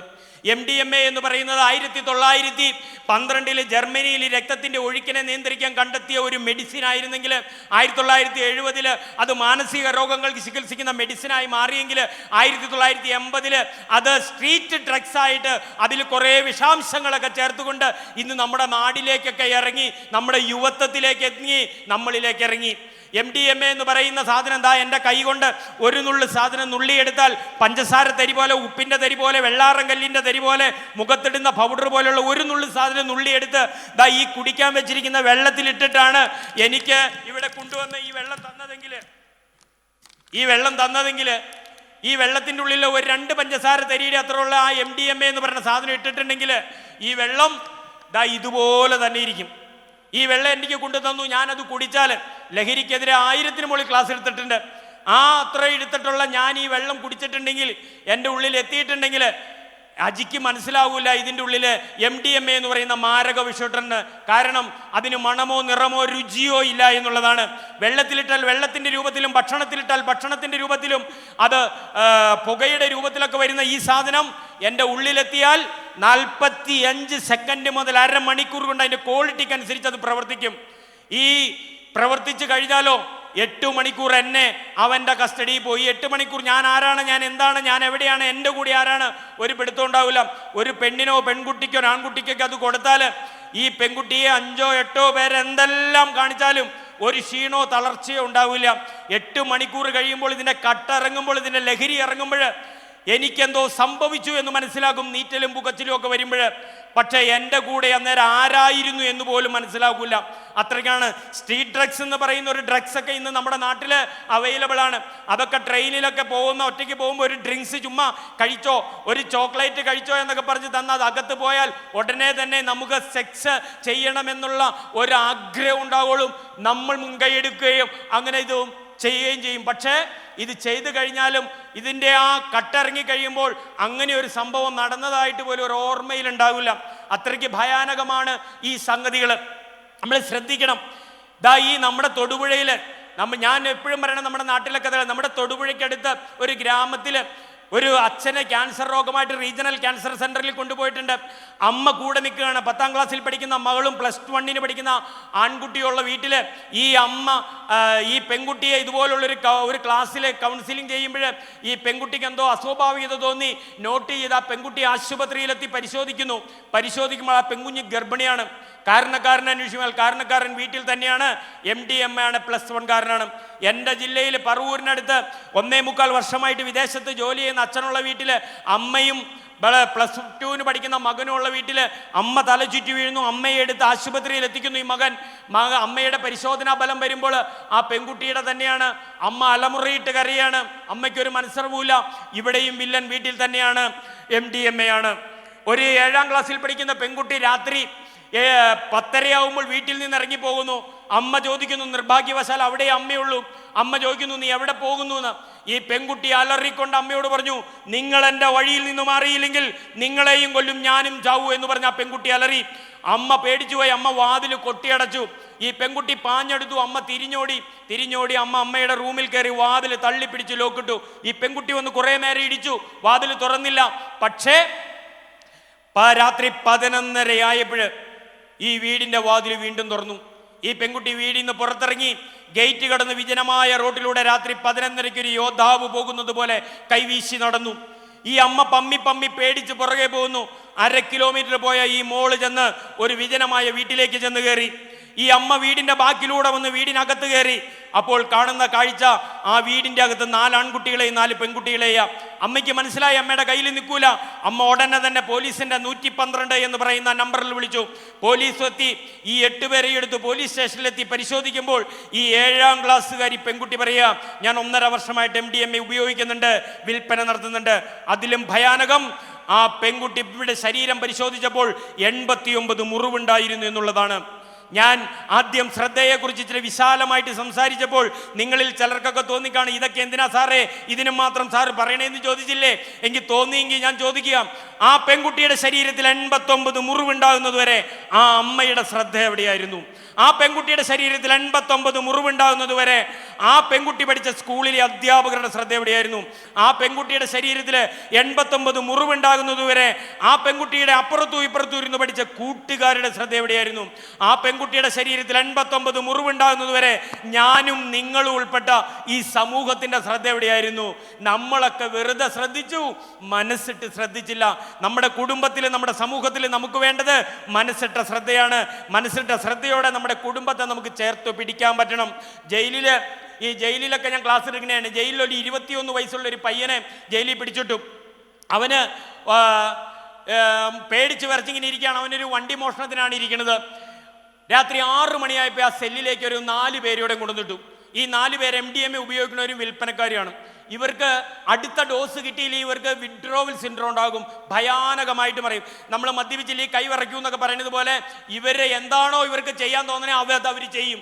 സെക്സാണ് ഈ സെക്സ്. തലയൊക്കെ ഇങ്ങനെ ഭിത്തിയെ കൊണ്ടുവന്നിരിക്കും. പോലീസ് സ്റ്റേഷനിലേക്ക് ഇവിടെയൊക്കെ ഇങ്ങനെ വലിച്ചു പൊളിച്ചു വെച്ചിരിക്കുന്ന ആളുകൾ കണ്ടിട്ടുണ്ട്. നമ്മൾ കണ്ടിട്ടില്ലേ ഭായിമാരൊക്കെ തലയിങ്ങനെ വെട്ടിപ്പൊളിച്ചുകൊണ്ട് റോട്ടിക്കിടെയൊക്കെ നടക്കണം കണ്ടിട്ടില്ലേ? അതുപോലെ ഭയാനകമായിട്ട് ഇവർ കാണിക്കും. അപ്പോൾ ഇവർക്കിത് കിട്ടാനില്ല. അപ്പോൾ ഇവർ ഇതുപോലെ കാണിക്കുകയാണ്. ഈ സെല്ലെന്ന് പറഞ്ഞൊരു ഇത്രേ ഉള്ളൂ. ഈ സെല്ലിൻ്റെ അകത്ത് ഇവർക്ക് ആകെ ഉപയോഗിക്കാൻ കൊടുക്കുന്നതെന്ന് പറഞ്ഞാൽ ഒരു സ്റ്റീലിൻ്റെ പ്ലേറ്റാണ്. അപ്പോൾ ഇവന്മാർ 4 പേരോടും കൂടി എന്ത് ചെയ്തു കഴിഞ്ഞാൽ ഈ സ്റ്റീൽ പ്ലേറ്റ് കൊണ്ട് ആ സെല്ലിൻ്റെ നടുക്കുള്ള ഒരു ടൈലിൻ്റെ പീസ് അടിച്ചു പൊട്ടിച്ചു. എന്നിട്ട് അതിൽ നിന്നൊരു ടൈലിൻ്റെ പീസ് എടുത്ത് ഈ 4 പേരിൽ ഒരുത്തൻ്റെ കയ്യിൻ്റെ ഞരമ്പറുത്ത് മുറിച്ചു. എന്നിട്ട് ആ ബ്ലഡ് കുടിച്ചു, മണത്തു. ഭയാനകമായിട്ട് മാറും. ഞാനിത് പറഞ്ഞു വരുന്നത് എന്തിനാണെന്ന് ചോദിച്ചാൽ, കഴിഞ്ഞ വർഷം നമ്മുടെ സ്കൂൾ തുറന്ന് സ്കൂളിലേക്ക് കുട്ടികൾ വന്നപ്പോൾ ഈ കേരളത്തിൽ വരാത്ത 2 കുട്ടികളുണ്ട്. ഒന്ന് കഴിഞ്ഞതിന് മുമ്പലത്തെ വർഷം സ്കൂൾ അടച്ച സമയത്ത്, ഈ വർഷം സ്കൂൾ അടച്ചതുപോലെ സ്കൂൾ അടച്ച സമയത്ത് നമ്മുടെ മക്കൾ, പണ്ട് നമ്മളൊക്കെ പാർട്ടി നടത്തിയത് ഈ സ്കൂളിൻ്റെ ക്ലാസ് റൂമിലായിരുന്നെങ്കിൽ ഇന്ന് നമ്മുടെ മക്കൾ അങ്ങനെ നടത്തില്ല. അവർ പുറത്തു പോയാൽ നടത്തണേ. അടിച്ചു പൊളിക്കും. അവർക്ക് റൂം എടുക്കണം, അവർക്ക് റിസോർട്ട് എടുക്കണം, ഹാൾ എടുക്കണം, ഹോട്ടൽ വേണം. അങ്ങനെ ഭക്ഷണമൊക്കെ എടുത്ത് അവർ അടിച്ചു പൊളിച്ച കൂട്ടത്തിൽ ഡാൻസ് കളിച്ചു, DJ വെച്ചു, ഭക്ഷണം കഴിച്ച് ഡാൻസ് കളിച്ച് അർമാദിച്ച കൂട്ടത്തിൽ 1-2 പുഴുക്കുത്തുകൾ ലഹരി ഉപയോഗിച്ചു. എന്നിട്ട് അതിലൊരു കുട്ടിയെ അവരുടെ കൂടെ ഡാൻസ് കളിച്ച അവരുടെ ഒരു കൂട്ടുകാരനെ ഉപദ്രവിച്ചു. ആ കുഞ്ഞിന്ന് ഈ ഭൂമിയിലില്ല. അതേപോലെ തന്നെ നമ്മുടെ മക്കളെ പോലെ സ്കൂളിൽ പഠിച്ച ഒരു കുഞ്ഞിനെ പിടിച്ച് ഡെസ്കിൽ ഇങ്ങനെ കിടത്തിയിട്ട് കയ്യിലും കാലിലും തലയിലും പിടിച്ചിട്ട് കോമ്പസ് കൊണ്ട് ആ കുഞ്ഞിൻ്റെ പുറത്ത് ഇങ്ങനെ ചിത്രം വരച്ചിട്ട് അവൻ്റെ ജനനേന്ദ്രിയത്തിൽ ഡംബൽ കെട്ടി തൂക്കിയിട്ട് ആ കുഞ്ഞു മരണവെപ്രാൾ കൊടുത്ത് കരഞ്ഞപ്പോൾ നമ്മുടെ മക്കളുടെ പ്രായമുള്ള മക്കൾക്ക് കൈയടിച്ച് ചിരിക്കാൻ എങ്ങനെയാ തോന്നിയേ? വീടിൻ്റെ കടം തീർക്കാൻ വേണ്ടിയിട്ട് ഒരു ചിറ്റികയും വാങ്ങിക്കൊണ്ട് ഇറങ്ങിയ വെഞ്ഞാറമൂട്ട പയ്യൻ സ്വന്തം വീട്ടിലെ 5 പേരെയാണ്, ഉമ്മയെയും ഉമ്മയുടെ ബാപ്പയെയും ബാപ്പയുടെ ചേട്ടനെയും ചേട്ടൻ്റെ ഭാര്യയും ബാപ്പയുടെ ഉമ്മയെയും. സ്നേഹനിധിയായ ആ അമ്മ ഇപ്പോഴും പറയുന്നു, എൻ്റെ കുഞ്ഞ് എന്നെ ഒന്നും ചെയ്തതല്ല എന്ന്.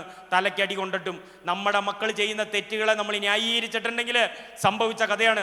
ആ അമ്മ ഇപ്പോഴും പറയുന്നു, എൻ്റെ കുഞ്ഞ് എന്നെ ഒന്നും ചെയ്തില്ല എന്ന്.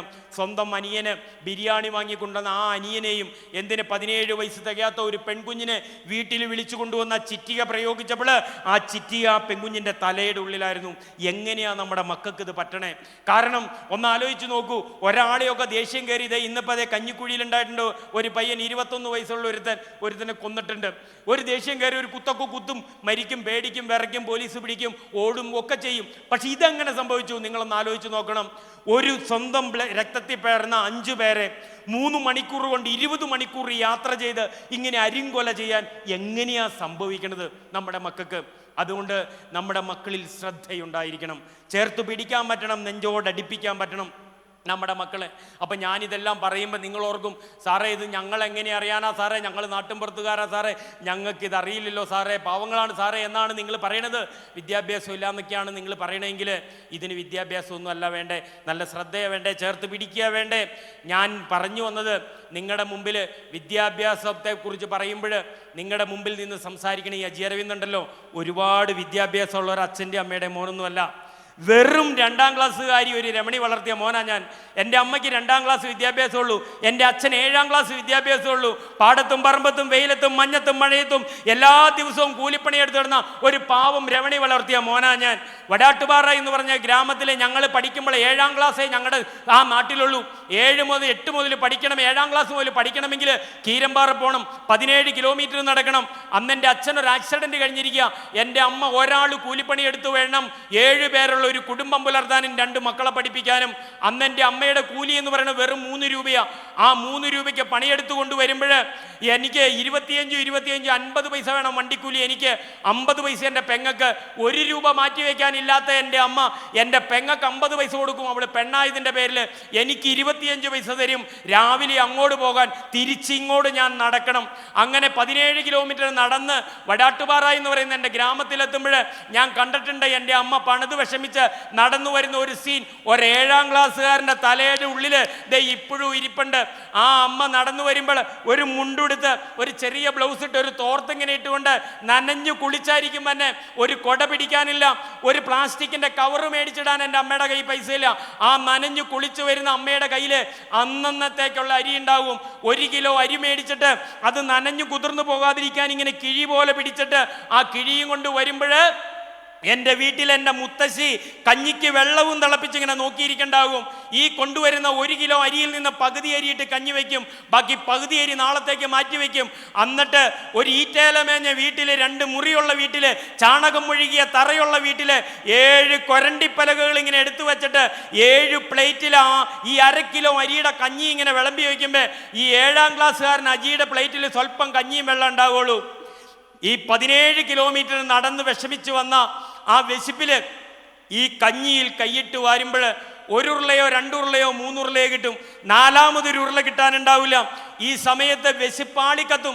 എൻ്റെ തൊട്ടടുത്തിരുന്ന് ഭക്ഷണം കഴിക്കണ അച്ഛൻ്റെ പ്ലേറ്റിലേക്ക് ഞാൻ ഓക്കളെ കണ്ടിട്ട് നോക്കും. ആ സമയത്ത് അച്ഛൻ്റെ പ്ലേറ്റിൽ ഒരു ഇച്ചിരി ചോറ് കൂടുതലുണ്ടാവും. ഞാൻ നോക്കണ ഒരൊറ്റ നോട്ടം എൻ്റെ അച്ഛന് മനസ്സിലാകും. അച്ഛനിങ്ങനെ കൈ വിടർത്തി കൊണ്ടുപോയി അച്ഛൻ്റെ പ്ലേറ്റിൽ നിന്ന് വലിയൊരു ഉരുള ചോറെടുക്കും. ആ ചോറ് എൻ്റെ പ്ലേറ്റിലിടും, എൻ്റെ സഹോദരിമാരുടെ പ്ലേറ്റിലിടും. എന്നിട്ട് എൻ്റെ അച്ഛൻ ആ കഞ്ഞിയുടെ വെള്ളവും കുടിച്ച് എഴുന്നേറ്റ് പോകുമ്പോൾ ഈ പാവം അജി സന്തോഷത്തോടെ ഇരിക്കും. എൻ്റെ അമ്മ ചെന്നിങ്ങനെ മുട്ടിക്കൊടുക്കും, അമ്മയുടെ കൈയെടുത്ത് മാറ്റി വയ്ക്കും. വയറ് നിറഞ്ഞ സന്തോഷത്തിൽ ഞാൻ പോകുമ്പോൾ എൻ്റെ അമ്മ എന്തിനാ മുട്ടിയതെന്നോ എൻ്റെ അച്ഛനെന്തിനാ കൈയെടുത്ത് മാറ്റിയതെന്നോ എനിക്കറിയില്ല. വർഷം കുറേ കഴിഞ്ഞു, എനിക്ക് ജോലി കിട്ടി, ഞാൻ പെണ്ണ് കിട്ടി, എനിക്ക് 2 മക്കളായി. ഞാൻ ഈ അടിമാലിയിൽ നിന്നും ഈ രാജക്കാട്ടിൽ നിന്നൊക്കെ ജോലി കഴിഞ്ഞ് ഞാൻ എൻ്റെ വീട്ടിലേക്ക് എത്തുമ്പോൾ ഞാൻ എൻ്റെ മക്കളോടും വീട്ടുകാരോടും പറയും, ഞങ്ങളെ നോക്കി നിൽക്കണ്ട, കാരണം ഞങ്ങൾക്ക് പോലീസുകാർക്ക് പ്രത്യേകിച്ച് സമയമൊന്നുമില്ല, ഞങ്ങൾക്ക് ഏതോ സമയമാണ്, നിങ്ങൾ കഴിച്ച് കിടന്നോളാൻ പറയും. അവർ കഴിച്ച് കിടന്നിട്ടുണ്ടാവും. ഞാൻ 12 മണിക്കും 1 മണിക്കൊക്കെ എത്തി കുളിച്ച് ഡ്രസ്സൊക്കെ മാറി ഭക്ഷണം കഴിക്കാനായി പ്രാർത്ഥനയൊക്കെ കഴിഞ്ഞ് ഇറങ്ങുമ്പോൾ എൻ്റെ പെണ്ണിനോട് ഞാൻ ചോദിക്കും, പെണ്ണെ മക്കൾ ചോറുണ്ടോടിയെന്ന്. അപ്പോൾ അവൾ പറയും, ചോറുണ്ട് ചേട്ടായിന്ന്. പക്ഷെ നമ്മുടെ മക്കൾ ചോറുണ്ടു എന്ന് വേറൊരാൾ പറഞ്ഞാൽ നമുക്ക് മനസ്സിലാവുമോ? ഞാൻ എൻ്റെ മക്കൾ കിടക്കണ വാതിൽ ചെന്ന് പതിയെ തുറക്കും. ആ വട്ടിൽ ഇങ്ങനെ മലർന്ന് കിടക്കണ്ടാവും എൻ്റെ മക്കൾ, വണ്ണം കുറഞ്ഞവര്, വയറുതേ ഇങ്ങനെ വള്ളം പോലെ ഇരിക്കും. ആ വയറ് കാണുമ്പോൾ ഞാൻ എൻ്റെ പെണ്ണിനോട് ചോദിക്കും, പെണ്ണെ മക്കൾ ചോറുണ്ടോടിയെന്ന്. അപ്പോൾ അവൾ പറയും, ചോറുണ്ട് ചേട്ടായിന്ന്. പിന്നെ എന്താ പെണ്ണെ ഈ കുഞ്ഞിൻ്റെ വയറിങ്ങനെ കിടക്കണേന്ന് ചോദിക്കുമ്പോൾ അവൾ എൻ്റെ കയ്യെ പിടിച്ച് താഴോട്ട് കൊണ്ടുപോയിട്ട് പറയും, എൻ്റെ പൊന്ന് ചേട്ടായി, ഞാൻ വയറ് നിറച്ച് ചോറ് കൊടുത്തതാ, ചേട്ടായി വാന്നും പറഞ്ഞ് എൻ്റെ കയ്യും പിടിച്ചുകൊണ്ട് പോകുമ്പോഴാ പ്രിയപ്പെട്ടവരെ എനിക്ക് മനസ്സിലാകണത് അന്ന് എൻ്റെ അച്ഛന് വിശന്നിരുന്നു എന്ന്. അന്ന് എൻ്റെ അച്ഛന് വിശന്നു എന്ന് മനസ്സിലാക്കാൻ ഇന്ന് നമ്മുടെ മക്കളുടെ വയറ് കാണേണ്ട വന്നു. നമ്മുടെ അച്ഛനമ്മമാർ നമുക്ക് തന്ന കരുതലല്ലേ അത്? നമ്മളെ ചേർത്ത് പിടിച്ച് നമ്മുടെ അച്ഛനമ്മമാർ തന്ന കരുതലല്ലേ അത്? എന്തേ ആ കരുതൽ നമ്മുടെ മക്കൾക്ക് കൊടുക്കാത്തെ?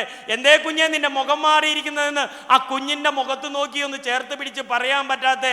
അന്ന് വടാട്ടുപാറയിൽ കൂലിപ്പണി എടുത്ത് കിടന്ന എൻ്റെ അമ്മയെ ആ നാട്ടിലുള്ളവരൊക്കെ കളിയാക്കും, എന്തൊരു പണിയാടി ഇത്, ഇങ്ങനെയുണ്ടോ ഒരു പണി? ഒരു ദിവസം ഒന്ന് വെറുതെ ഇരിക്കുക, ഒറ്റ ദിവസം ഇരിക്കില്ല എൻ്റെ അമ്മ, എല്ലാ ദിവസവും പോവും. എന്നാ കാരണം എന്നറിയാമോ? എൻ്റെ മക്കളെ ഒരു കരയ്ക്കെത്തിക്കണം, എൻ്റെ മക്കൾ ഒരു കരയിലെത്തിയാൽ എൻ്റെ ബുദ്ധിമുട്ട് തീരുമെന്ന് ആ പാവം രമണി തീരുമാനിച്ചു. ആ രമണിയുടെ തീരുമാനത്തിനൊപ്പം ഞങ്ങൾ മക്കൾ 3 പേര് നിന്നപ്പോൾ ഞാനൊരു എസ് ഐ ആയിട്ട് ഇന്ന് നിങ്ങളുടെ മുമ്പിലുണ്ട്. എൻ്റെ ഒരു പെങ്ങൾ ടീച്ചറായിട്ട് ചെറുതോണിയിലുണ്ട്, എൻ്റെ ഒരു പെങ്ങൾ വിദേശത്തുണ്ട്. എൻ്റെ 23-ാമത്തെ വയസ്സിൽ എനിക്ക് ജോലി കിട്ടണേ. എൻ്റെ 24-ാമത്തെ വയസ്സ് വരെ എൻ്റെ അമ്മ പണിതിട്ടുണ്ട്. അത് കഴിഞ്ഞ് എൻ്റെ അമ്മയെ ഞാൻ പണിയാൻ വിട്ടിട്ടില്ല. ഈ 24 വയസ്സ് വരെ എൻ്റെ പാവം 2ാം ക്ലാസ്സുകാരി അമ്മ കണ്ട ലോകം ഏതാണെന്നറിയാമോ? വടാട്ടുപാറ എന്ന് പറയുന്ന ഒരു ഗ്രാമവും കോതമംഗലത്തെ തൃക്കാരിയൂർ അമ്പലവും മാത്രം.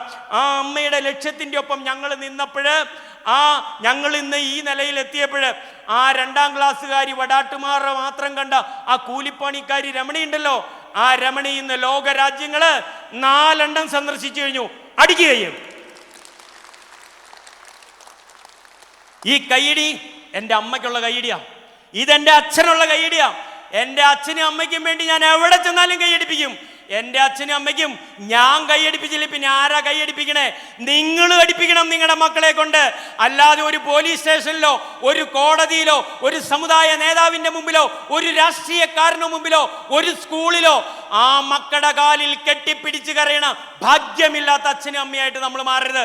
ആ മക്കളുടെ പേരിൽ അഭിമാനത്തോടെ ആയിരിക്കണം അവർ പഠിക്കുന്ന സ്കൂളിലേക്ക് നിങ്ങൾ കയറി പോകേണ്ടത്. ആ മക്കളുടെ പേരിൽ അഭിമാനത്തോടെ ആയിരിക്കണം ഈ റോഡിലൂടെ നിങ്ങൾ തലവുയർത്തി പിടിച്ച് നടക്കേണ്ടത്. അല്ലാതെ ആ മക്കളുടെ പേരിൽ അഭിമാനക്ഷത ഉണ്ടായി വീട്ടിൻ്റെ ഉള്ളില് ഇരട്ടറയിൽ ഒതുങ്ങേണ്ടവരല്ല നമ്മൾ. ചേർത്ത് പിടിക്കണം, നെഞ്ചോടടിപ്പിക്കണം.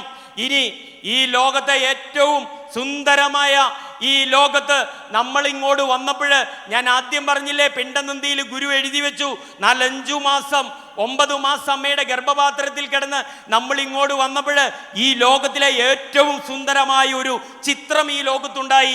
നിങ്ങൾക്കെല്ലാം അറിയാമല്ലോ, ആ ചിത്രം രാജാ രവിവർമ്മ വരച്ചതോ പിക്കാസോ വരച്ചതോ മോണോലിസി ഒന്നും അല്ല. ആ ചിത്രം കാണണമെങ്കിൽ നിങ്ങൾക്കൊക്കെ അറിയാം, നമ്മുടെ അമ്മയുടെ വയറില് ഈ പൊക്കിളിന്റെ താഴെ ഇവിടെ നിന്ന് ഇവിടെ വരെ ഇങ്ങനെ ഒരു വര കിടപ്പുണ്ട്, ഇങ്ങനെ വെളുത്ത് വെളുത്ത് വെളുത്ത് വെളുത്ത്. എങ്ങനെ ഉണ്ടായി? അമ്മയുടെ ഗർഭപാത്രത്തില് അച്ഛൻ്റെ രേതസ്സും അമ്മയുടെ രക്തവും കലർന്ന് നമ്മൾ പിണ്ടമായി രൂപം കൊണ്ടപ്പോൾ ഈ ഇരിക്കണ നമ്മളൊന്നും ഇത്ര ഇല്ല. നമ്മൾ ഉണ്ടായിരുന്നത് ഒരു മുട്ടുസൂചിയുടെ ചട 1000 വിഭജിച്ചാൽ അതിനൊരംശമേ ഉണ്ടായിരുന്നുള്ളൂ. അത്ര ഉണ്ടായിരുന്നതിനെ അമ്മയുടെ ഗർഭപാത്രത്തിൽ വെച്ച് ചോരയും നീരും തന്ന് ഇങ്ങനെ വളർന്നു വളർന്നു വളർന്നു വന്നപ്പോൾ ആ പാവ അമ്മയുടെ വയറിൽ അകന്ന് ആ മാംസപേശികൾ 7 ലെയർ മാംസപേശി അകന്നുപോയി പൊട്ടിയ പാട നമുക്ക് വേണ്ടി നമ്മുടെ അമ്മ സഹിച്ച പാട. എന്നിട്ടാണ് ഇന്ന് ആ അമ്മയോട് നമ്മൾ ചോദിക്കണേ, നിങ്ങൾ എനിക്ക് എന്താ ചെയ്തതെന്ന്. നമ്മുടെ മക്കളത് കേൾക്കുന്നുണ്ട്. ചേർത്ത് പിടിക്കണം, നെഞ്ചോടടിപ്പിക്കണം, നെഞ്ചോടടിപ്പിച്ചു കൊണ്ടു നടക്കണം. ഈ ലോകത്തിൻ്റെ എവിടെയും ഇന്ന് ജീവിച്ചിരിക്കുന്നുണ്ടെങ്കിൽ നിങ്ങളുടെ അമ്മയെ കെട്ടിപ്പിടിച്ച് ഉമ്മ കൊടുക്കണം. ഈ ലോകത്ത് ഇതിനേക്കാളും നല്ലൊരു സമ്മാനം നമ്മുടെ അമ്മയ്ക്ക് നമുക്ക് കൊടുക്കാനില്ല. ചേർത്ത് പിടിക്കണം, നെഞ്ചോടടിപ്പിക്കണം. അന്ന് നചികേതസ് എന്ന് പറഞ്ഞൊരു പയ്യനുണ്ടായിരുന്നു. നജികേതസ് എന്ന് പറഞ്ഞ പയ്യൻ നമ്മുടെ മക്കളുടെയൊക്കെ പ്രായമുള്ളൂ, 10, 12, 14 വയസ്സുള്ളപ്പോൾ നജികേതസ് ഒരു പ്രത്യേക സാഹചര്യത്തിൽ അങ്ങ് കാലൻ്റെ അടുത്തെത്തിയ നജികേതസ്, മോനെ ഇച്ചിരി കഴിഞ്ഞ് കൊടുക്കാം, നീ മാറിപ്പോക്കോ. നജികേതസ് അവർ ചോദിച്ചിട്ടാണെങ്കിൽ കൊടുത്തോ. ഓക്കെ. നജികേതസ് കാലൻ്റെ അടുത്തെത്തിയ നജികേതസിനോട് കാലൻ പറഞ്ഞു, എന്തിനാ മോനെ നീ ഇങ്ങോട്ട് വന്നേ, നീ ഇങ്ങോട്ട് വരാറായില്ല, തിരിച്ചു പോകും. അപ്പോൾ നജികേതസ് പറഞ്ഞു, ഞാൻ പോകൂല, എൻ്റെ അച്ഛൻ പറഞ്ഞു വിട്ടതാ, ഞാൻ പോകില്ല, മോനെ നീ തിരിച്ചു പോകൂ. ഇവൻ പോകൂല എന്ന് കണ്ടപ്പോൾ നമ്മളൊക്കെ നമ്മുടെ മക്കൾക്ക് ഓഫർ കൊടുക്കണ പോലെ കാലൻ ഒരു ഓഫർ കൊടുത്തു, നിനക്ക് മോനെ ഞാൻ 3 വരങ്ങൾ തരാം. അപ്പോൾ നജികേതസിന് മനസ്സിലായി ഇതെന്നെ ഒഴിവാക്കാനാണ്. നജികേതസ് പറഞ്ഞു, എനിക്ക് 3 വരമൊന്നും വേണ്ട, എനിക്കൊരു വരം മതി, എങ്കിൽ ചോദിക്കാൻ പറഞ്ഞു.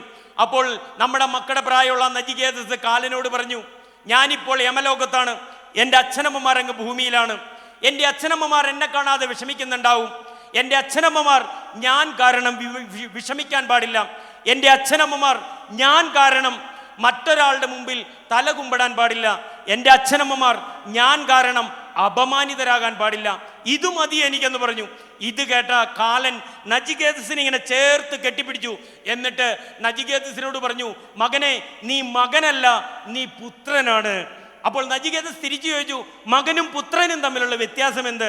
അപ്പോൾ കാലൻ പറഞ്ഞു, ഏതൊരു മകനാണോ ഏതൊരു മകളാണോ തൻ്റെ മാതാപിതാക്കൾ താൻ കാരണം അപമാനിതരാകരുത്, ദുഃഖിതരാകരുത്, മറ്റൊരാളുടെ മുമ്പിൽ തല കുമ്പിടരുതെന്ന് ആഗ്രഹിക്കുന്നു, അവൻ പുത്രൻ, അവൾ പുത്രി.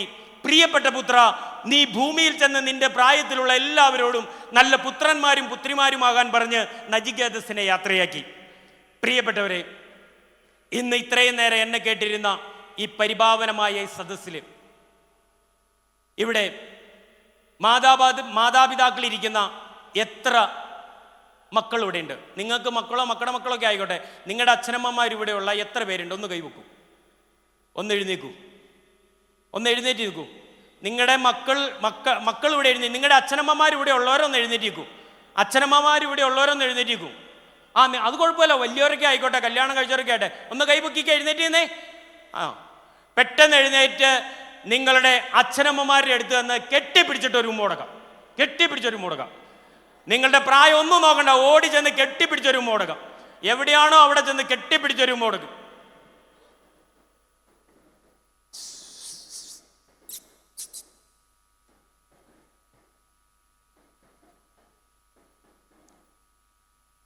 കെട്ടിപ്പിടിച്ച് എവിടെയാന്ന് വെച്ചാൽ അവിടെ ഓടിച്ചെന്ന് കെട്ടിപ്പിടിച്ചു മുടക്ക്. എവിടെയാണ് ഇരിക്കണേന്ന് വെച്ചാൽ അവിടെ ചെല്ല്.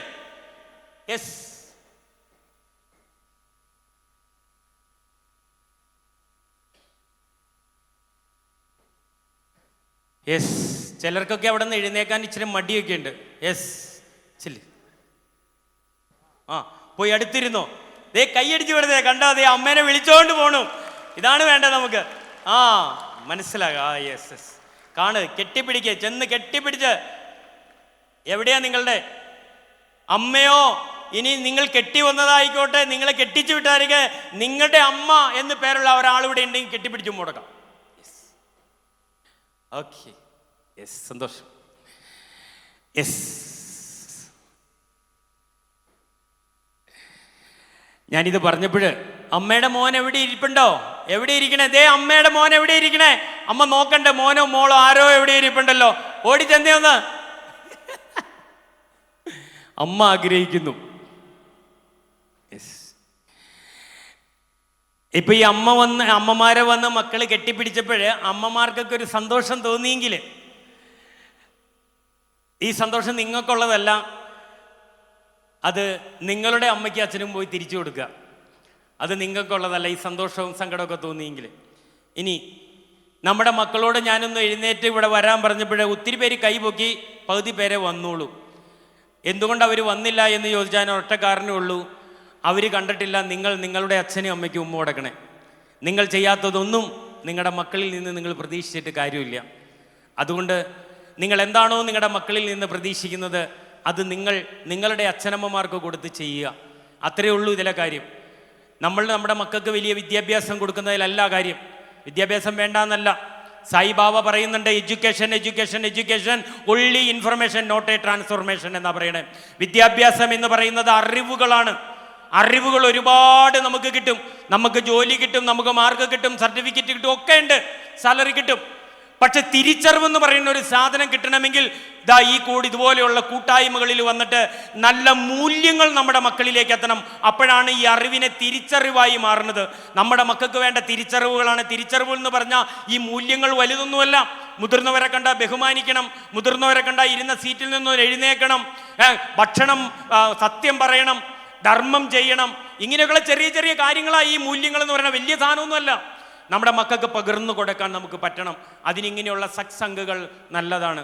അതിന് പറ്റട്ടെ എന്ന് മാത്രം പറഞ്ഞുകൊണ്ട് ഇത്രയും നേരം എന്നെ കേട്ടിരുന്ന രാജക്കാട് യൂണിയനിലെ പ്രിയപ്പെട്ട ഓരോ പ്രിയപ്പെട്ടവർക്കും എൻ്റെയും എൻ്റെ കുടുംബത്തെയും എൻ്റെ ഗുരുനാഥന്മാരുടെയും പേരുള്ള നന്ദി അറിയിക്കട്ടെ. ഞാൻ ഇന്നിവിടെ വന്ന് ഈ ക്ലാസ് നിങ്ങൾക്ക് തരുന്നത് ഇടുക്കി ജില്ലാ പോലീസിൻ്റെ ഇടുക്കി ജില്ലാ സ്റ്റുഡൻസ് പോലീസിൻ്റെയും ഒരു പ്രോജക്റ്റാണിത്. ഇങ്ങനെ ക്ലാസ്സുകൾ എടുക്കലാണ്. പള്ളി, അമ്പലം, മോസ്ക് എല്ലാ സ്ഥലത്തും ഇങ്ങനെ ക്ലാസ് എടുക്കുകയാണ്. എന്നെ ഇങ്ങനെ വിളിച്ചു, ലതീഷ് ഇവിടുന്ന് വിളിച്ചു, ശ്രീകുമാർ ചേട്ടനും ജയിൻ ചേട്ടനൊക്കെ വിളിച്ചു. ഞാൻ ഇതിനു മുമ്പോടെ ഒരു ക്ലാസ് വന്ന് എടുത്ത് 2-3 ക്ലാസ് കുട്ടികൾക്ക് എടുത്തിരുന്നു. അന്നേരമാണ് എന്നെ ഇങ്ങനെ വിളിക്കണത്. ഞാൻ വളരെ സന്തോഷത്തോടെയാണ് ഇവിടെ വന്നത്. വരാൻ പറ്റുമോ എന്നുള്ളൊരു പേടി ഉണ്ടായിരുന്നു, ഇലക്ഷൻ്റെ ഒരു പ്രശ്നമൊക്കെ നിൽക്കുന്നതിൻ്റെ പേരിൽ. പക്ഷേ ഇലക്ഷൻ കഴിഞ്ഞു പോയതിന് കുഴപ്പമില്ല. എന്തായാലും സന്തോഷം. ഇത്രയും നേരം എന്നെ ഇങ്ങനെ കേട്ടിരുന്ന നിങ്ങൾക്ക് എല്ലാവർക്കും എൻ്റെ ഹൃദയത്തിൽ നിന്നുള്ള നന്ദി അറിയിച്ചുകൊണ്ട് ഓരോ പ്രിയപ്പെട്ടവരുടെ മുമ്പിൽ ഒരു റിക്വസ്റ്റ് മാത്രമേ ഉള്ളൂ. നിങ്ങളെല്ലാവരും ഇടുക്കി ജില്ലാ പോലീസ് എന്ന് പറയുന്ന പോലീസിൻ്റെ ഫേസ്ബുക്ക് പേജും ഇൻസ്റ്റഗ്രാം പേജും ഒന്ന് ലൈക്ക് ചെയ്യണം, അത് ഫോളോ ചെയ്യണം. ഈ ക്ലാസ് ഒന്ന് അതിൽ തന്നെ ഉണ്ടാകും. ഇതുപോലുള്ള ഒരുപാട് ഇൻഫർമേഷൻ നിങ്ങൾക്ക് കിട്ടും. ഒരിക്കൽ കൂടി ഇടുക്കി ജില്ലാ പോലീസിൻ്റെ പേരിലുള്ള നന്ദി നിങ്ങൾക്ക് ഓരോരുത്തർക്കും ഓരോ പ്രിയപ്പെട്ടവർക്കും അറിയിച്ചുകൊണ്ട് നിർത്തട്ടെ. നന്ദി, നമസ്കാരം.